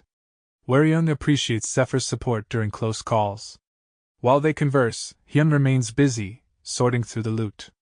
Waryung is puzzled by his calmness, considering how they were just in the midst of a chaotic monster battle. She questions Hyun, asking if this is his usual hunting style, to which he affirms. Hyun then offers to help repair any damaged items. Waryung expresses her concerns about the dangers of hunting high-level monsters, highlighting the physical and mental strain it can pose. Hyun has a unique perspective on battling monsters, viewing them as a means for his own growth rather than a threat. Waryung finds his outlook imaginative and intriguing, making her expect interesting experiences by following him. Hyun questions Waryung and Zephyr about item repairs, but Zephyr expresses concern about their readiness to continue, noting that Hyun's health points are low. Hyun reveals that low HP can increase tenacity stats and makes light of the damage he's taken, causing Zephyr and Waryung to disagree with his approach. Hyun admits to having only about 15% HP left after their previous battle, attributing it to not having fought in a while. He suggests they begin the actual hunting now that the reconnaissance is over. Waryung is surprised to learn that what they've done so far was just reconnaissance, and Zephyr deeply regrets logging back into the game. After another battle, Waryung and Zephyr express their dissatisfaction and fatigue. Hyun reminds them that they chose him as the party leader and urges them to have faith in him, emphasizing the need to endure in collecting valuable items. Despite their hesitance, Hyun agrees to a brief 10-minute rest, during which he plans to raise his skills. Waryung observes Hyun's sewing skills during the break, noting his proficiency in production skills. Zephyr admires Hyun's dedication to manual labor, feeling inferior in comparison when it comes to gaming. During the battle, Zephyr takes heavy damage, and Waryung steps in to save him.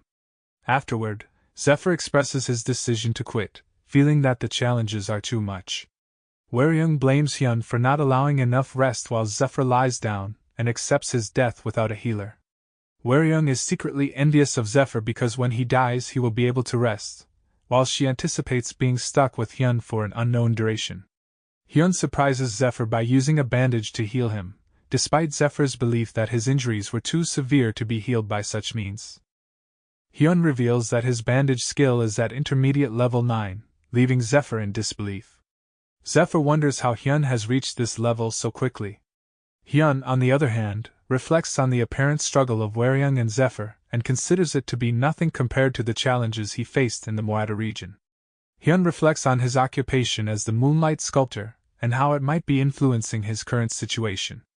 Initially, he had regrets about his choice, but he now understands that the value of his occupation can't be judged solely by its appearance. Over the past few months, he's been concentrating on his production skills rather than leveling up, and this focus has significantly enhanced his abilities. Hyun realizes that if he had only reached level 280 without developing other skills, he would be much weaker than he currently is. After hunting for a while, Hyun fills up his inventory. Zephyr is relieved, thinking they'll stop hunting. Waryung expresses disappointment that they could have continued a bit longer. Zephyr agrees, and they both seem emotional, as they hope to call it a day and escape from the intense battle. However, Hyun surprises them by announcing that they won't be quitting. He intends to make a quick trip to town to sell off some useless items, restock on supplies like bandages, and then return for more hunting.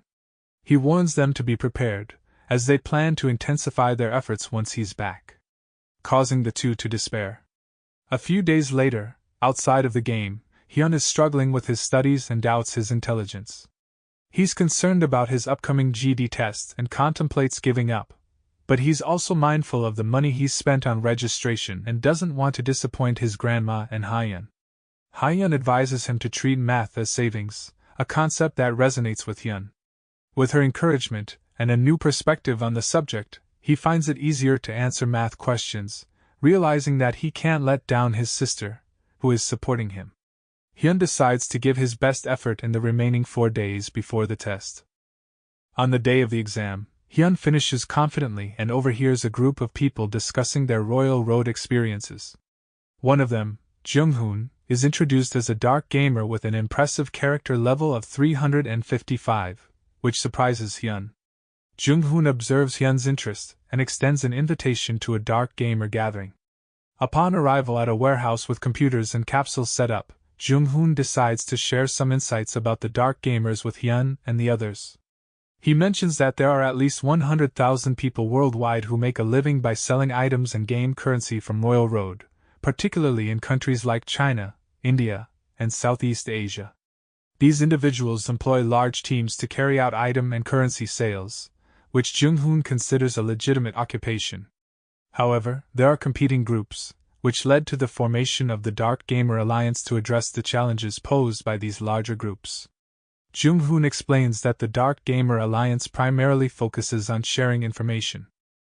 Any information discovered by a Dark Gamer within the Alliance is instantly shared with others, including details about hunting spots and specific monsters. However, not everyone can access this information. Your rank within the Alliance determines your access level. This information sharing system is in place to protect the Alliance's interests and prevent any potential leaks to rival groups. Additionally, one's rank can vary based on the quality and quantity of information shared. When one member asks if the rank is determined by the quality of information shared, Jung-hoon clarifies that it's not solely based on that factor. Actively participating as a Dark Gamer also contributes to rank advancement, but there is a limit to how high one can climb through this method. 2 of the attendees decided to join the Dark Gamers and provide their game and personal information. However, Hyun chooses not to join the alliance. Jung-hoon observes Hyun's reluctance to join and acknowledges that coming with them suggests interest, but he respects Hyun's choice. As Hyun leaves, he contemplates his visit, realizing he might not gain much from the Dark Gamer Alliance.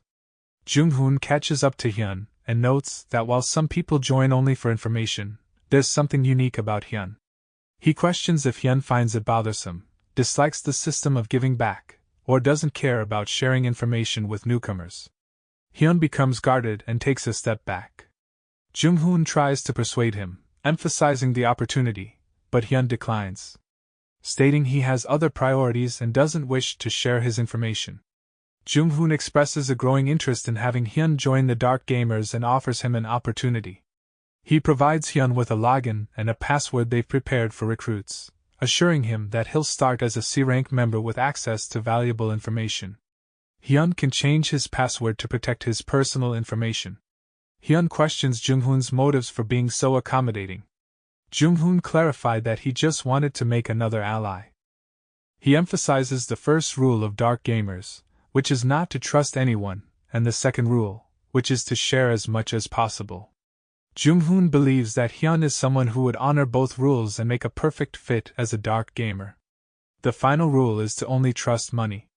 Hyun appreciates the idea of trusting money the most and decides to join the Dark Gamers. In the game, Waryung and Zephyr are stunned when they hear that Hyun intends to challenge the boss, Archduke Basra, who is at level 290. They express their concerns, noting that even the Guardian Knights around Basra are level 275. Hyun acknowledges the high levels and mentions that there are also necromancers who use dark magic. Zephyr emphasizes the danger they'll be in, reminding Waryung about the mandatory rest day if they get annihilated during the boss battle. The idea of a forced day off from the game entices them, and they ultimately agree to take on Basra, which confuses Hyun. When they meet Basra, Hyun reveals his plan to defeat him. Basra, unfazed, sees them as enemies aligned with Britain and threatens to display their corpses at the dungeon entrance to deter others from challenging him. He orders his minions to attack Hyun's group. Hyun buffs himself using Holy Grace and the blessing of the High Priest. He assigns tasks to his companions, commanding Van Hawk to battle the enemy minions, instructing Zephyr to assist Van Hawk, and assigning Waryung to engage the Guardian Knights. Hyun himself prepares to confront Basra. Waryung pretends to make an effort and waits for the knights to attack her, but an argument among the knights causes them to attack simultaneously. Surprisingly, her dance affects the knights, causing them to fall asleep. Van Hawk easily handles the opponents, while Zephyr looks for an opportunity to meet his demise at the hands of the enemy. Hyun avoids Basra's dark arrow attack and quickly closes the distance. Basra attempts to teleport away but is intercepted by Hyun's sculpting blade, taking heavy damage in the process. Basra boasts about his contract with the god of death and his resistance to the kings of Britain. As Basra summons numerous undead knights, Hyun defends himself from their assault. He realizes that the blessings buff will last for only 20 minutes and decides to act swiftly. To counter the overwhelming numbers of undead knights, Hyun summons numerous skeletons and orders them to charge into battle, observing the unfolding fight. However, Hyun notes that the undead he summoned are all under level 50 and are primarily meant for buying time. He calls upon Zephyr and Waryung to join him in attacking Basra. They charge forward and engage Basra in combat. After the intense battle, Zephyr and Waryung lie on the ground, exhausted but victorious. Waryung can't believe they were able to defeat Basra, while Zephyr reflects on Hyun's exceptional abilities and the unlikely success they achieved by defeating Basra with just the three of them. Hyun, ever focused on efficiency, doesn't allow Waryung and Zephyr to rest after their battle. He reminds them that time is money and pushes them to continue hunting without wasting any time. Shocked, Waryung and Zephyr come up with an excuse to log out of the game. A few days later, Hyun returns to Basra Cave, determined to hunt alone and keep all the experience points for himself. However, he finds a group of disgruntled individuals gathered at the cave's entrance, who are reacting to a new notice. The notice states that the cost of using Basra Cave has increased by 200%, and from the third basement onward, only the Maveros and Prosperity guilds are permitted to access it. Additionally, any rare items found during hunting will be purchased by the Maveros Guild at a reasonable price. Hyun realizes that his hunting location has been compromised, and he decides to find an alternative while also having someone specific in mind to meet. In the Rosenheim Kingdom, Hyun meets with Zerka and the others. Zerka is excited to see Hyun again and asks about his cooking skills. She requests him to prepare a meal since she's tired of Irene and Ramina's cooking. Pale acknowledges that they've heard about Hyun's recent quests and the fact that he's been hunting with Waryung in the Basra Cave, suggesting that he should have leveled up significantly. Hyun responds that he's now at level 259, which leaves the others feeling somewhat dejected. Their conversation is interrupted as they are suddenly surrounded by soldiers of the Rosenheim Kingdom. The captain approaches Hyun and inquires if he is the sculptor named Weed. Hyun is puzzled as he doesn't recall causing any trouble in the Rosenheim Kingdom. Hyun confirms his identity as the sculptor, Weed, and the captain explains that the Emperor of the Empire wishes to meet him. This surprising news shocks Pale's group and the people in the area, as the idea of the king wanting to see Hyun is unexpected. Hyun inquires about the purpose of the meeting, and the captain responds that the king has something to ask of him. While Pale and Zerka speculate that it might be a significant quest due to the king's interest, Hyun remembers that he still needs to gather information for the quest he received from the Order of Freya. Hyun requests to visit the Freya temple before meeting the emperor, and the captain agrees to escort him there. Hyun arrives at the Freya temple and is greeted by the priests who welcome him and offer assistance. Hyun realizes that he is warmly received in all the temples of Freya due to the holy artifact he found. He inquires about detailed information on the Plains of Despair. The priest apologizes, explaining that even their knowledge about the Plains of Despair is limited. The area is inhospitable for humans, and is primarily inhabited by monsters and vicious orcs. Intertribal wars among the orcs are endless, and the Plains of Despair is known for being populated by those who were exiled during the Age of Confusion, including dark elves. However, it is speculated that these individuals are long dead, and their current whereabouts are unknown. The priest emphasizes that the Plains of Despair is a place of death, and one must see it with their own eyes to truly understand its nature. Hyun realized that he would need to personally investigate the Plains of Despair. He inquires about the support units assigned to him for this mission. The priest responds that they have prepared 50 priests for the task. Hyun was surprised and questioned why there were no holy knights or monks included in the team. The priest explains that all the other holy knights and priests are currently occupied with missionary work and are unavailable to assist. However, they will join Hyun when he's ready to use the teleport gate to access the Plains of Despair. Hyun expresses concern about the composition of the team and decides to reconsider the situation. He thought it might be better to meet with the king before proceeding. Hyun meets with the king, and after their initial greetings, the king suddenly coughs up blood. He confirms that Hyun is the Moonlight sculptor, a profession he's familiar with. The king goes on to share a personal story, revealing that his mother had a lover named Jahabra. He assures Hyun that this was widely known, and there was no need to keep it a secret. The king acknowledges Hyun's expertise in the sculpting arts and mentions that he doesn't have much time left in this world. He reflects on his peaceful reign, which brought prosperity to his people and allowed his kingdom to surpass the Brent kingdom. He also reminisces about his childhood and learning to ride a horse, mentioning a particular incident where he fell off a horse at the age of 5. Hyun notes the king's talkative nature. The king shared many stories, causing the people to doze off.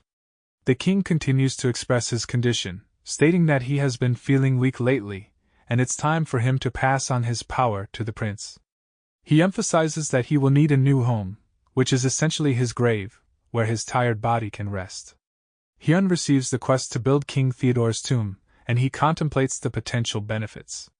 He recognizes that completing this quest could potentially grant him noble status through contribution points, or allow him to trade them for valuable items, such as rare weapons or shields.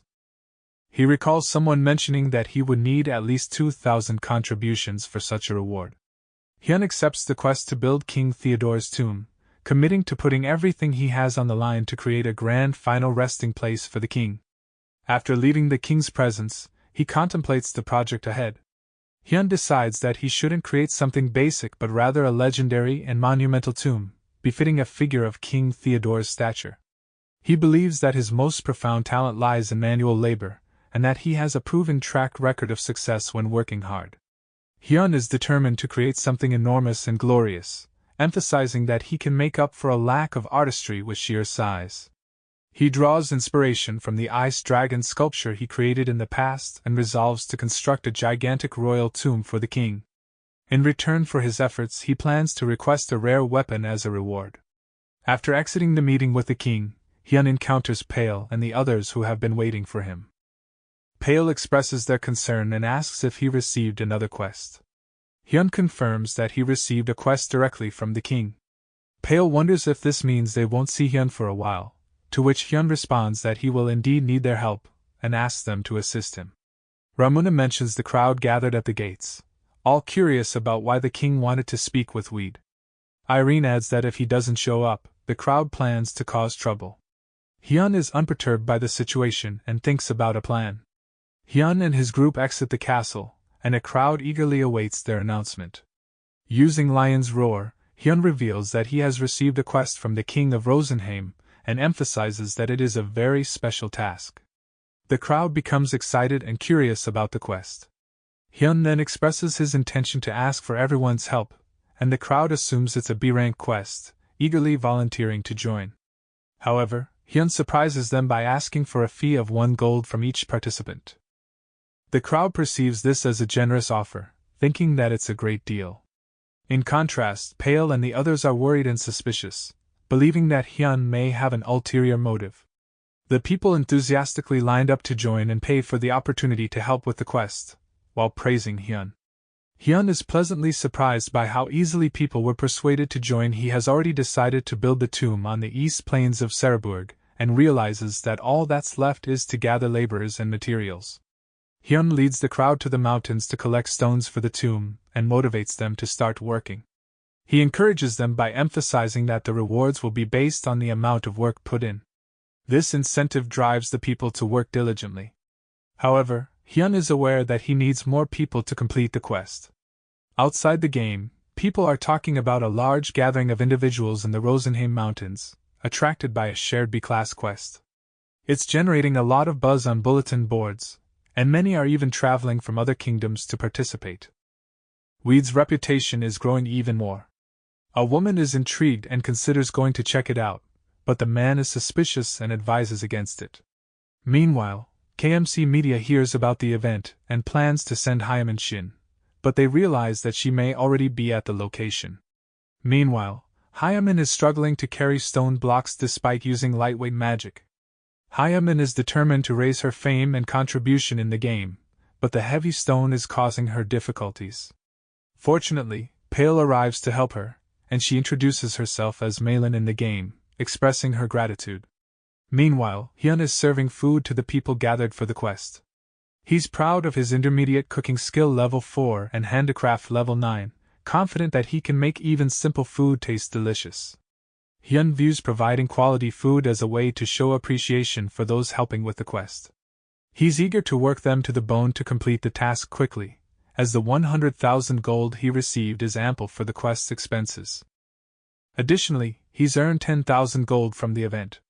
The people are emotional. After they finish collecting the stones, thinking the quest is complete, Hyun reminds them that the real work is only beginning.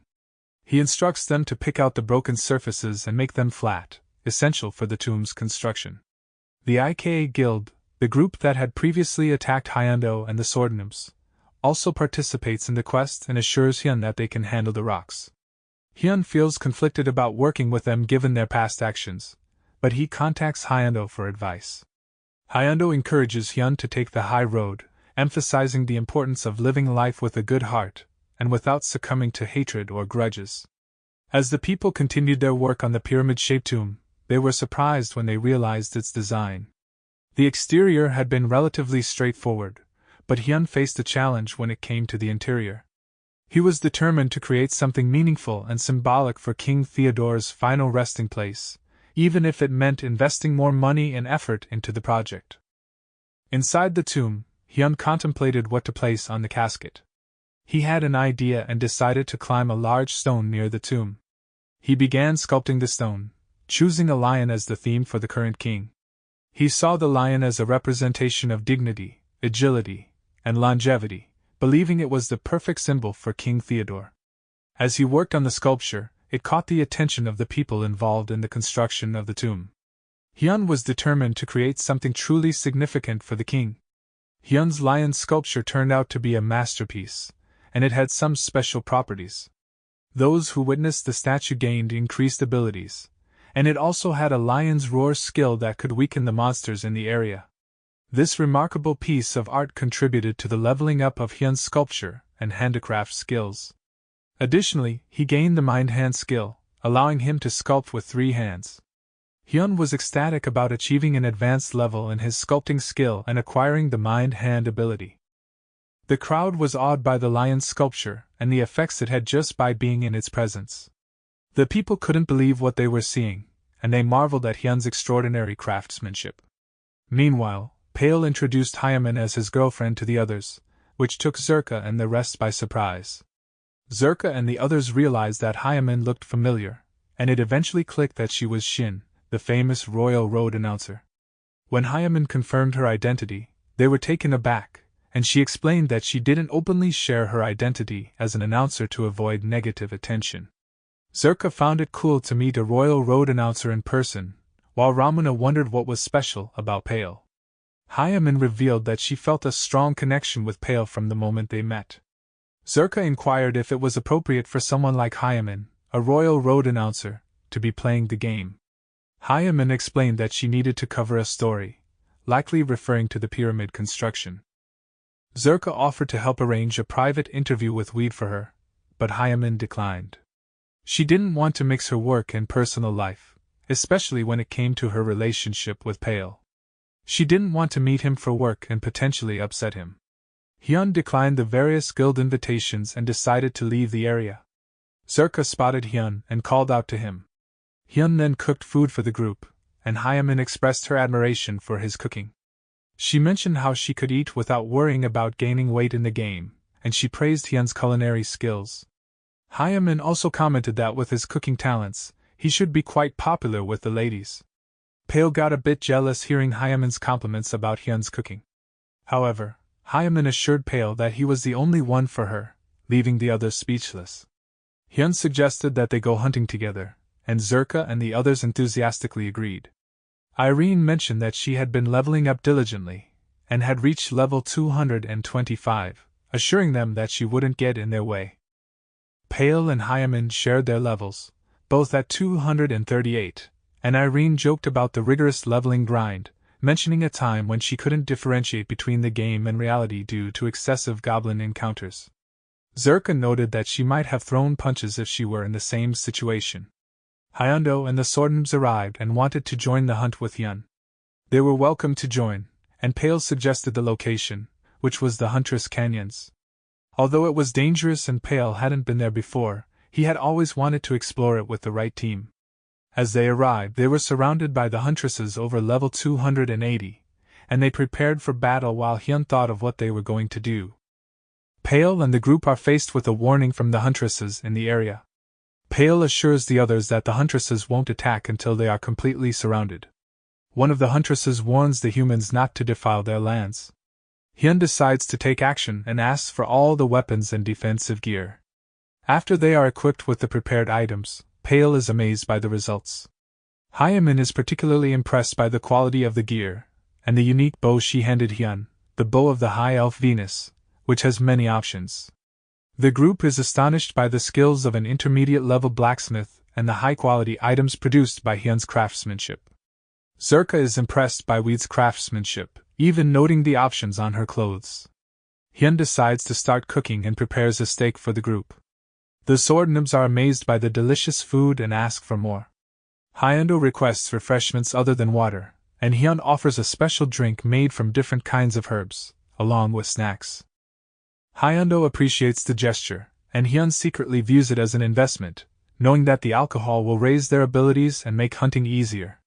The group drinks the liquor that Hyun made.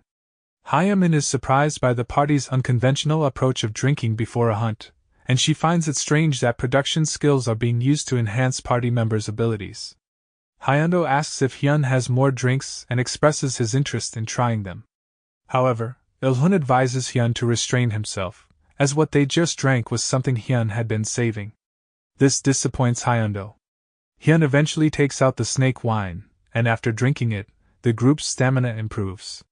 Hyun, despite feeling a bit down about the liquor being all spent, reassures himself that the drink's effects will help them during the hunt and potentially lead to making a lot of money. The party members continue to drink, and Hyun starts to have a bad feeling about the situation.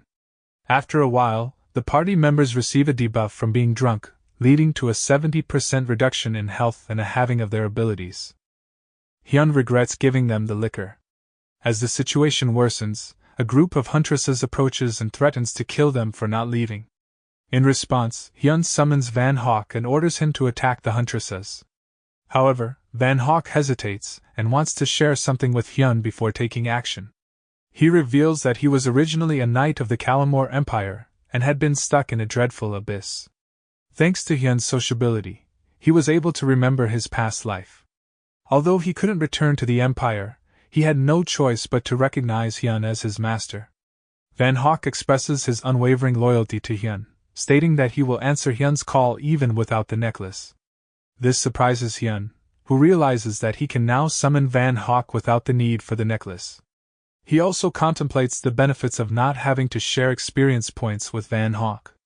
As Van Hawk initiates his attack on the huntresses, Hyun swiftly engages in combat as well, instantly defeating an archer after parrying her arrows.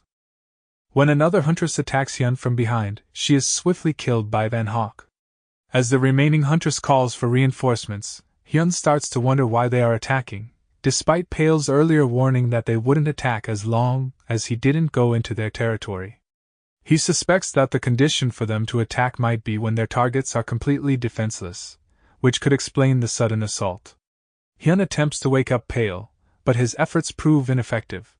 He realizes he'll need to endure the battle until the others wake up. However, as time passes, Hyun becomes exhausted from the ongoing fight and notes a significant decline in his attack power. With the huntresses continuing to be reinforced, Hyun decides to use a more brutal method, despite his initial reluctance, as it seems to be his only option. In the midst of the battle with the huntresses, Hyun decides to use his cooking seasonings as a form of attack. He sprinkles salt on their wounds, soy sauce on infected areas, and even sprays garlic sauce while throwing chili powder into their eyes. These unconventional tactics, combined with his and Van Hawk's attacks, prove effective in defeating the huntresses. As the battle unfolds, Pale and the others eventually wake up and witness Hyun's combat prowess. They express their amazement at his skills, with Zerka comparing his survival instinct to that of a cockroach. Hyamin, on the other hand, is surprised by Hyun's exceptional combat abilities and how he has surpassed her initial expectations. Encouraged by Hyun's efforts, Hyundo and the rest of the group decide to join the battle.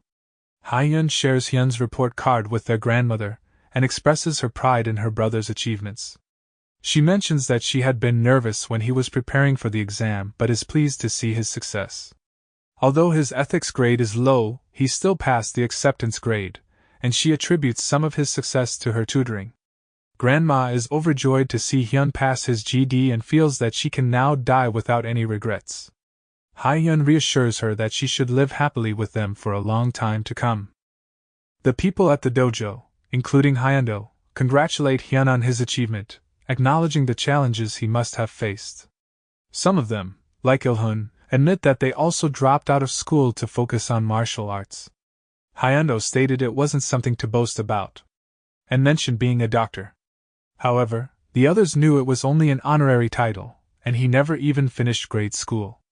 As Hyun reflects on his family and future goals, he contemplates becoming a doctor, hoping that it will help improve his sister Hyun's prospects and happiness, especially in finding a good partner. He acknowledges the importance of his role as a big brother in ensuring her well-being. Meanwhile, inside the hospital, Eun-hee-cha is frustrated by the lack of progress in treating Soo-hyun. She had initially seen Royal Road as a promising means to help her patient, as it provided a sense of safety and escape from the harsh realities of the real world. However, Soo-hyun's closed and withdrawn behavior, even in the game, is a cause for concern. Despite briefly communicating with the instructor in Sarabug Castle, Soo-hyun has returned to obsessively hunting in the game, which troubles Eun-hee. Eun-hee-cha contemplates the mysterious picture of the Saint of Barren Village, which closely resembles Soo-hyun. She questions if it's just a coincidence, or if someone close to Soo-hyun could be behind it. However, she dismisses the idea that Soo-hyun has any friends who would use her likeness. In the game, Soo-hyun continues to easily defeat ghouls, but she remains withdrawn and unresponsive to other players who try to interact with her. She decides to move to a quieter location where she can be alone. Outside the game, Dane is reading a magazine about Royal Road. A nurse comments on Dane's quick recovery and teases her about her desire to meet her friend from Royal Road. Dane clarifies that he's not a boyfriend but just a male friend. The nurse expresses her interest in trying Royal Road, hoping to make good connections. Dane agrees, eagerly looking forward to returning to Royal Road as soon as possible. Hyun expresses her concern about Hyun playing too much Royal Road, but he reassures her that he'll only play a little that day. Hyun contemplates joining the game to spend time with her big brother. As Hyun enters Royal Road, Hyun successfully completed the tomb, prompting cheers from everyone involved. The media arrived seeking an interview, which initially annoyed Hyun. However, when he learned about the compensation for an exclusive interview, he changed his mind. After finishing the quest, Hyun went to accept the reward from King Theodarin, who expressed gratitude for the sanctuary's completion and asked Hyun about his thoughts while building the tomb. Hyun hesitated, unsure of how to respond to the unexpected question, concerned about potential reputation consequences. Hyun responded to King Theodarin's question by mentioning that he built the tomb while recalling the king's resilience in facing adversity. Theodarin, however, expressed concerns about his past actions and potential consequences in the afterlife. Hyun, realizing his initial response might not have been well received, likened Theodarin's life to a flame that, although dangerous to touch, had brightened the kingdom and guided it toward prosperity. He assured the king that the flame could now watch over the kingdom from its safe haven. Theodarin was deeply moved by Hyun's words and praised his work, stating that he had exceeded expectations and that no reward would be too great for him. After receiving the reward from King Theodarin, Hyun's fame increased significantly, and he also gained a few levels. Hyun was thrilled with the boost in his fame, thinking about the possibility of obtaining a rare level weapon, possibly better than Agatha's blade. When Theodarin asked if he wanted anything, Hyun realized he needed more than just a good weapon to tackle the plains of despair and decided to make the most of this opportunity by acquiring everything he could. Hyun informed King Theodarin about a mission from Freya's church to defeat a group of necromancers worshipping an evil god, expressing a desire to fight alongside the courageous knights of the Rosenheim kingdom. The king was shocked by the request. However, Theodarin raised concerns about the plains of despair, known as a haven for dark elves and deported immigrants. He mentioned that despite the kingdom sending forces to deal with the area, no one had returned alive. The kingdom had resorted to building a wall to prevent further invasions. Hyun, realizing the extreme danger of the plains of despair, hesitated. Theodarin offered to provide soldiers who could assist Hyun in his mission but emphasized the importance of valuing the lives of the soldiers who would be fighting alongside him. Hyun made an additional request to King Theodarin, asking for weapons as a gesture of good faith. The king agreed to this request. However, when Hyun met with the soldiers and knights who would accompany him on his mission, he hesitated due to the amount of fame required to recruit them and the high prices of the weapons available. He grappled with the dilemma of choosing between more soldiers or better weapons. Hyun recognized the impermanence of soldiers, as they could be lost in battle, while the weapons would remain as valuable assets. He decided to prioritize selecting good weapons over having more soldiers, hoping to obtain items of significant value in the long run. Hyun chose a sword and obtained Cold Rot's blade, feeling satisfied with his selection. He noted that the sword had a fame point value of only 1,700 and decided to use the remaining 541 fame points to recruit more soldiers. Becker and Hosam, along with the other soldiers who had previously followed Hyun on missions, arrived in the area as part of their subjugation missions. Seeing this as an opportunity to strengthen his forces with soldiers who had already fought alongside him, Hyun invited them to join him, and they agreed. The manager expressed the hope that Hyun would return the knights and soldiers alive. Hyun acknowledged the request but humorously remarked that he had spent precious fame points on these soldiers, and he intended to use them to relieve his stress without worrying too much about their safety. The manager praised Hyun for his commitment to returning the battle-hardened soldiers alive, suggesting that the king might reward him further for doing so. Hyun realized that this could lead to gaining more reputation and regretted not choosing more soldiers initially. He thought about the missed opportunity but decided not to dwell on it and hoped for another chance in the future. Hyun, after logging out of the game, was approached by Hyun, who presented him with a document about enrolling in a Korean university virtual department. She highlighted Hyun's ability to sell his previous game character and pay off his debts, as well as his ongoing income from Royal Road, suggesting that his expertise in virtual reality knowledge could be valuable. However, Hyun appeared unsure and questioned whether he truly had the talent for it. Hyun speculated that his hesitation might be related to financial concerns and resolved to find another way to get her big brother to a university. Hyun and his group arrived at the Plains of Despair via a teleport portal, and he immediately sensed the eerie atmosphere of the place. Despite the danger, the soldiers expressed their confidence in Hyun's leadership, cheering for him. Hyun instructed the soldiers to remain on standby while he scouted the area, realizing that he needed to understand the threats in the region. The map he had wasn't detailed enough, and he was aware of the presence of giant monsters in the area. Eventually, Hyun located the evil temple built by Barkan's necromancers. He spotted a sleeping orc guarding the entrance, and he contemplated the advantage of eliminating the orc and the necromancers within the temple and thought the quest would be finished quickly. When Hyun attempted to attack the sleeping orc guarding the evil temple, an overwhelming army of orcs suddenly emerged, prompting him to retreat and take cover. He realized that the sheer number of orcs was far beyond what he had expected. He recognized that the situation was unfavorable and considered avoiding the area for the time being. While contemplating his next move, Hyun stumbled upon the village of exiles, becoming the first person to discover it. This discovery not only earned him fame but also doubled the rewards he received from the village. Hyun reasoned that the village's remote location, far to the east of the Plains of Despair, likely explained why no other explorers had reached it before. Hyun encountered suspicion from the villagers, who made it clear that outsiders weren't welcome. Hyun wondered why they were so hostile. He speculated that their isolation from the outside world might have made them cautious. However, a hunter named Cocoon seemed more willing to engage with him and acknowledged his skills in finding the village. He offered to answer Hyun's questions. Curious, Hyun asked about the village and how it came to be. Cocoon explained that the village was founded during a time of chaos when their ancestors were driven to the Plains of Despair and fought for survival. He alluded to the hardships they faced but expressed that he was currently busy and couldn't provide more details at the moment. Hyun saw an opportunity to help the villagers and offered his assistance to Cocoon, who needed a new shield. Cocoon asked Hyun to deliver his damaged shield to Lucille and obtain a new one in return. Hyun accepted the quest and headed to Lucille, but he was met with disappointment and frustration when Lucille refused to provide a free replacement. Lucille insisted on a payment of 10 gold for the new shield, leaving Hyun shocked and realizing that he had been deceived by Cocoon's request. In an attempt to salvage the situation, Hyun complimented Lucille's well-organized blacksmith shop and expressed his admiration for his passion for blacksmithing.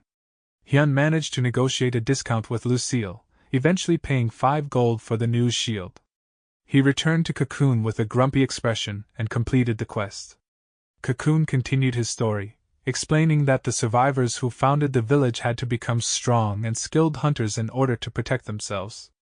They were known for their archery, which even rivaled that of the elves.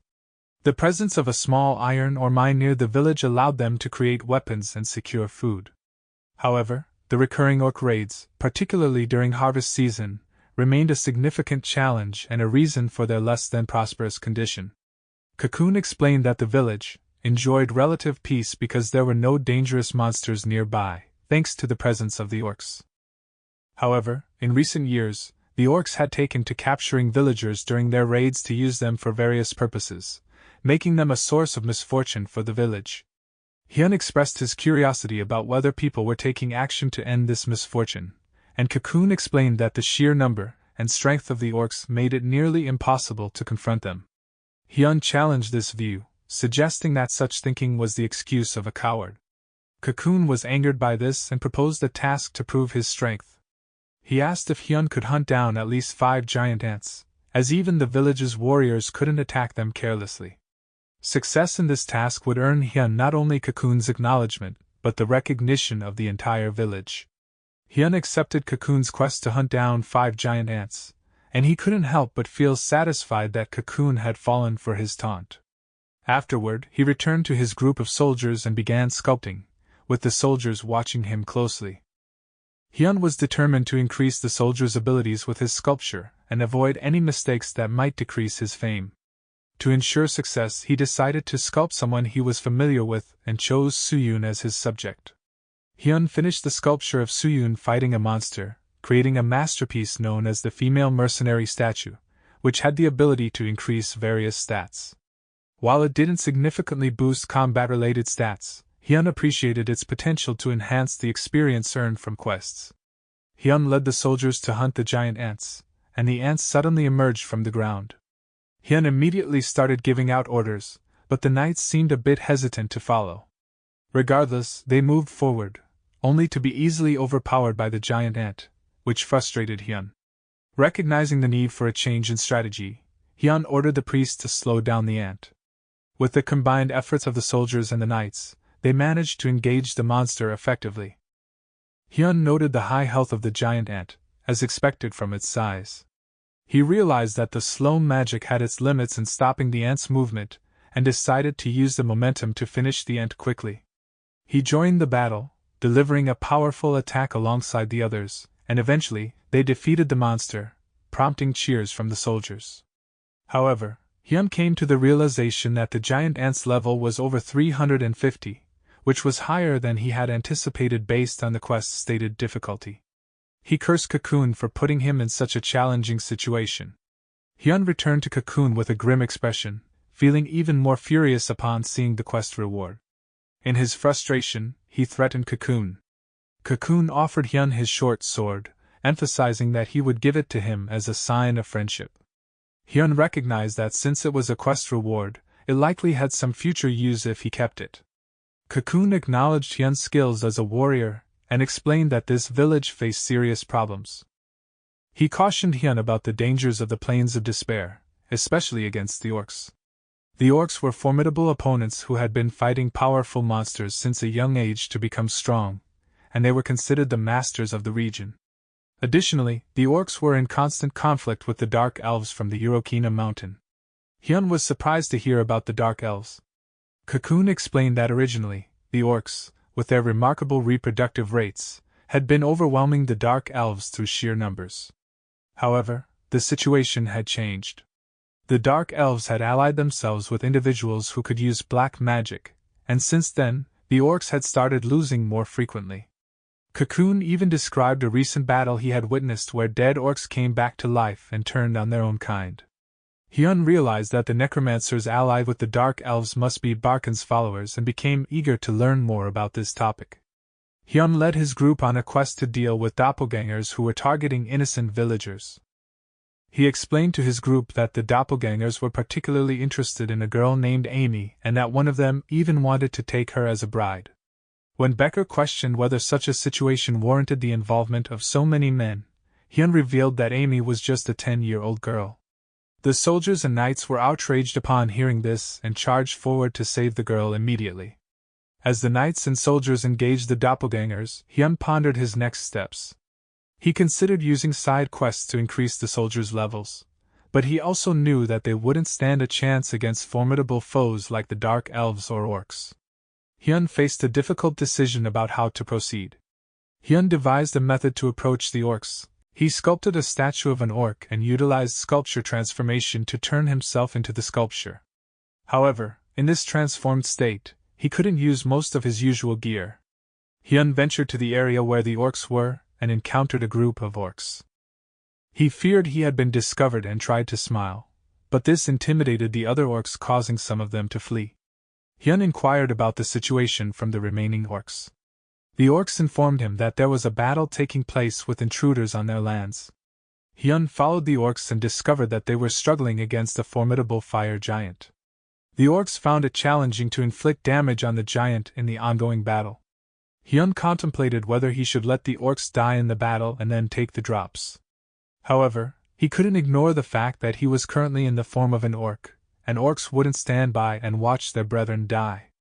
Hyun attacked the fire giant, pushing it back and prompting cheers from the orcs. His continued assault inspired the other orcs to join the battle, and with Hyun's help, they dealt the final blow to defeat the fire giant.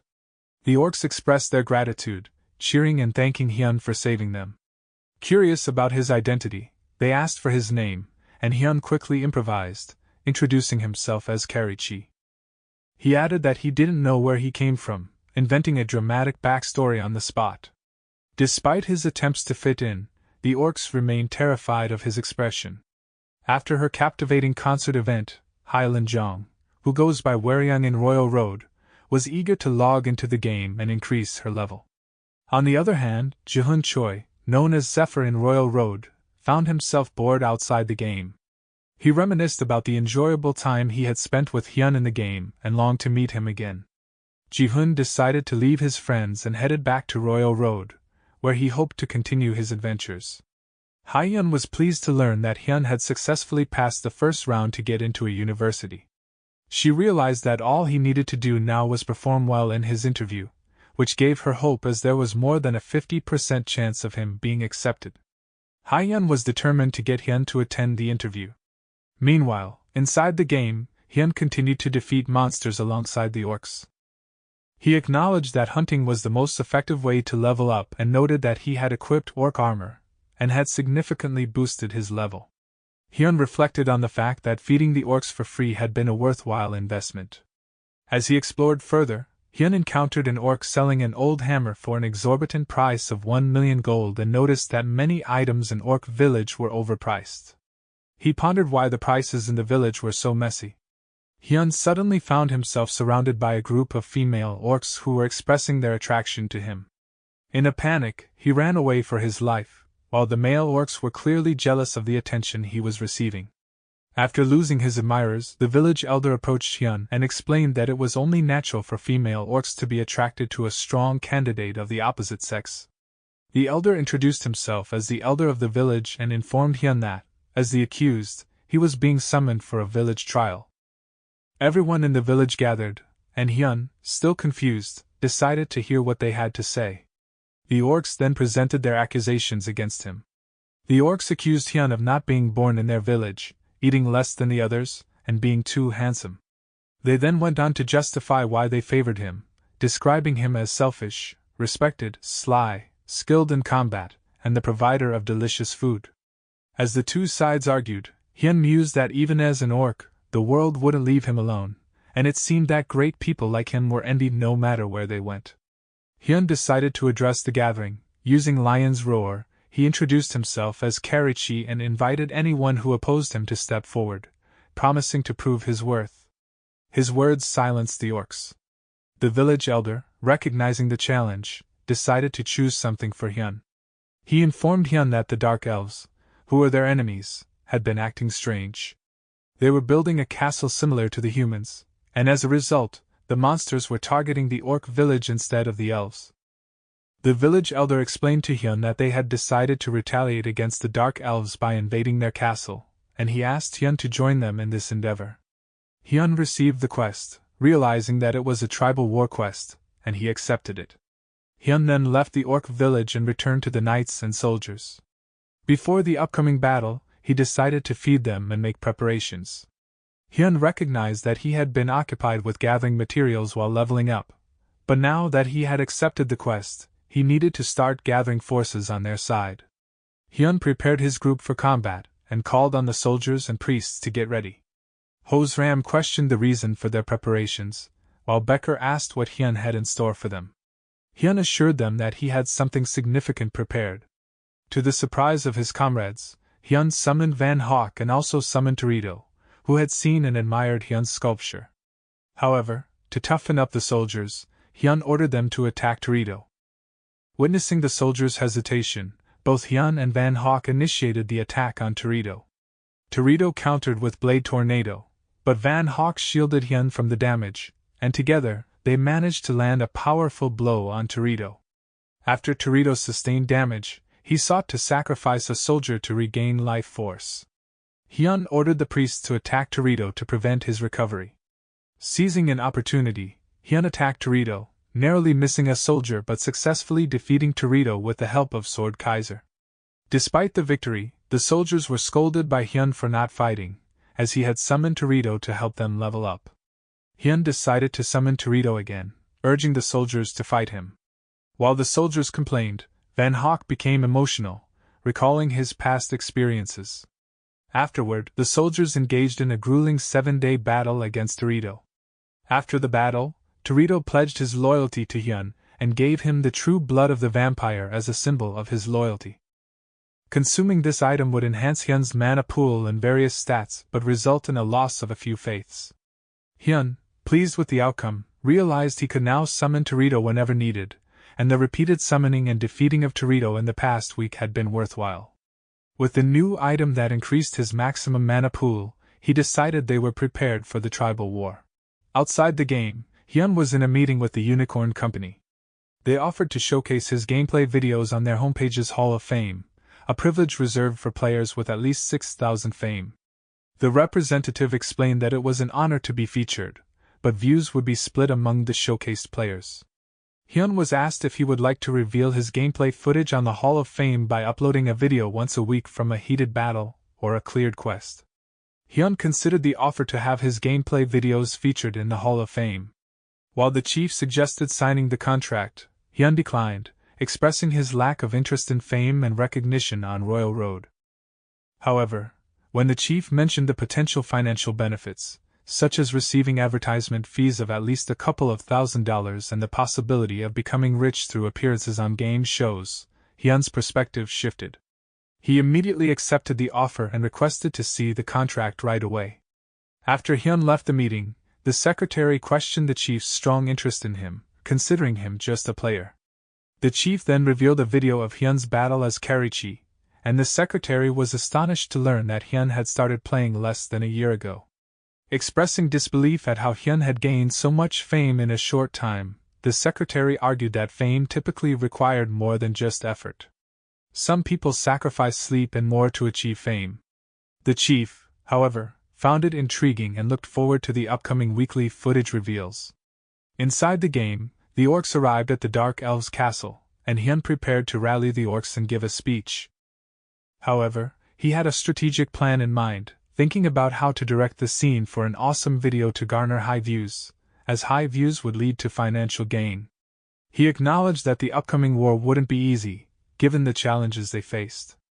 The Dark Elves had filled the moats surrounding their castle with deadly poison, making any fall potentially lethal. Additionally, their defenses were significantly reinforced. While it was said that Dark Elves and Orcs were evenly matched, in a large-scale siege like this, the Dark Elves held an advantage due to their archery and magic skills. Hyun recognized that rushing in with sheer numbers on their side would be suicidal. The Elder urged Hyun to win the battle by the end of the day. Hyun was puzzled by the urgency and asked if it had to be today. The Elder explained that they were running out of food, and if the battle dragged on, they would face starvation starting the next day. Hyun was surprised and frustrated by the lack of food supplies. He couldn't comprehend how the orcs had gathered a massive force of 20,000 but had only prepared enough food for one day.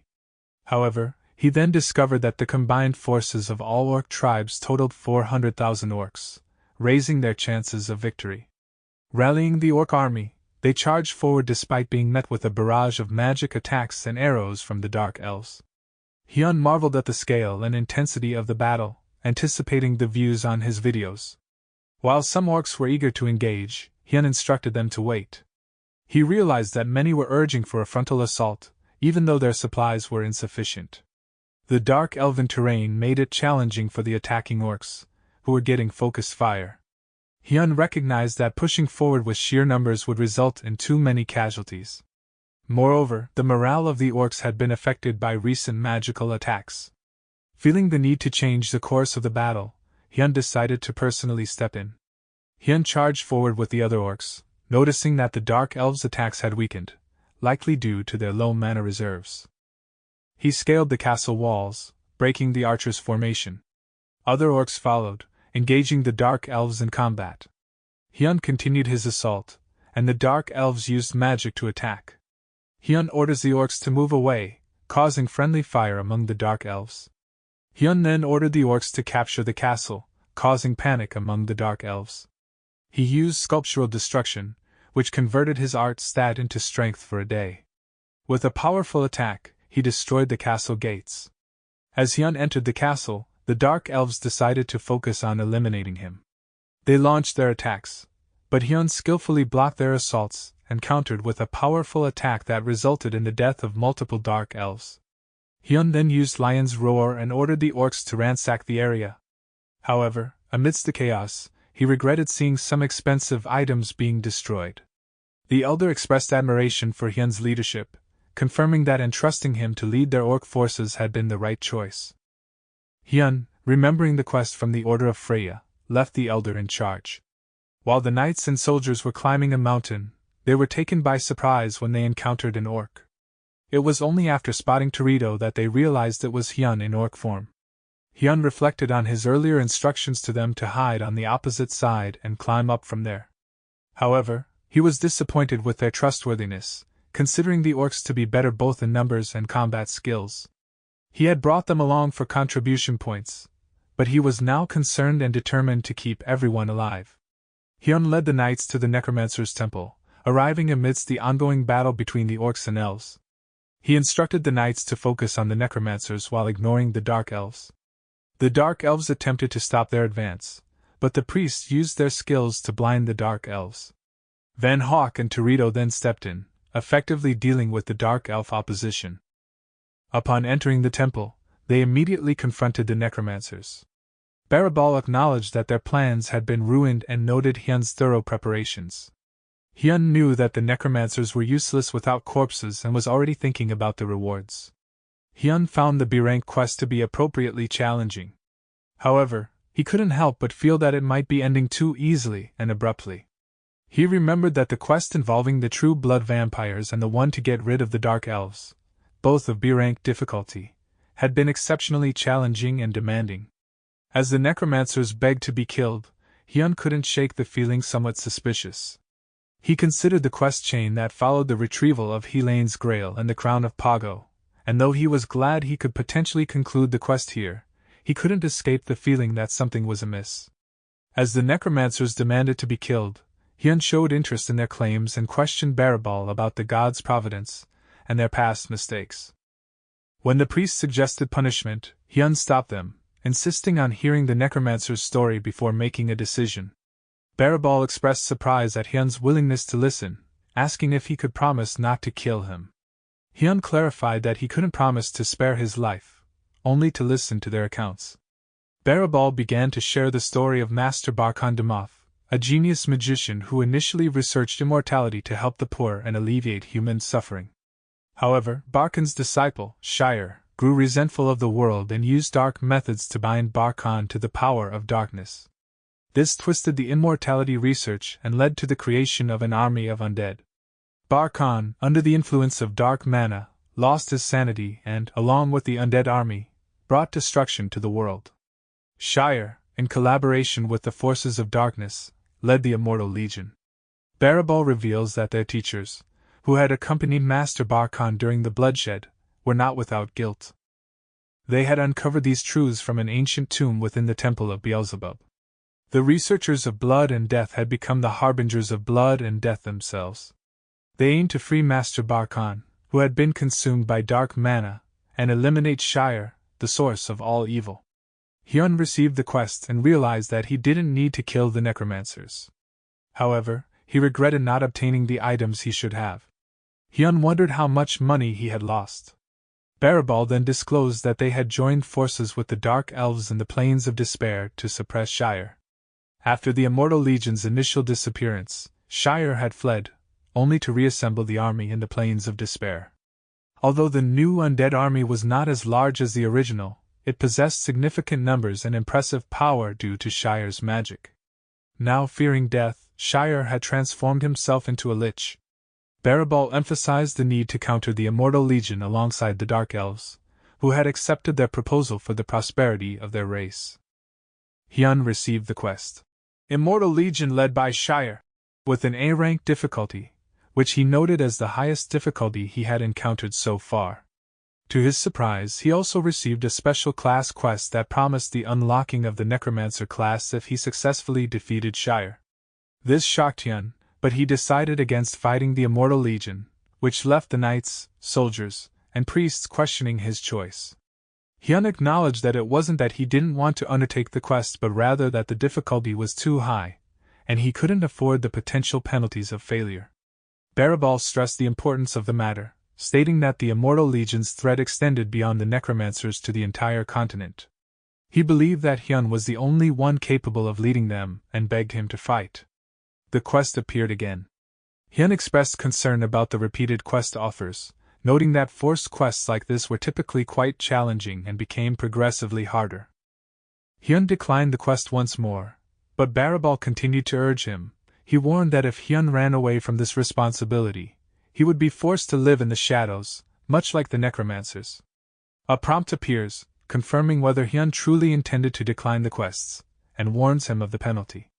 Hyun contemplated the potential penalties, concerned that they might include a decrease in fame, or something even more severe. He feared that this could be one of those situations where you couldn't easily disengage once you were involved in the quest. Hyun recognized that declining the quest would come at the cost of decreased reputation. However, he was willing to bear that consequence if it meant staying true to his convictions. Realizing that someone had to step up to ensure that the Immortal Legion didn't corrupt the land, he accepted the quest, even though he felt deep unease about the forced nature of it. Meanwhile, outside the game, Dane was excited and eager to log into Royal Road. The orcs, dark elves, and soldiers collaborated to rebuild the area, believing that Hyun was strategizing for the upcoming battle with the Immortal Legion as he stood atop the tower. However, Hyun was preoccupied with examining the items he had looted and estimating their value. The soldiers and priests expressed their loyalty to Hyun. After logging out of the game, Hyun regretted not selling the items to other players, realizing their potential worth. He contemplated how making money in the game was harder than he had initially thought, wishing he had gathered more dark elven bows instead of destroying the gate. He acknowledged that becoming too engrossed in the game was a personal weakness. Hyun decided to upload the video to the Hall of Fame while the process was ongoing, and he chose to do something else in the meantime. After a 19-hour video was uploaded, viewers were initially confused by its length but were captivated by the battle when they saw orcs and dark elves. They began suggesting that others watch the video, recognizing that Hyun's success could unlock the Necromancer class. The video quickly went viral as viewers were amazed by the epic battle. Dane entered Royal Road and encountered a Dullahan. She welcomed the opportunity to practice her combat skills and began battling the monster, ensuring it was close to death before healing it back to health. She expressed the stress she had experienced while being stuck in the hospital and continuing to fight the monster. After some time, she left the cave, feeling relieved, and came across a statue that Hyun had made for her. Bringing back memories of hunting with Hyun, and seeing the words carved on the statue moved her emotionally. Meanwhile, the Swordens were assisting with house repairs when Selena arrived to provide them with food. She expressed her gratitude for their help, but one of the Swordens became emotional, realizing that they might not have the chance to meet Selena again once the construction was complete. The Swordens, aware that Miss Selena is a video game character, wished to spend another week with her and planned to delay construction by destroying bricks, as suggested by the instructor. Hyundo cautions them about Selena possibly watching them, and they are surprised by his wisdom. They eventually complete Selena's flower shop quest, gaining new skills, and are emotional, but two more beautiful NPCs arrive with requests, and the swordnibs rush to help. While working, a stranger attacks Hyundo, who confidently blocks the attack, and the stranger asks Hyundo about the meaning of true strength, which makes Hyundo interested. Despite the stranger's continuous attacks, Hyundo effortlessly blocked and evaded them, eventually countering with a powerful blow, defeating the attacker.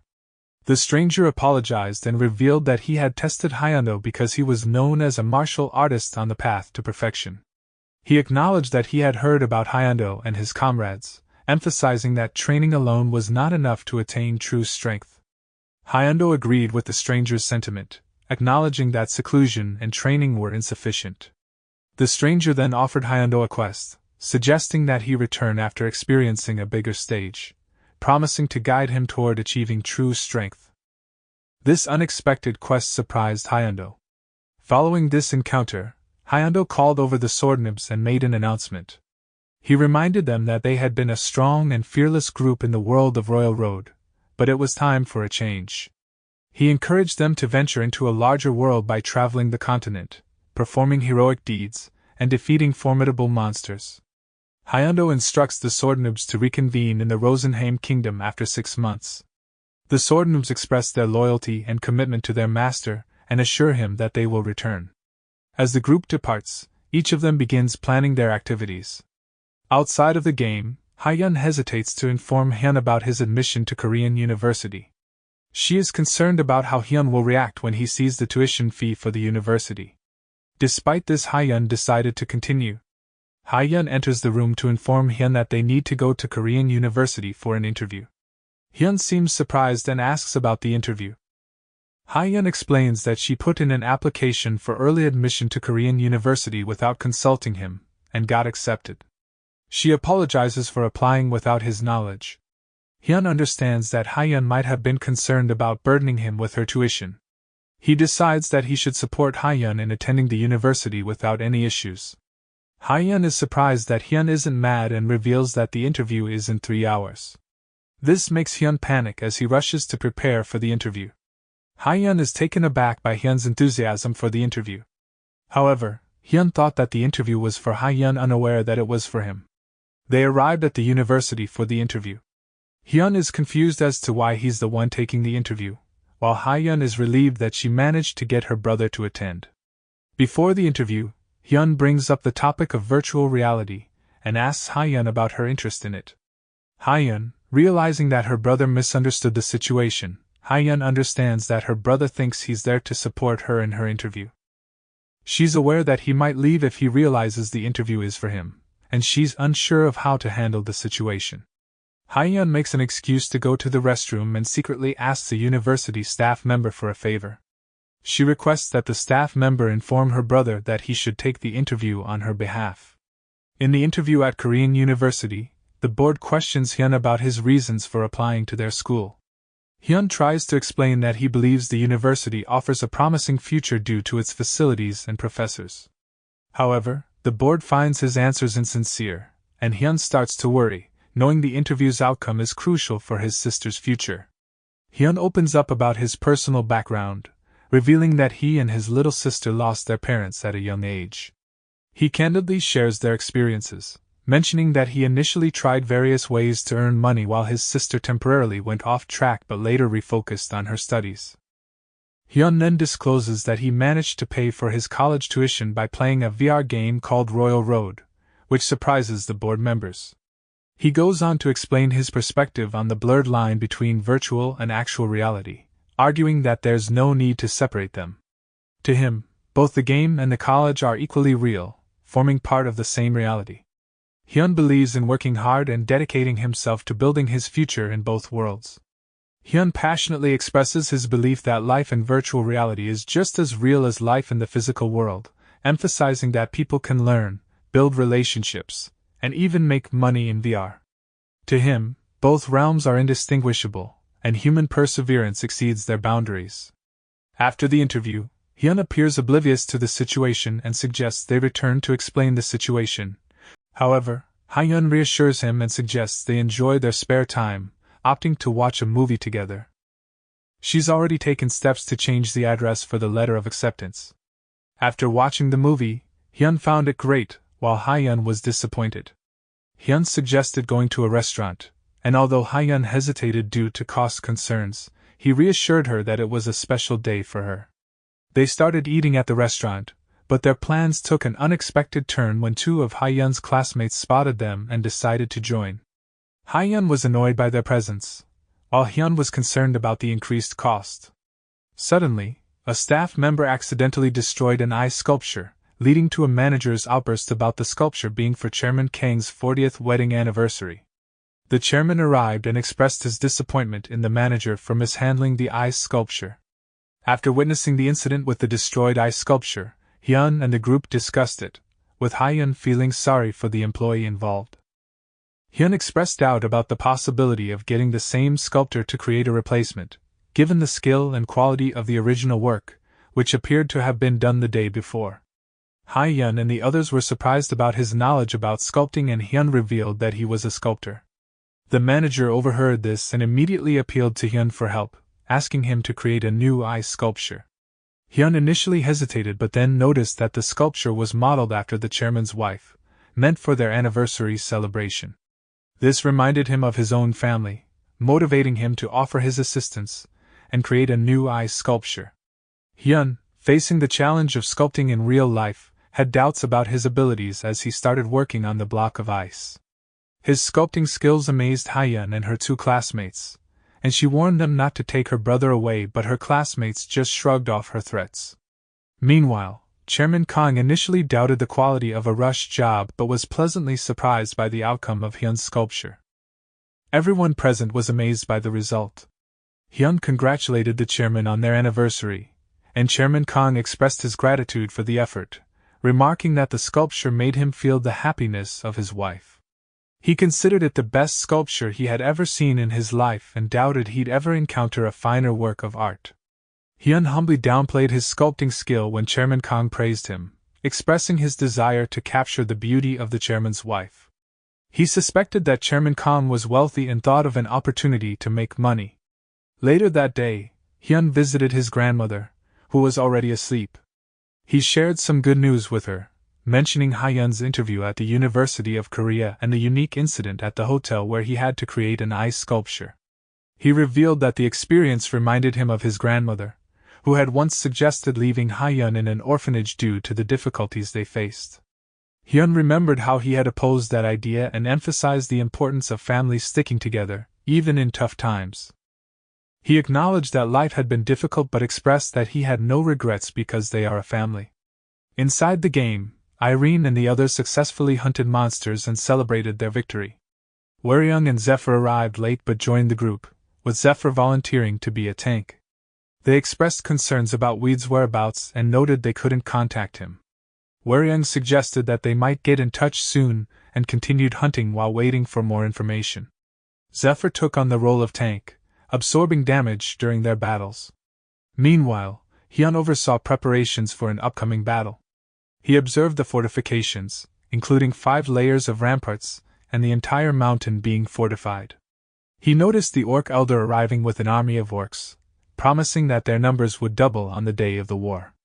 Hyun realized that the orcs' rapid reproduction rate was a terrifying force, with already 500,000 of them ready for the battle. A dark elf arrived, announcing that they had summoned other tribes scattered around the Urokina mountain range to come and assist the human forces. Hyun considered the strengths of each race. Orcs had sheer numbers, dark elves brought skilled assassins, and they also had necromancers and vampire Lord Torito on their side, making their forces powerful. However, he remained unsure of their chances of victory. Hyun was concerned about the Immortal Legion, the undead, and their ability to revive endlessly. He knew that to completely defeat them, they needed holy magic or to burn them to ashes. Otherwise, even their fallen allies could be resurrected as enemies. This worst-case scenario made Hyun doubt the success of the quest. Hyun, intending to instruct the priests to accompany him to the teleport gate, was halted by Barabal's reminder of their promise. Barabal emphasized their trust in Hyun to defeat the Immortal Legion. Annoyed but ultimately agreeing, Hyun assured Barabal that he would return after completing the preparations for the battle. Barabal emphasized that he must return, no matter what. Hyun eventually managed to get through Barabal and returned to Samran Liberty City, where he noticed an increase in the population and more artist-class players than before. He encountered a struggling sculptor and attempted to offer him encouragement. However, soldiers suddenly arrived and forcibly took him to see the high priest.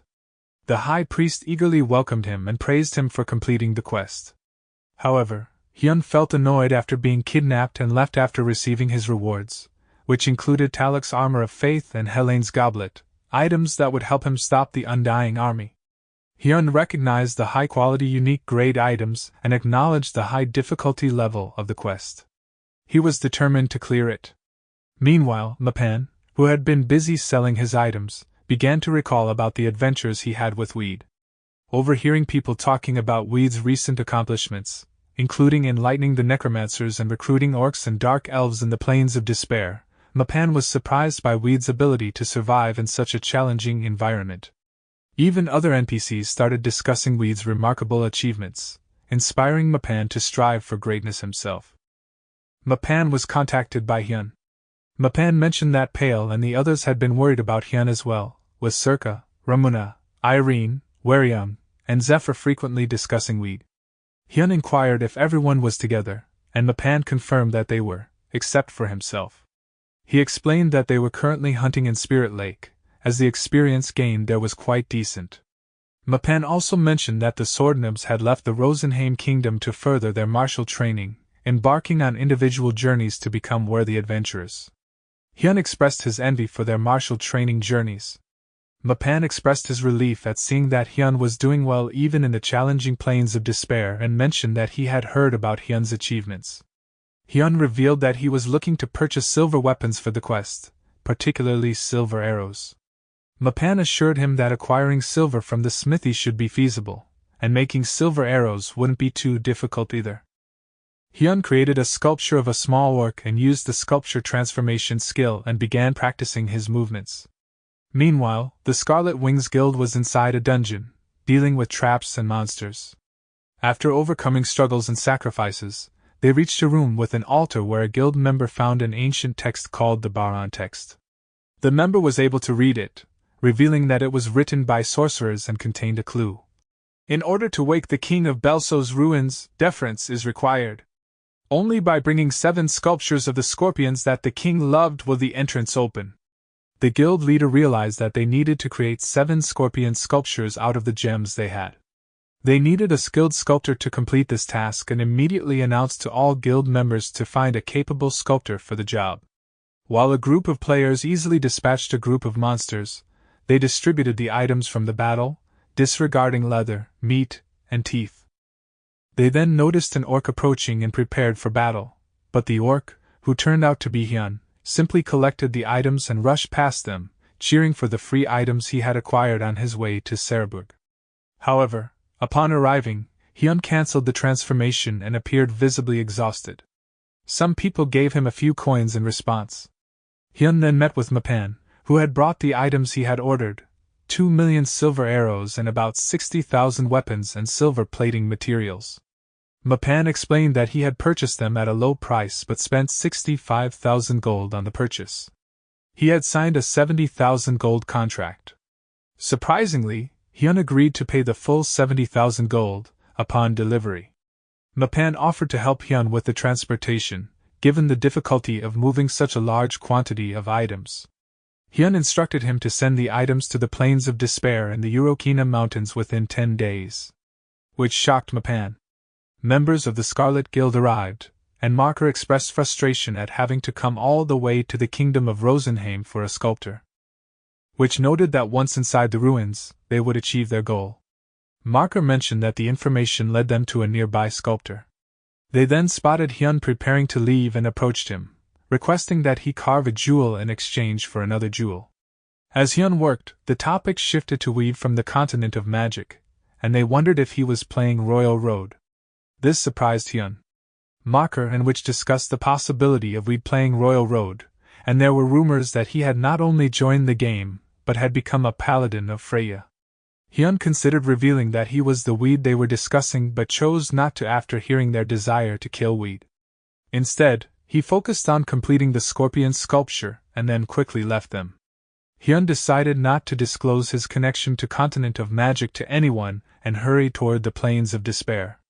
Later that day, the party that Hyun had passed by earlier was resting when they saw someone approaching, considering them insane for entering the dangerous area alone. Hyun noticed some items on the ground and began collecting them, which made the party feel the situation was familiar. They realized the orc they had encountered earlier might be the same player from the Hall of Fame video. Hyun encouraged his exhausted horse to continue, but it reached its limit and couldn't go any further. He then transformed back into an orc and continued running toward the Plains of Despair. As he ran, he spotted a familiar woman in the distance. However, their path was blocked by a level 320 giant monster. Hyun waited for an opportunity to attack, but to his surprise, the woman defeated the monster instantly. He recognized her as Soo-hyun. Hyun, concerned when Soo-hyun spotted him as an orc, couldn't help but admire her beauty and found his previous sculptures lacking in comparison to her. He realized that he had been using her as a model for his sculptures without her knowledge. Nervous about Soo-hyun's killing intent, Hyun contemplated whether to reveal his true identity as a user. He acknowledged the potential danger of doing so but decided not to go down easily and prepared for a last-ditch effort to run away. However, to his relief, Soo-hyun began to walk away, assuming that Hyun had no will to live. Hyun felt relieved and decided to continue the journey. As Hyun and Soo-hyun continued traveling, they repeatedly crossed paths, causing confusion for Hyun. It became apparent that they were both headed in the same direction. Along the way, they were attacked by monsters, but Soo-hyun effortlessly defeated them. Hyun couldn't help but admire her combat skills and noticed that her sword technique was different from his own, being more systematic and structured. He realized that she was very strong and appeared accustomed to such battles. However, he also sensed a hint of sadness in her. Hyun observed that she never aimed for the monsters' faces and couldn't even bring herself to look at them properly, which puzzled him. He wondered if her reluctance was due to not wanting to see the monsters suffer. After the battle, Hyun eagerly picked up the dropped items, noting that Soo-hyun didn't seem interested in collecting anything. Hyun considered using the monster parts to make leather clothes, which would help keep warm, and was excited about having it all for himself. He also reflected on how Soo-hyun appeared different from when he first saw her. She looked like she had a cold personality, but he knew it wasn't the case. Hyun was surprised when he saw her eating bread and thought she was impressive for saving her money. He then started preparing the meat for cooking and made Yeti meat skewer sticks. While he was eating, he noticed Soo-hyun looking over and decided to offer her some. She accepted the food despite knowing it came from an orc. As they continued traveling together, Soo-hyun defeated the monsters they encountered. After one battle, she removed her armor, which appeared to be in need of repair. Hyun noticed this and took the armor. Soo-hyun was suspicious, but Hyun quickly returned the item in good condition after repairing it. She was amazed by his skill and began taking off more of her clothes and other items for Hyun to repair. Hyun realized that being with Soo-hyun was much safer than traveling alone, as he could have easily found himself in dangerous situations otherwise. However, at a certain point, Soo-hyun stopped abruptly, looked back at him, and logged off, which Hyun attributed to her needing rest, as she typically logged out every 4 hours. He estimated that she might not return for the next 2 hours and decided to pass the time by sculpting. While sculpting a statue of Soo-hyun, he created a masterpiece but felt that something was lacking. Hyun was frustrated by his inability to create a satisfying sculpture of Soo-hyun. He questioned whether he had been thinking in the wrong direction or if he lacked a proper understanding of sculpting. His proficiency in the sculpture skill was not improving, and he decided to make several more attempts. As he created multiple sculptures, he remained unsatisfied with all of them. Hyun found it particularly challenging to capture the essence of Soo-hyun's face and convey her beauty accurately. He lamented the slow improvement in his sculpture skill and decided that he needed to envision her clearly in his mind to convey her beauty. He shifted his approach, deciding to sculpt Soo-hyun based on the feelings he experienced when he was around her. He believed that this method would enable him to create the best sculpture of her ever. Eun-hee, outside the game, checked on Soo-hyun and observed her gameplay with the orc. She initially questioned whether the orc was a human rather than an NPC, realizing it might be a user in orc form. As she watched, she found the orc's ability patterns strangely familiar. Eun-hee began to realize that this orc, with its unique way of earning money, might be the same person she suspected. She was puzzled about why he was in this situation so close to the A-class quest deadline, with less than 2 days remaining. Soo-hyun logged into the game and began searching for the orc, but she soon realized that he had already left. As she recalled the time they had spent together, she turned to leave but was startled when she saw a sculpture of herself. The sculpture depicted her with a smile but also with tears in her eyes. Soo-hyun gazed at the sculpture and assumed that it wasn't her, as she had never cried before. However, she remembered a memory from her youth. She had expressed a desire to become stronger, and had buried her sadness in her heart, ignoring her pain and suffering. She believed that by forgetting, she could avoid feeling sad. This memory brought tears to Soo-hyun's eyes, and she was confused about why she was crying. In Haemin's show, there was a discussion about the Immortal Guild War Quest, which featured a military expert named Yohan Lee and a Royal Road senior ranker named Gil Sub-han as a guest. They shared concerns that the quest's high A-level difficulty would make it challenging to succeed and that uniting various races for the battle would be very difficult. Additionally, they raised the possibility of the undead being used in future invasions if the quest failed. Gil Sub expressed confidence in their Red Mercenary Guild's readiness to confront the Immortal Guild if they appear. Yohan and Gil Sub both considered the quest unachievable, speculating about the user who received the quest, wondering if they had given up or were doing something else. Meanwhile, Hyun was in a hurry to make a statue as he didn't have much time. He completed a statue of a wyvern and was surprised to find that it turned out to be a masterpiece. He speculated that his high-level sculpting skills contributed to this achievement. Hyun then used the skill to give life to the statue, and the wyvern came to life, emitting a powerful roar. He realized that, due to his low experience, he couldn't use this skill recklessly, but if his artistic ability stat increased, it would be more worthwhile. The wyvern acknowledged Hyun as its owner but complained about its own appearance, considering itself ugly. Hyun, as the creator, asserted his authority and told the wyvern to listen to him, to which the wyvern agreed, promising loyalty even if its body fell apart. Hyun commented that the wyvern's angular face was evidence of his strength, which seemed to please the wyvern. Hyun decided on Wildie as his name, and they headed to the Urokina Mountains. Hyun, now accompanied by Wildie, arrived at the castle in his orc form. Hyun inquired about the Immortal Guild, and Barabal informed him that they had 2 to 4 days left before their planned action. Shire was treating an undead army in the basement of Mount Taeho making to prepare for their march. Barabal mentioned that the sky would turn completely red when the Immortal Guild advanced. Mapan arrived with the supplies and was taken by the orcs to meet Hyun. Initially, Mapan feared for his life, but when he was released and saw Hyun's orc form, he fainted in shock. Mapan, upon regaining consciousness, chided Hyun for not informing him earlier that he was weed. Hyun defended himself by saying he had instructed the orcs to bring Mapan in a friendly manner. Mapan noticed the soldiers dipping their swords in silver, and Hyun explained that silver-plated weapons were effective against the undead. However, Hyun overheard the Dark Elves complaining about the weapons, which angered him, as he had invested a significant amount of money and inheritance into them. In contrast, the orcs were content with their weapons. Hyun pondered his battle strategy, considering the placement of the Dark Elves as vanguards in dangerous positions, and the orcs in the rear where it was safer. Mapan inquired about the distribution of silver arrows, and Hyun explained that he gave them to the Dark Elves because they were better at archery. Mapan understood the reasoning behind this choice. Hyun revealed that the preparations for the war were nearly complete, and showed Mapan several statues of wyverns.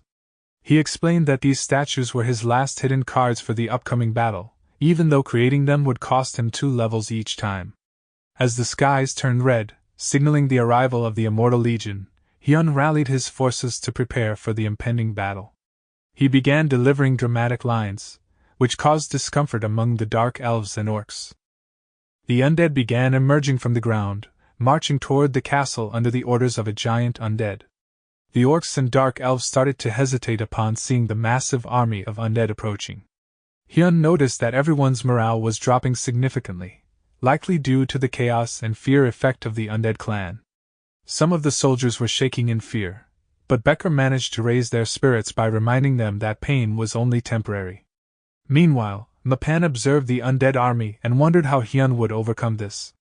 Hyun desperately tried to raise the spirits of his army as the undead vanguard army, composed of zombies and skeletons, approached with over 100,000 units. He realized they needed to start mobilizing immediately. Addressing his army, Hyun warned them that if they were killed by the undead, they would never be able to shower, and time would quickly make them ugly with falling hair. The dark elves weren't happy about becoming that. He also told them that becoming an undead meant they couldn't even eat and would starve. Becoming thin, the orcs were enraged and vowed to kill all of the undead. As the two armies clashed, Hyun quickly realized that the orcs' attacks weren't effective against the undead, and the elves' barrage of arrows, while damaging, still left the undead standing. Seeing the organized and persistent movement of the undead, Hyun decided to step in and take charge. He rallied the soldiers and knights and led a charge against the undead. As the battle raged, Hyun looked for vulnerabilities in the enemy's ranks and also attended to the injured orcs, healing them with cold bandages. He even threw porridge he had made, which had a restorative effect on the orcs and helped them recover. Finally, Hyun confronted the giant undead leader. Hyun evaded the giant undead's attacks and countered, but his attacks appeared to have no effect on the giant. Taunting the giant, he managed to enrage it, causing it to attack furiously. To the giant's surprise, Hyun remained unharmed. Hyun continued to provoke the giant, all the while intending to lure it away from the main battle. Once he had successfully isolated the giant, he signaled to the priests and dark elves to unleash a powerful magic attack that crippled the giant. Seizing the opportunity, Hyun commanded his army to focus their attention on the weakened giant and delivered the final, decisive blow. The undead army, witnessing the fall of their leader, was momentarily stunned. Hyun capitalized on this moment and ordered a full-scale attack. After a grueling battle, they managed to wipe out the undead army. Hyun ordered everyone to return to the walls and make ready for the next wave. However, the soldiers and allies were still caught up in their celebratory mood. Hyun used his lion's roar skill to forcefully convey his orders, which successfully rallied the troops and got them back into position. Despite their momentary victory, Hyun's instincts told him that the battle wasn't over yet. He sensed another wave of enemies approaching on the horizon, including a grim reaper, a banshee, an army of mummies, and more undead. Like and subscribe if you want me to continue the next chapters, and thank you for watching.